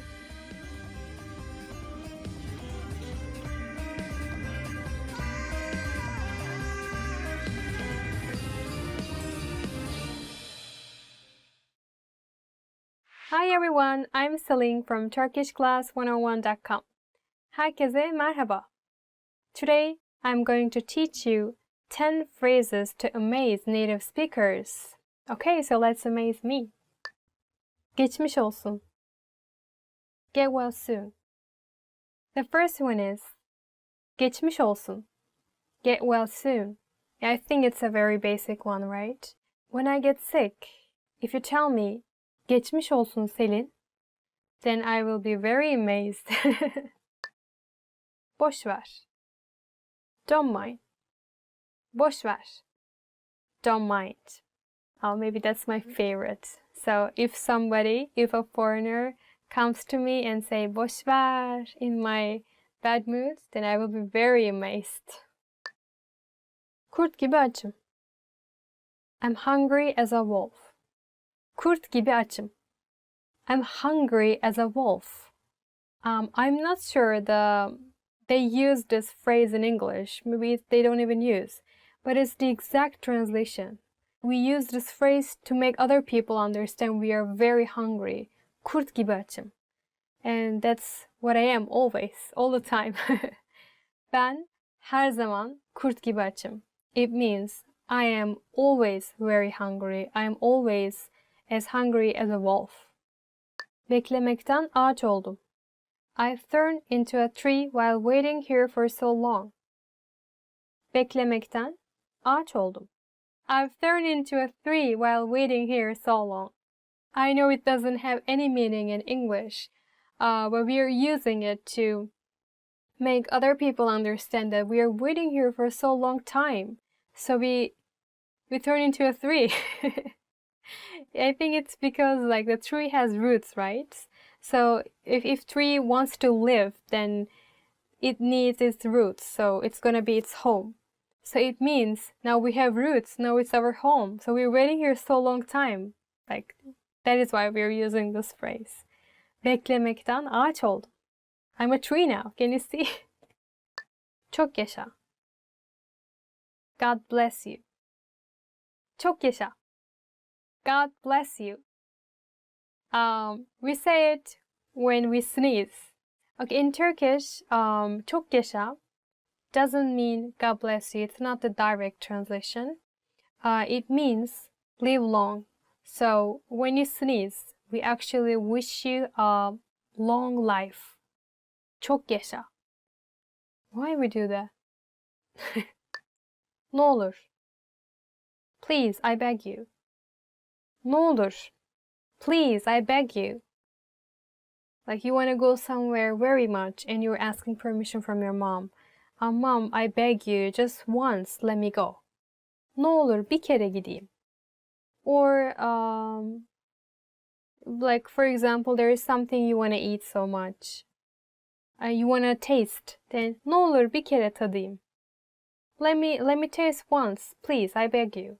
Like this. So not just ne olur itself, but also with the other words and phrases. You can use it together. You can also add ne olur ya, ne olur. But it is more like a daily Turkish. It's not maybe grammatically correct, but we use it. Ne olur ya, ne olur yapayım, ne olur gideyim, or ne olur, ne olur.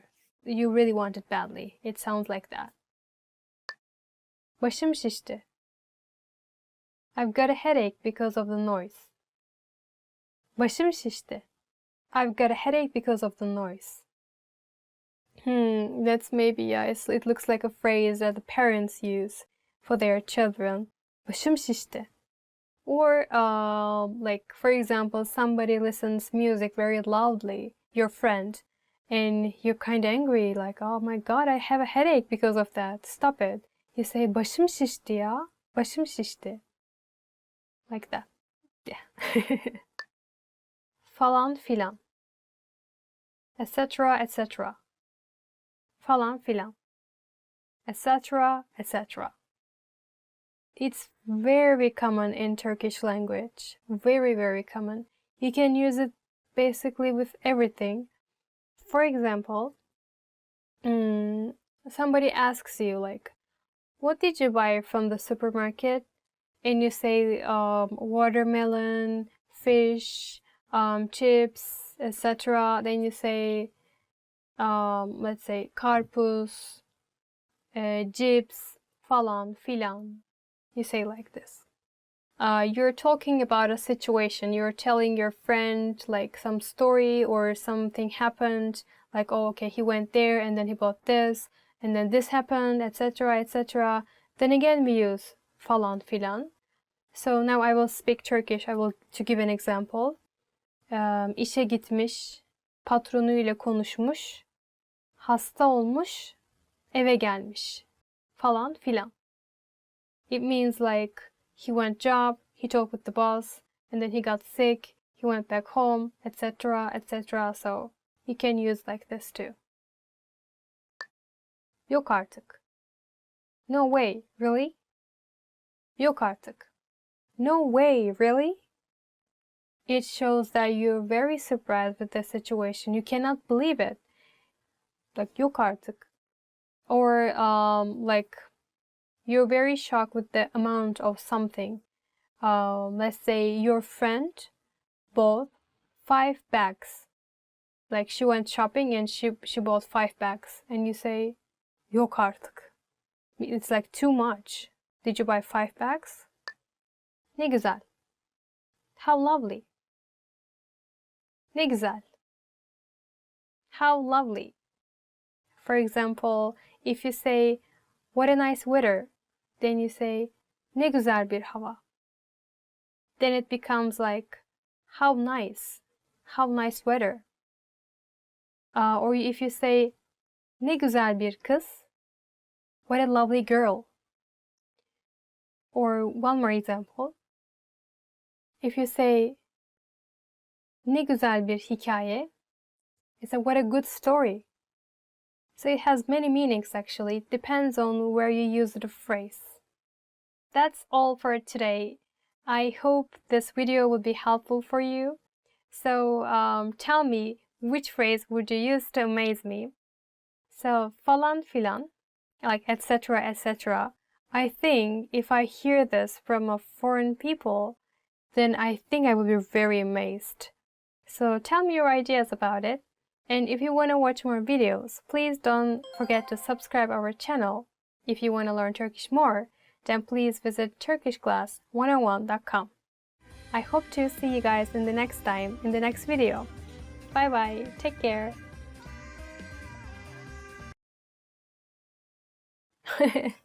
I've turned into a 3 here, man, come on. Say, wow, somebody will tell me like how lovely.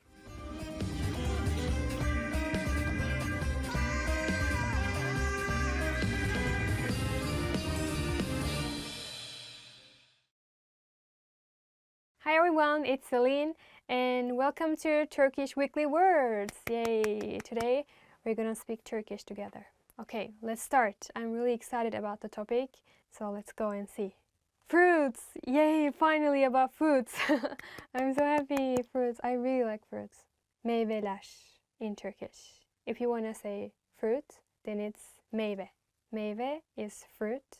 Meyveler, plural form, is fruits. Yeah, simple, right? Meyve. Ananas. Pineapple. I think I really like ananas. And did you know, like, if you eat ananas, then it helps you lose weight. Yeah, I checked a lot. I searched a lot about it. It doesn't grow in Turkey. Yeah, like not everyone is eating, or it's not so popular in Turkey, maybe. Ananas kilo vermene yardımcı olur, which means pineapple helps you lose weight. It's important, right? Kavun, melon. I think it's my, sorry, but least favorite fruit. I don't know why. I'm sorry, kavun. I really don't like it. So my example is, of course, kavunu sevmiyorum. I don't like melon. Sevmiyorum means I don't like, I don't love. So I don't like melon. Kavunu sevmiyorum. I said it so dramatically. Maybe kavunu sevmiyorum. No, like maybe it sounds better like that. Kavunu sevmiyorum. Elma. Apple. Oh, it's cute, right? It's, I don't know why did I say cute to a fruit. I think apple is cute. In old times in Turkey, maybe in Turkish villages, if you have someone you love, but you're just too shy to show your love. And in old times in Turkey, it was kind of, how should I say, not so okay to show your love. So the girl was giving an apple to a guy. It means I love you. So if the girl just gives the apple to the guy understands, oh, maybe this girl has feelings for me, maybe like that. Her gün elma yemek sağlığınız için çok iyidir. It means like eating apple every day is good for your health. Çilek, strawberry. Oh, that's my favorite. I really like strawberry. Even when I speak about strawberry, I'm so happy. Çilek is awesome. Even like the sound is nice, right? Çilek. It's like something even cuter than apple. Çilek. Strawberry. So that is why my example is, of course. Her gün çilek yiyebilirim. I can eat strawberries every day, which is true. Her gün means every day, as I said before. Her gün çilek yiyebilirim. In Turkey, we also have like this as a name for girls. Çilek, strawberry. Hey strawberry, how are you? Hey çilek. It's really true. Like some girls are named as like çilek in Turkey. Çilek, naber?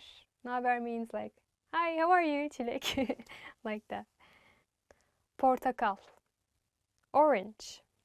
I think it's same everywhere in the world, but in Turkey we think if you catch cold or flu and then if you eat orange, then you'll get well soon.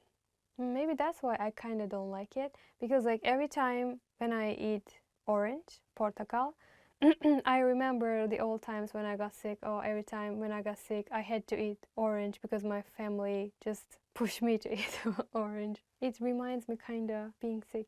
I'm sorry. Oh, so yeah, let's give example like that. If you catch flu, then just eat orange. Eğer grip olursanız portakal yiyin. Okay, thank you guys for watching the video. Today we talked about fruits, which is my, I think, favorite topic. So I told you my favorite fruit and my least favorite fruit. So what are your favorites and which fruits you like, you don't like or you dislike? Just tell me. And if you want to watch more videos or if you want to learn Turkish, then please visit turkishclass101.com. See you guys in the next video. Bye bye.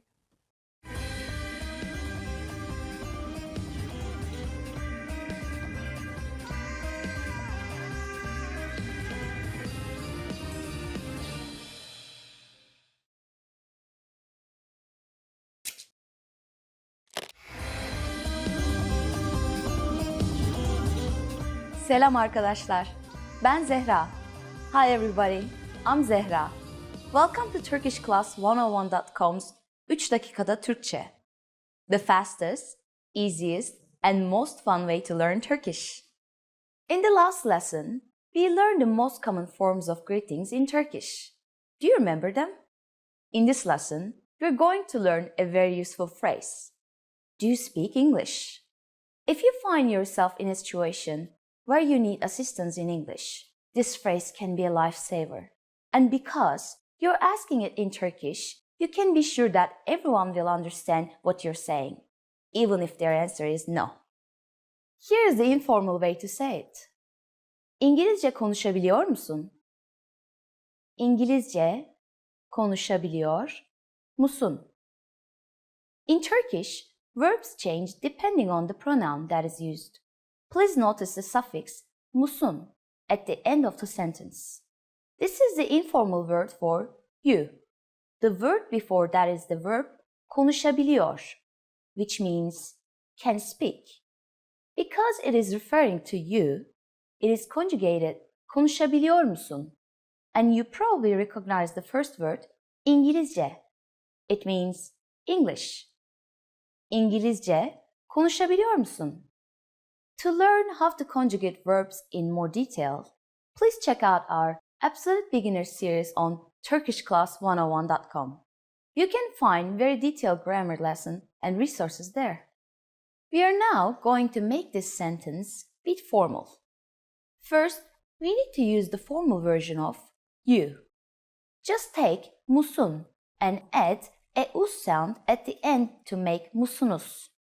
Everything else stays the same. İngilizce konuşabiliyor musunuz?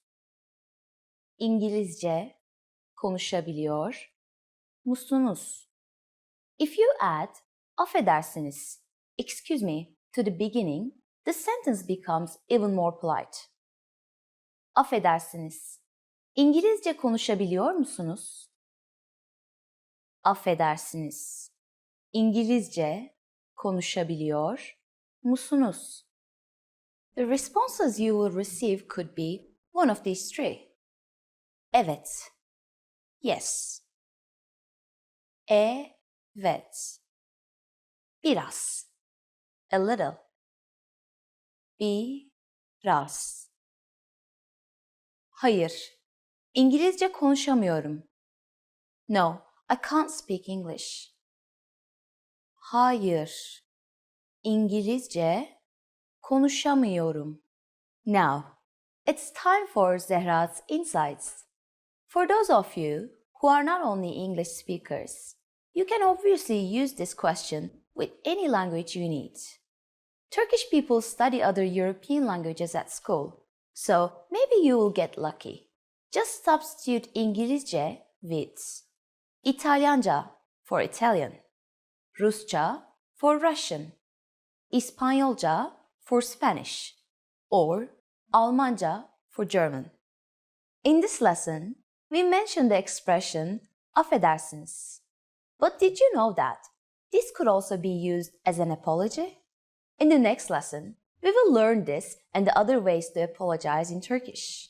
It's never too late to show your good manners with Turkish people. I will see you in our next 3 dakikada Türkçe lesson. Görüşmek üzere.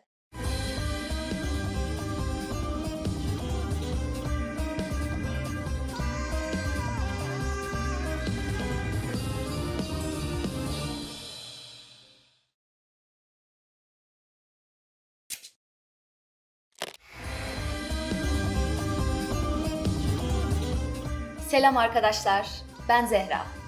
Hi everybody, I'm Zehra. Welcome to TurkishClass101.com's 3 dakikada Türkçe. The fastest, easiest, and most fun way to learn Turkish. In the last lesson, we learned the numbers from 1 to 10. Have you forgotten? Here, I'll tell you again.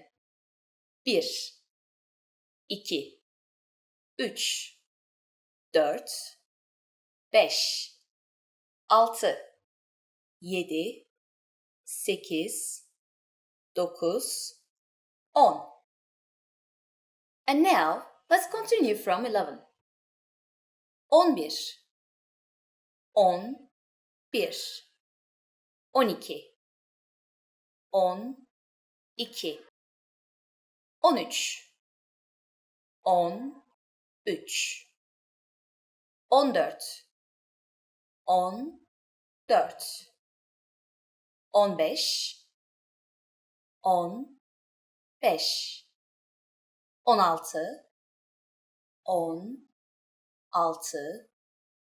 14,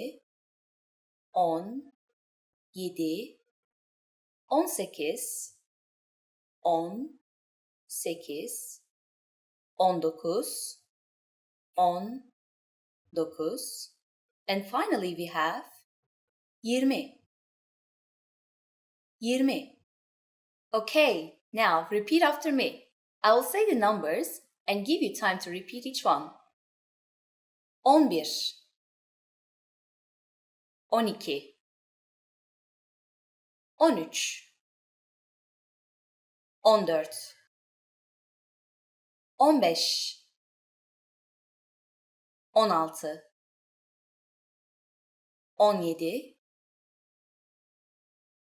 15, 16,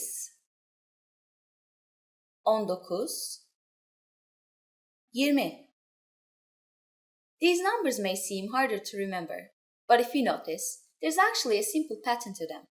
All you need to do is add numbers to the end of on, which is 10. So for 11, you just say 10, on, and 1, 1, 11. Let's not stop at 20. Counting to 100 is super easy. Now, I'll give you the tens. 20, 20, 30, 30, 40, 40, 50, 50,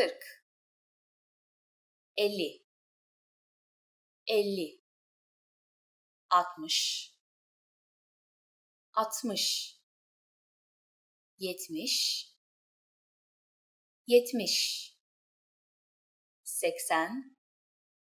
60, 70, 70, 80, 80, 90, 90, and 100, 100. While you have to memorize a few of these numbers, there are a couple of tricks that will make memorizing them incredibly easy. Notice that 60 is 60 and 70 is 70. These have a lot in common with the Turkish word for 6 and 7, right? 6 is 6 and 60 is 60. And 7 is 7 and 70 is 70. 80 is 80. Doesn't it sound familiar to 8, which is 8? 8, 80. And 90, 90, is just like the others. It also sounds similar to 9, 9, 9, 90. The last thing to learn today is how to form compound numbers above 10. This is also super easy. Take the tens and simply add the numbers you learned in the previous lesson. Let's try it out. How would you say 56 in Turkish? Let's take it step by step. 50 is 50, and then add 6, 6. 56. It's done. Isn't that easy? Let's make another number. For instance, 98. Take 90, 90, and add 8, 8. 98. After only 2 lessons, you're now able to count to 100 in Turkish. In the next lesson, we are going to put your number knowledge to use. Do you have all the skills you need to go shopping in Turkey?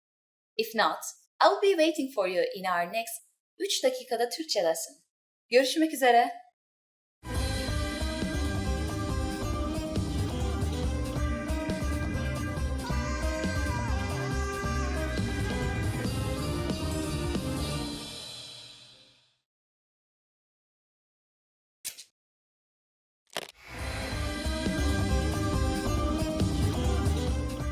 Selam arkadaşlar, ben Zehra. Hi everybody, I'm Zehra. Welcome to TurkishClass101.com's 3 dakikada Türkçe. The fastest, easiest, and most fun way to learn Turkish. In the last lesson, we learned the phrase, affedersiniz. İngilizce konuşabiliyor musunuz? Excuse me, can you speak English? We mentioned the word affedersiniz, which means excuse me in formal Turkish. In this lesson, we are going to learn how to use affedersiniz and other words when apologizing in Turkish. We should use affedersiniz in formal situations, such as when we are ordering something in bars or restaurants. For example, affedersiniz, bir kahve alabilir miyim? Excuse me, can I get a coffee please? Affedersiniz, bir kahve alabilir miyim? We can also use it when asking a question. Affedersiniz, Sultanahmet Camii nerede? Excuse me, where is the Blue Mosque? Affedersiniz, Sultanahmet Camii nerede? Sometimes we also hear people say, kusura bakmayın, which means the same thing. You use it when you want to draw someone's attention. We always use this phrase in formal speech. Kusura bakmayın. Kusura bakmayın. The informal way to say excuse me is affedersin. Affedersin. Just like affedersiniz. We can use affedersin when asking a question or when apologizing. We can also use the word pardon. You might hear this phrase translated as forgive me in English, but it is not formal or strong at all. Turkish people use it in very casual situations. All of these phrases can be used for either excuse me or I'm sorry. But if you really want to apologize for something, it might be better to use a different phrase. That phrase is özür dilerim. It means I'm sorry and can be used in both formal and informal situations. Özür dilerim. First, we have özür, which means apology. Next, we insert the Turkish word for I give. Dilerim. Özür dilerim. Now, it's time for Zehra's insights. Please remember that in Turkey, if you accidentally bump into someone, we don't say I'm sorry, özür dilerim. Instead, we say affedersiniz or pardon. Are you able to count in Turkish? In the next lesson, we will learn the numbers in Turkish from 1 to 10. I will be waiting for you in our next 3 dakikada Türkçe lesson. Bir dahaki dersimize kadar görüşmek üzere.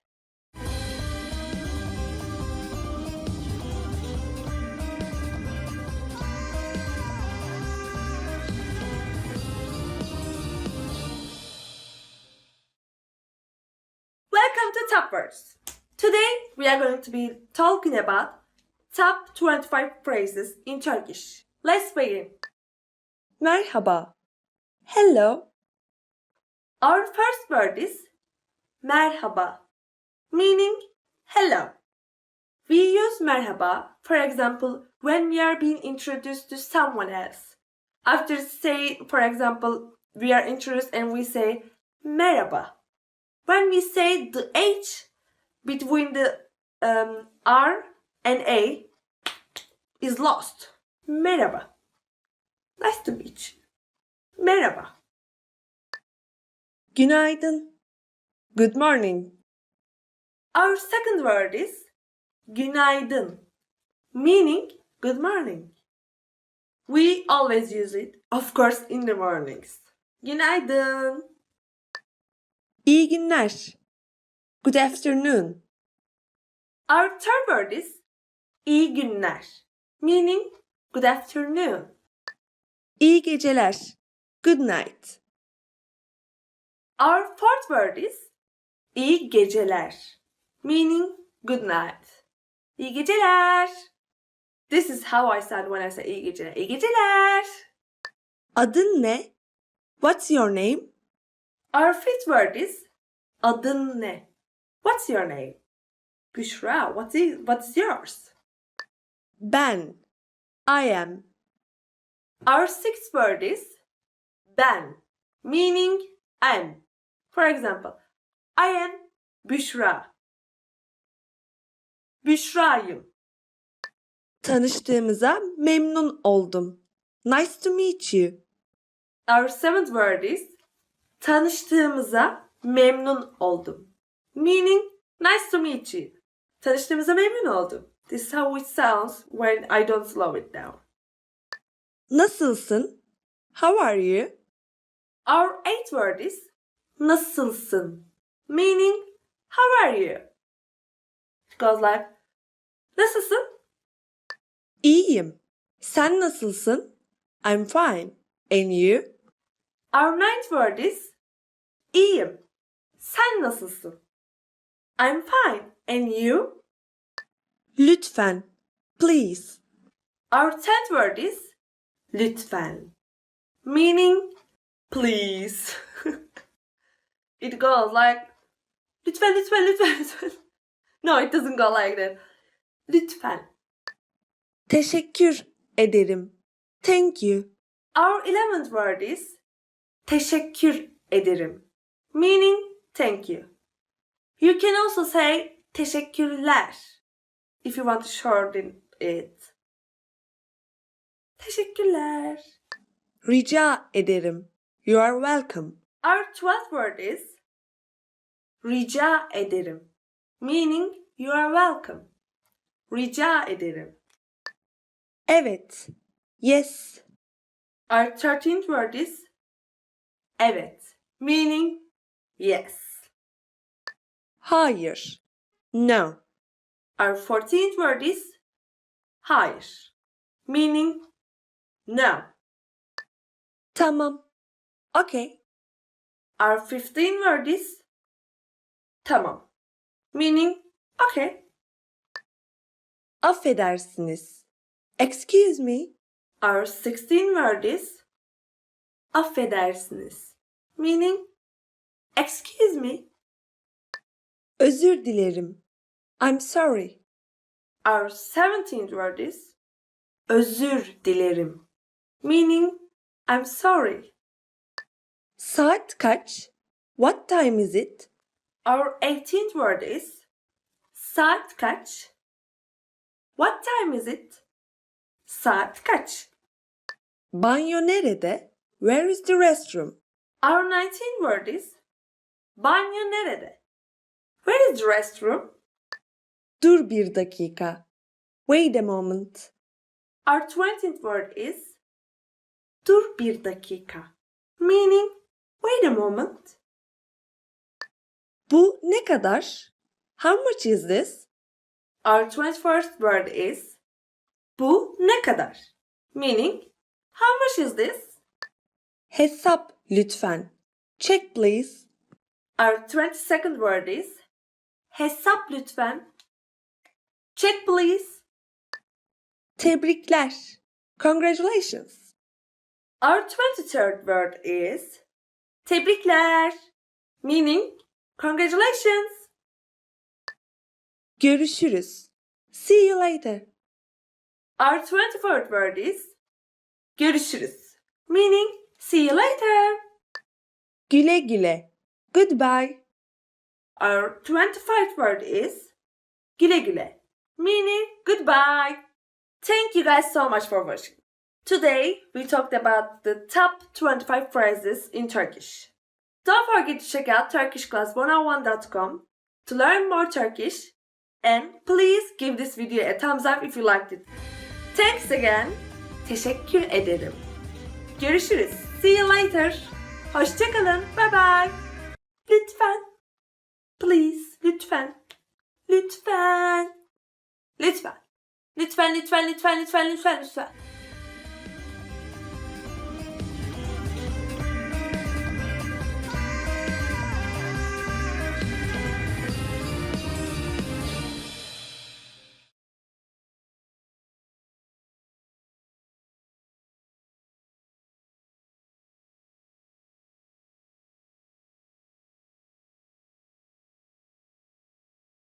Hello everyone, I'm Celine and I'm back with top 25 verbs. So it's gonna be a bit hard to remember all of them at once, but do your best. Olmak, to be. Olmak, to be. Olmak ya da olmamak. İşte bütün mesele bu. To be or not to be. That's the question. Yeah. Yes, very deep. Example. Shakespeare. Do you like Shakespeare? This word is like very cliche in Turkish. Everyone knows it. You can be sure about that. Sahip olmak. To have. Sahip olmak. To have. Sağlıklı bir cilde sahip olmak için bol bol su içmelisin. To have healthy skin, you must drink a lot of water. Sahip olmak can be also used as sahip, so without olmak. For example, if you want to say, I have a dog, then in Turkish you go like this. Bir köpeğe sahibim. Köpek is dog. And I have, here it's sahibim. Yapmak, to do. Yapmak, to do. Elimden geleni yaptım. I did my best. So yapmak has lots of meaning in Turkish. For example, you can say, I did my homework. Ev ödevimi yaptım. Or elimden geleni yaptım. I did my best. So many meanings. Demek, to say. Demek, to say. Ne dedin? What did you say? We actually also use söylemek. Söylemek, to say, or demek. Actually same meaning, but grammatically sometimes we use demek, sometimes söylemek. If you want to ask ne dedin, what did you say? Then you go with demek, of course. But if you say ne söyledin, it's also not wrong. It's also okay. If you say ne dedin, like with changing your tone, like ne dedin, then it's like you sound kind of angry. Açıklamak, to explain. Açıklamak, to explain. Açıklaması zor. It's hard to explain. If you do something bad, your parents are asking you, what did you do? Then you go with açıklaması zor. It's hard to explain. Sorry. Duymak, to hear. Duymak, to hear. Bazı sesler duyuyorum. I hear some voices. It's scary. Gitmek, to go. Gitmek, to go. Yakında İzmir'e gideceğim.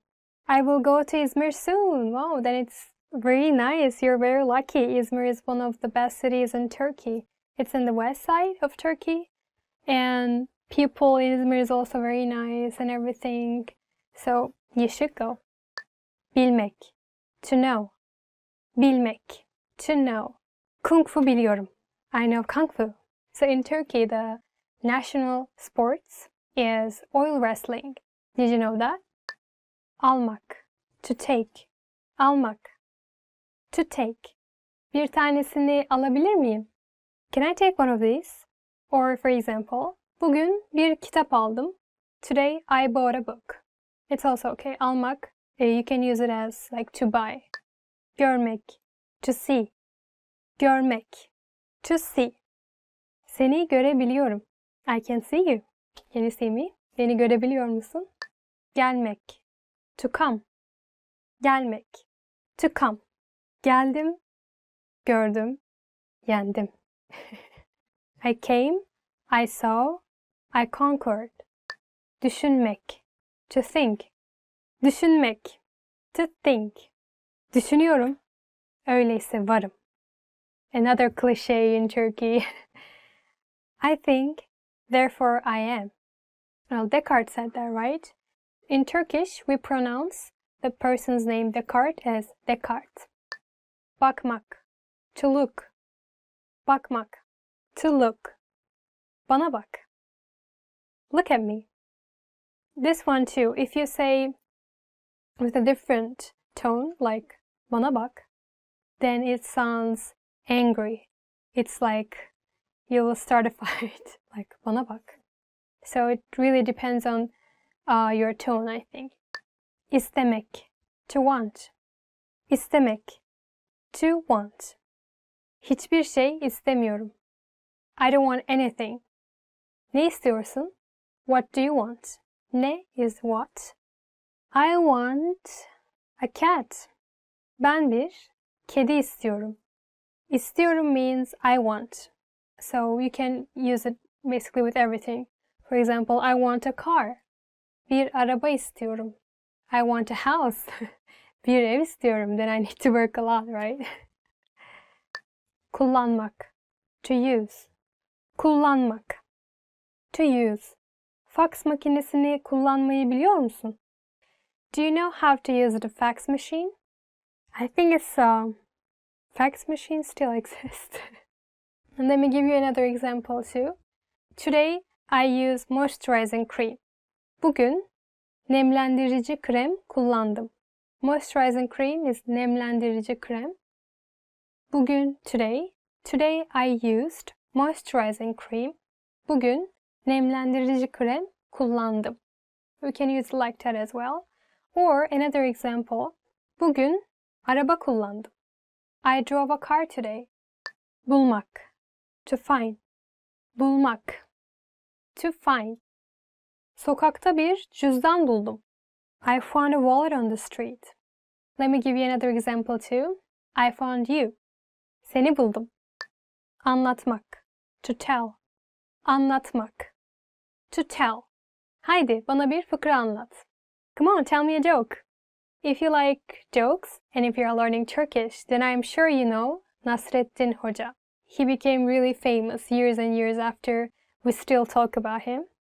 Nasreddin Hoca stories. You should Google it. Sormak. To ask. Sormak. To ask. Bir şey sorabilir miyim? Can I ask something? Or ask a question. Soru sormak. Ben soru soruyorum. I'm asking a question. Çalışmak. To work. Çalışmak. To work. Work. Daha çok çalışmalısın. You need to work harder. Çalışmak we use for both to work and to study. If you want to say to study for your class, derslerine çalışmak. To work, çalışmak. Same. Görünmek. To seem. Görünmek. To seem. Pek mutlu görünmüyorsun. You don't seem to be very happy. Or if you want to compliment your Turkish friend. Wow, you look so pretty today like this. Then you say, çok güzel görünüyorsun. Güzel means beautiful. Görünmek is to seem. We use as, çok güzel görünüyorsun. You are very beautiful today. Hissetmek. To feel. Hissetmek. To feel. Bugün kendimi harika hissediyorum. Today I feel great. If you want to say today I feel lonely. Bugün yalnız hissediyorum. Yalnız means lonely.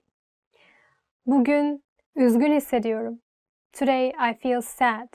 Or not just like emotionally. Also you can use a physically as well. Like for example, I feel the pain. We say acıyı hissediyorum. I feel the pain. Denemek. To try. Denemek. To try. Denemekten zarar gelmez. No harm in trying. Yeah, I agree with that. Bırakmak. To leave. Bırakmak. To leave. Telefonumu evde bırakmışım. I've left my phone at home. So how you will survive? Çağırmak. To call. Çağırmak. To call. Biri ambulans çağırsın. Someone call an ambulance. Do you know which phone number you should call in Turkey if you want to call an ambulance? 112. Don't forget that. göstermek, to show. And our last verb will be göstermek, to show. Sana göstermek istediğim bir şey var. There is something I want to show you. Do you know what is this, guys? And we finished the class. So now you know top 25 verbs in Turkish. How was it? I know maybe it's a bit hard for you first time to remember all of them at once. But if you watch this video over and over again, then why not? You can memorize all of them. And I hope to see you guys in the next video. But if you want to learn Turkish more in meantime, so please visit our website turkishclass101.com. I'll be waiting for you in the next video, guys. See you!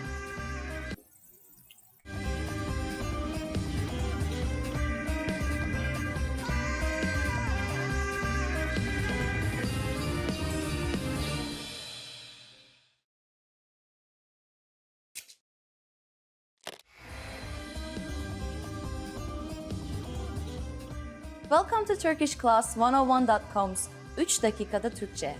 The fastest, easiest and most fun way to learn Turkish. Selam, ben Zehra. Tanıştığımıza memnun oldum. Hi, I'm Zehra. Nice to meet you. In this series, we're going to learn basic Turkish expressions. It's super easy and it only takes 3 minutes. In this lesson, you're going to learn how to introduce yourself in Turkish. You can do it with only 2 sentences. But first, it is important to clarify that in Turkish, there is a difference between the formal and the informal language. Let's first see how Turkish people introduce themselves in an informal situation. Selam, ben Zehra. Tanıştığımıza memnun oldum. Hi, I'm Zehra. Nice to meet you. Selam, ben Zehra. Tanıştığımıza memnun oldum. Start by saying selam, ben. Then say your name. Selam, ben Zehra. Finally, say tanıştığımıza memnun oldum. Nice to meet you. Selam, ben Zehra. Tanıştığımıza memnun oldum. And now, let's see the same sentence in formal speech. Merhaba, ben Zehra Özdemir. Tanıştığımıza çok memnun oldum. Hi, I'm Zehra Özdemir. Nice to meet you. Merhaba, ben Zehra Özdemir. Tanıştığımıza çok memnun oldum. So, what has changed from the previous introduction? Let's take a close look at this together. Selam has been substituted with the formal greeting, merhaba, Turkish for hi. Ben Zehra hasn't been changed. In both cases, ben means I am. However, during a formal self-introduction, we also say our last name. So I said Zehra Özdemir. Here you would say your full name. Finally, pay attention to the ending. We went from tanıştığımıza memnun oldum to tanıştığımıza çok memnun oldum. We have just added the Turkish word for very. In a formal sentence, saying it is very nice to meet you will make it even more polite. One more time. The informal way to introduce yourself in Turkish is selam, ben Zehra. Tanıştığımıza memnun oldum. The formal way to introduce yourself is merhaba, ben Zehra Özdemir. Tanıştığımıza çok memnun oldum. Now, it's time for Zehra's insights. When you introduce yourself, it's a good habit to shake hands. And don't worry too much about using çok when you meet with people. You won't get in trouble if you simply say, tanıştığımıza memnun oldum, as I said at the beginning of this lesson. Do you know how we say thank you in Turkish? You will learn how to say this and many other words in the next 3 dakikada Türkçe lesson. Görüşmek üzere. See you then.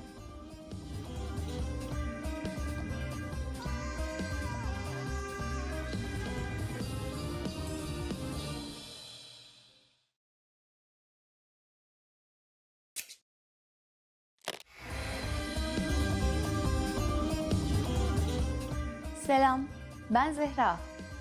Hi, I'm Zehra. Welcome to Turkish Class 101.com's 3 dakikada Türkçe. The fastest, easiest, and most fun way to learn Turkish. In the last lesson, we learned how to show gratitude to people by saying teşekkürler. In this lesson, we will learn some of the most common greetings used in Turkey. Hazır mısınız? Are you ready? Hadi başlayalım o zaman. So let's start then. The most used informal greeting is selam. Selam. Selam means hi or hello. Because it's so casual, we should only use this greeting with friends or relatives. If you're greeting someone you don't know, you should use a more formal phrase. Merhaba. Merhaba. Merhaba means hi or hello too. If you want to make the greeting a little bit more formal, you can say iyi günler. İyi günler. İyi günler means good morning and good afternoon. In fact, you can use it all day, from morning until evening. During the evening, we say iyi akşamlar. İyi akşamlar. In an informal parting situation, Turkish people use güle güle. Güle güle. Güle güle means goodbye. Finally, in Turkish, we have an expression meaning hope to see you soon. That can be considered both formal and informal. Görüşmek üzere.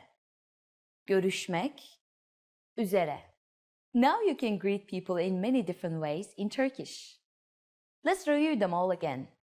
When meeting older people or someone we don't know, merhaba. When meeting friends or relatives, selam. When greeting people from morning to afternoon, iyi günler. When greeting people in the evening, iyi akşamlar. When living in an informal situation, güle güle. When living in a formal or an informal situation, görüşmek üzere. It's easy, isn't it? Now it's time for Zehra's insights. If you can't remember how to say goodbye in Turkish, you can just say bye bye. Bye, bye. This expression is pretty casual, but at least nobody in Turkey will have any trouble understanding you. In the next lesson, we will learn the meaning of the phrase konuşabiliyor musun? Do you already know it? We will be waiting to talk about it with you in our next 3 dakikada Türkçe lesson. Görüşmek üzere.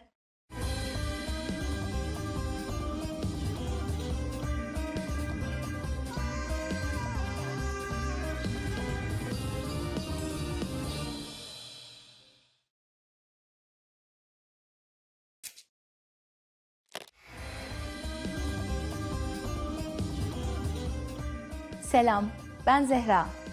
Hi, I'm Zehra.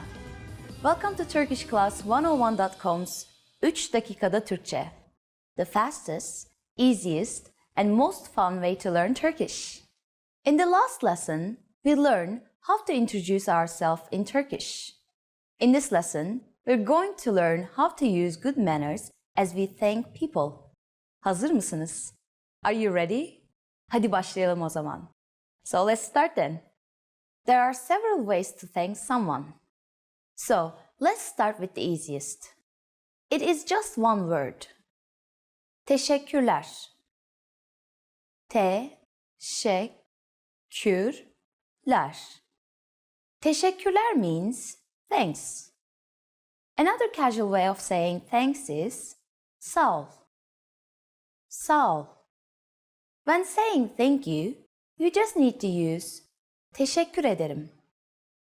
Teşekkür ederim. Ederim means I give. So teşekkür ederim is like saying I give my thanks.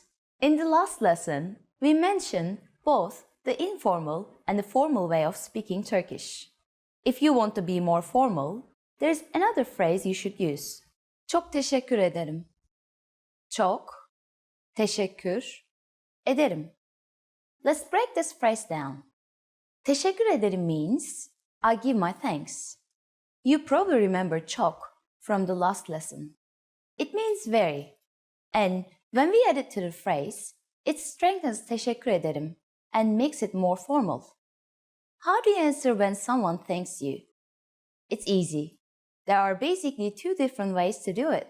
The first is bir şey değil. Bir şey değil. Bir şey değil literally means it's nothing. You're saying that there's nothing worth thanking you for. The other way to say you're welcome is the expression sorun değil. Sorun değil. Literally, this phrase means no problem. But it has become a common and polite way to respond to someone thanking you. So, when someone says teşekkürler to you, simply reply with bir şey değil or sorun değil. Now, it's time for Zehra's insights. If you're not sure about whether to say teşekkürler or çok teşekkür ederim, keeping it simple is always your safest bet. You don't have to worry about formal or informal situations. Teşekkürler can be used with just about anyone, anywhere, and at any time. Do you know what hoşça kal means? In our next 3 dakikada Türkçe lesson, you will learn this and other greetings in Turkish. Görüşmek üzere.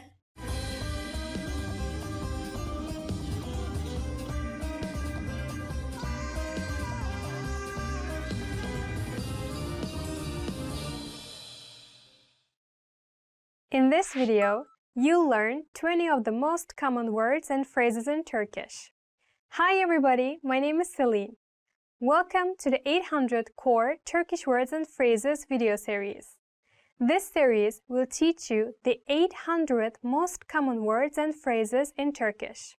But there's a twist. With each new lesson in this series, we'll include the previous lessons at the end. So, after you've learned the new words and phrases, stick around and review what you learned in previous lessons. Reviewing is one of the most important parts of learning a language. You can also get the full list right now at turkishclass101.com. Click the link in the description to access more example sentences, create your own flashcard deck, and finally master Turkish. Okay, let's get started. First is merhaba. Hello. Merhaba. Merhaba. Hello. İnsanlar merhaba der. The people say hello. İnsanlar merhaba der. Affedersiniz. Excuse me. Affedersiniz. Affedersiniz. Excuse me. Affedersiniz. Bunun benim koltuğum olması lazım. Excuse me. This is supposed to be my seat. Affedersiniz. Bunun benim koltuğum olması lazım. Özür dilerim. I'm sorry. Özür dilerim. Özür dilerim. I'm sorry. Özür dilerim. Bilmiyordum. I'm sorry, I didn't know that. Özür dilerim. Bilmiyordum. İyi geceler. Good night. İyi geceler. İyi geceler. Good night. İyi geceler ve çok teşekkürler. Good night and thank you very much. İyi geceler ve çok teşekkürler. Tanıştığımıza memnun oldum. Nice to meet you. Tanıştığımıza memnun oldum. Tanıştığımıza memnun oldum. Nice to meet you. Görüşmek üzere. Sizinle tanıştığıma memnun oldum. Goodbye. It was nice to meet you. Görüşmek üzere. Sizinle tanıştığıma memnun oldum. Nasılsın? How are you? Nasılsın? Nasılsın? How are you? Merhaba, nasılsın? Uzun zamandır görüşemedik. Hello, how are you? We haven't seen each other in a long time. Merhaba, nasılsın? Uzun zamandır görüşemedik. Evet. Yes. Evet. Evet. Yes. Evet, aşırı açım. Yes, I'm extremely hungry. Evet, aşırı açım. Hayır. No. Hayır. Hayır. No. Hayır, çalışıyorum. No, I'm working. Hayır, çalışıyorum. Teşekkür ederim. Thank you. Teşekkür ederim. Teşekkür ederim. Thank you. Yardımın için teşekkür ederim. Thank you for your help. Yardımın için teşekkür ederim. Ben. I'm.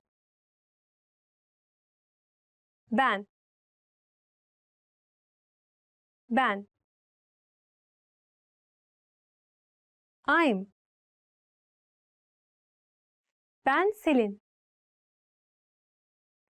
I'm Selin. Ben Selin. Güle güle. Goodbye. Güle güle. Güle güle. Goodbye. Güle güle. Yarın görüşürüz. Bye bye. See you tomorrow. Güle güle. Yarın görüşürüz. Kötü. Bad.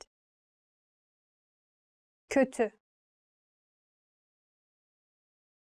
Kötü. Bad. Adam kötü. The man is bad. Adam kötü. İyi. Good. İyi. İyi. Good. Erkenden uyanmak senin için iyidir. Waking up early is good for you. Erkenden uyanmak senin için iyidir. Hoş. Pretty. Hoş. Hoş. Pretty. Elbisen çok hoş. Your dress is very pretty. Elbisen çok hoş. Çirkin. Ugly. Çirkin. Çirkin. Ugly. Çirkin figür. Ugly figure. Çirkin figür. Kolay. Easy. Kolay. Kolay. Easy. Bağımsızlık kazanmak kolay değildir.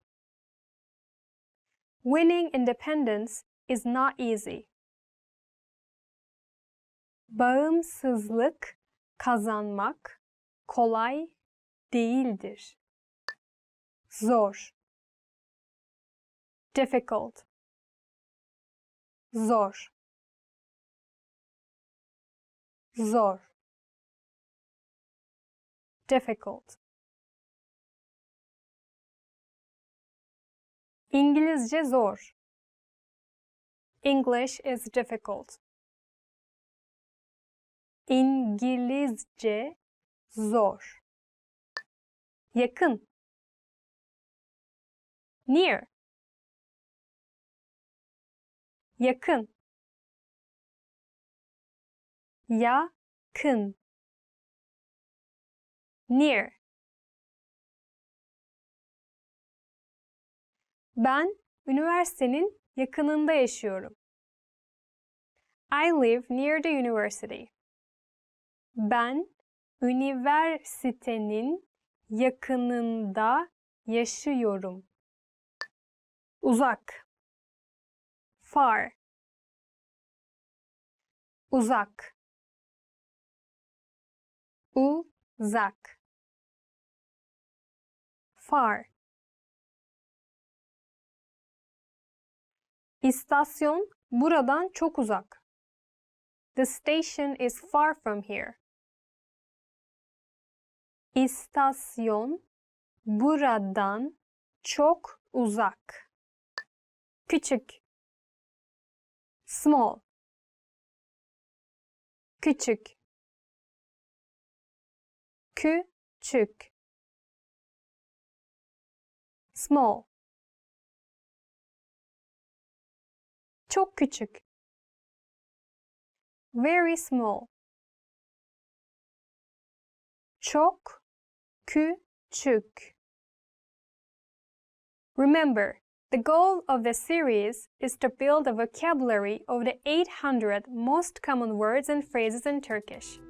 If that sounds like a lot, don't worry, we can help you. Click the link in the description to access the full list. You'll also get example sentences, custom flashcard decks, and more learning resources at turkishclass101.com. See you next time. Güle güle.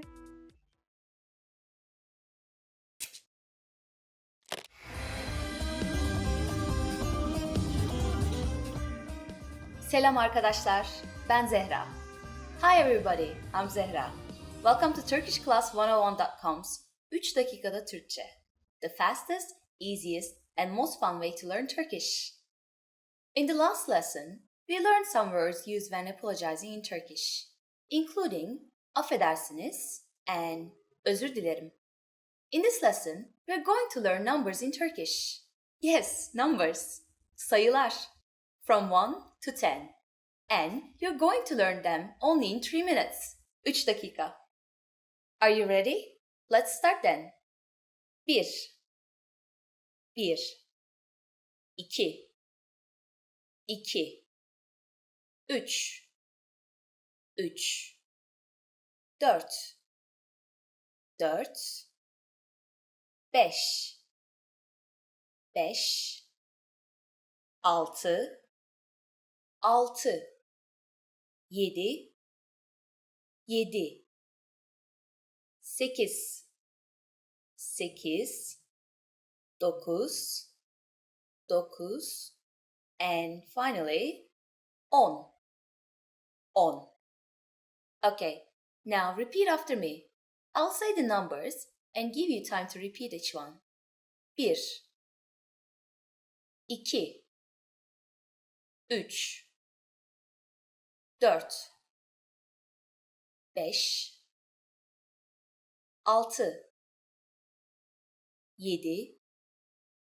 7, 8, 9, 10. Great job! What is before 1? Do you know? Let's find out then. Ready? 0, 0. You don't have any more excuses. You can give your friends your cell phone number in Turkish. Let's try together. We will use the phrase benim numaram, which means my number is benim numaram. Benim numaram 5, 3, 3, 1, 2, 2, 4, 9, 6, 8. Can you read it by yourself? 5, 3, 3, 1, 2, 2, 4, 9, 6, 8. Perfect! Do you know the Turkish word for 100? In the next lesson, we are going to learn the numbers from 11 to 100 in Turkish. Your task is now to practice the numbers we studied in this lesson. From 1 to 10. Görüşmek üzere.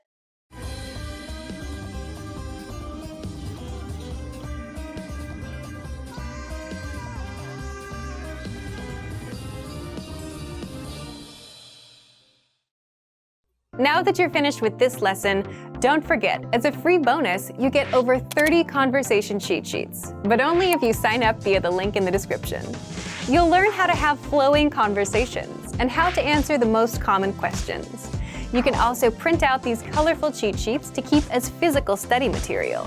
So don't miss out on this free gift. Click the link in the description and sign up for a free lifetime account to get your PDF cheat sheets.